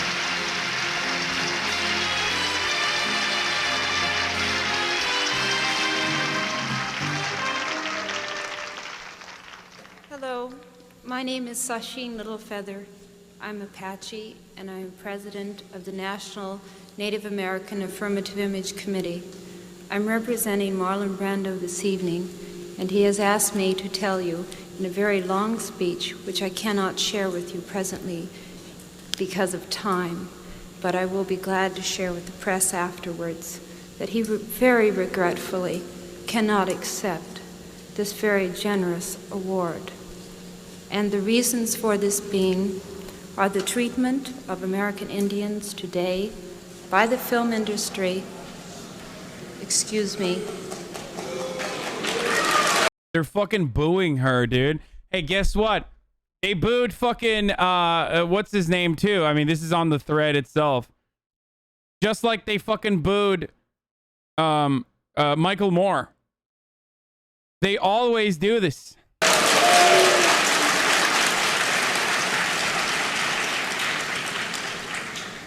and on television in movie John Wayne wanted to march backstage and beat the shit out of her, apparently. Wow, what a fucking man, dude. reruns, and also with recent happenings at Wounded Knee. I beg at this time that I have not intruded upon this evening, and that we will, in the future, our hearts and our understandings will meet with love and generosity. Thank you on behalf of Marlon Brando. For the record, these are examples of, oh, fuck yeah, Channel 5 Chet Hanks is finally live. Let's go. Let's fucking go, dude. Anyway, these were examples that Squirrel was using as, like, positive protest. Using the power of your platform, using the power of these, like, incredibly popular liberal institutions to genuinely make a mark. To genuinely engage in an act of honest protest that goes beyond performative activism, that goes beyond saying things that are not, or saying things or doing things that are not powerless or inherently unthreatening to those at the centers of power. And Tax the Rich wearing a Tax the Rich dress is not that. And that's the reality. That is the reality. And I listen, I fucking, I've told you guys before, like, I love AOC, but I think she's doing a great job as a legislator. She could be doing better, but, you know, ultimately she's great. I think she does an even better job with respect to raising funds and also doing mutual aid and doing right by her constituents. That's why she's incredibly popular in her. That's why Hollywood bought house in Exploitation Town. What? There is, please point to me any part of America that is not Exploitation Town, dumbass. What a fucking idiotic take that was, dude. Wow. Yeah, guess what? Also, exploited fucking laborers built the house too. And the roads that I fucking use. Jesus Christ, 9-month subscriber brain rot once again. Holy fuck. Fuck me, dude. How?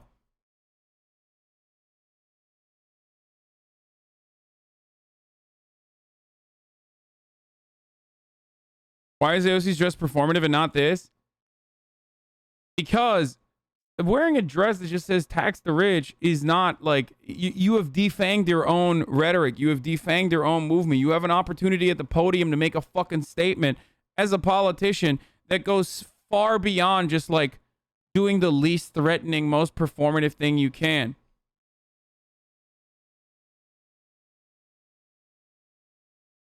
How do you not see the difference between Marlon Brando refusing to accept the fucking Oscar and sending an indigenous person in his stead to refuse the Oscar, or Michael Moore standing up there and literally fucking getting booed by an entire crowd for saying lies are the reason why we're going to war? You are lying, George W. Bush, at a time when fucking imperialist fervor is like overtaken America, and that Hollywood as a liberal institution is totally fucking invested in that same kind of imperialist bloodthirsty fervor that it's whipping up in a frenzy to justify America's imperialist endeavors. Like, how can you not see the difference between those kinds of sentiments and getting widespread praise and celebration from the liberal media? Okay? That's the difference. One gets you round the clock, wall-to-wall positive coverage from liberal wine moms on CNN and whatnot, because it's not a threatening act. The other is not. The other actually gets you. The other has repercussions even. And let me tell you something else. Like, look, it's even with Black Lives Matter. Black Lives Matter was not a positive thing that you could advocate for. Like, it was not seen as like acceptable. Many of you probably came to your progressive understandings during the BLM protests in the aftermath of George Floyd. What would be threatening about refusing an award? Are you fucking kidding me? If you can't understand that, I don't know how to fucking tell you, dude.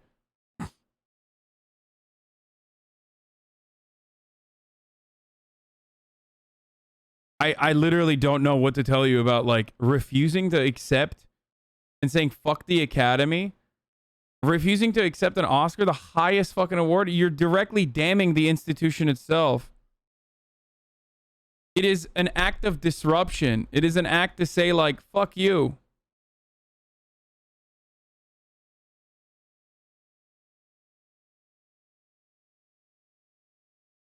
Y'all are crazy.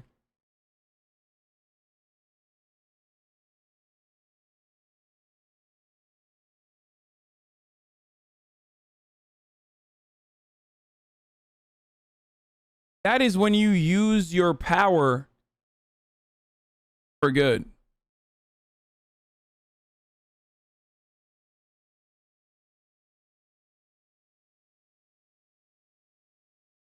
It's actually not a big deal. Refusing an award is a footnote, not disruption.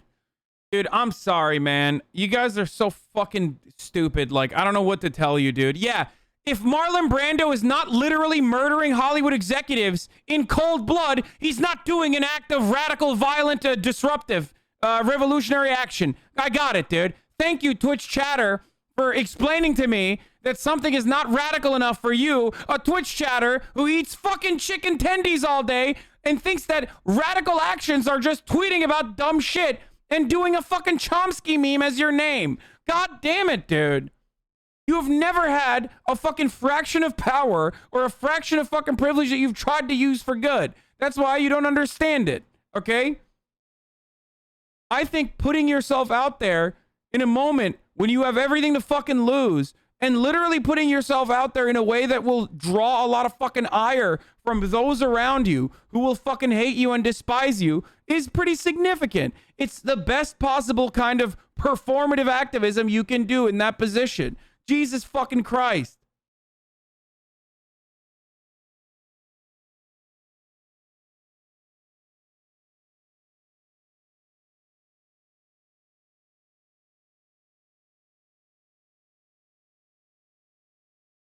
Oh my Lord. And nothing, no. Does one fancy night make all of AOC's good work useless? No. I did not say that. I actually specifically mentioned numerous times that I don't give a fuck that she went to the Met Gala and that overall her overall body of work is still good and she's a force for positive change. Shut the fuck up. God damn. Don't even have a Twitter. It was good, but disruption is a specific term. It is a disruption. It is disruptive. When you have one of the largest fucking podiums on the planet and when you have the main stage and you use that opportunity to tear down an institution rather than go along with it with the classic fucking, oh yeah, thank you mom and dad for giving me this award or whatever the fuck, you are being disruptive, okay? That's one of the better things you can do as a famous person. Jesus fucking Christ. I literally forgot to run the ad, dude. Or did I not? Or did I? I think I actually forgot to run the ad. I got so mad. Hold on, I'm gonna look it up right now. Did I? Oh my fucking God, dude. No, I ran it. We're good. Man, it wasn't disruptive. Yeah, right. Dude, Google trend searches for tax the rich are not indicative of fucking disruption. Shut the fuck up.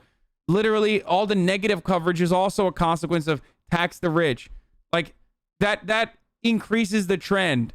You understand that, right? Please, don't come in here with some fucking idiotic takes. Jesus Christ. You got it, dude. You fucking own me. I still like AOC. You're being fucking ridiculous. You're engaging in like fanfare for no reason. No critical thinking. None of that.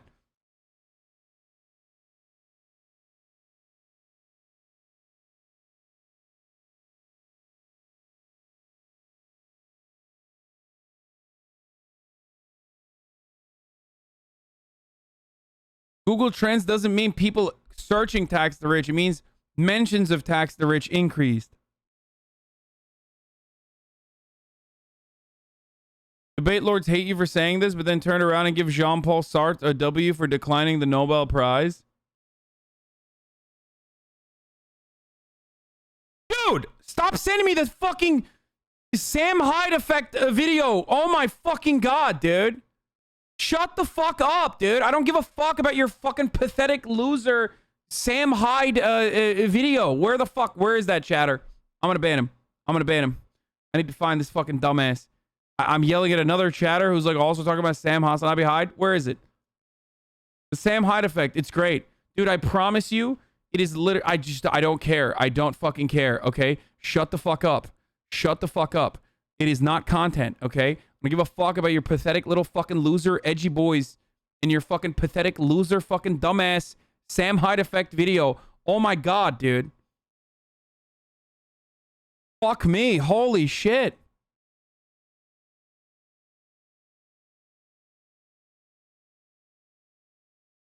I know it was a different guy. I know the different guy is right here that said, white boy summer right now. Sam HasanAbi Hyde, let's go. I should ban you too. Here, fuck you, dumbass. Jesus Christ, dude. Should have never even mentioned this. Now every fucking edgy person who like thinks this is peak comedy is gonna come in here and like fucking be Nazis in the chat. Refusing to participate and simultaneously commandeering and damning an institution is much different than participating, but with a slogan on your dress. Oh.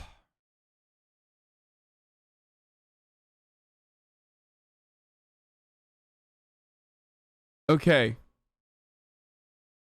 Who the fuck is Sam Hyde? Sam Hyde is some fucking 4chan troll that like gained a little bit of prominence and had like a Adult Swim show for like a week and a half, and everyone thinks that he's a fucking brilliant actor or whatever the fuck.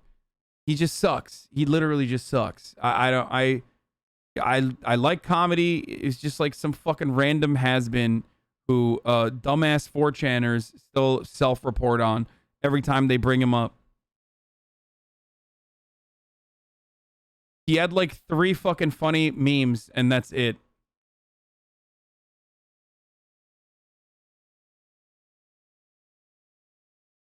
Fuck.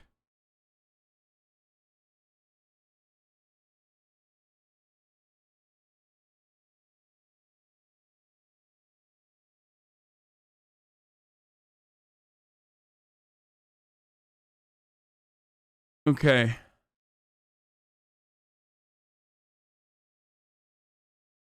All right, folks, we're doing it.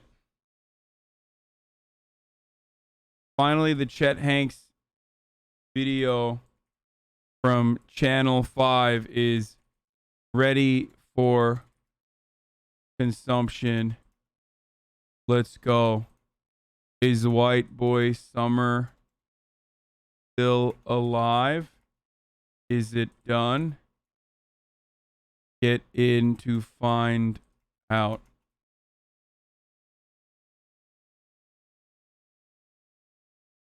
There it is. Easily the funniest conservative with 3 banger memes, by the way. Exactly. He was like funny 3 times in his entire fucking career. And conservatives literally cannot shut the fuck up about it because it's like the one time that someone who's like functionally a fucking conservative was like ever funny. So they literally cannot stop. They're like, they constantly fucking bring it back. That's it. Like, oh, dude, you have 3 good memes. That's over. It's game over. As a conservative,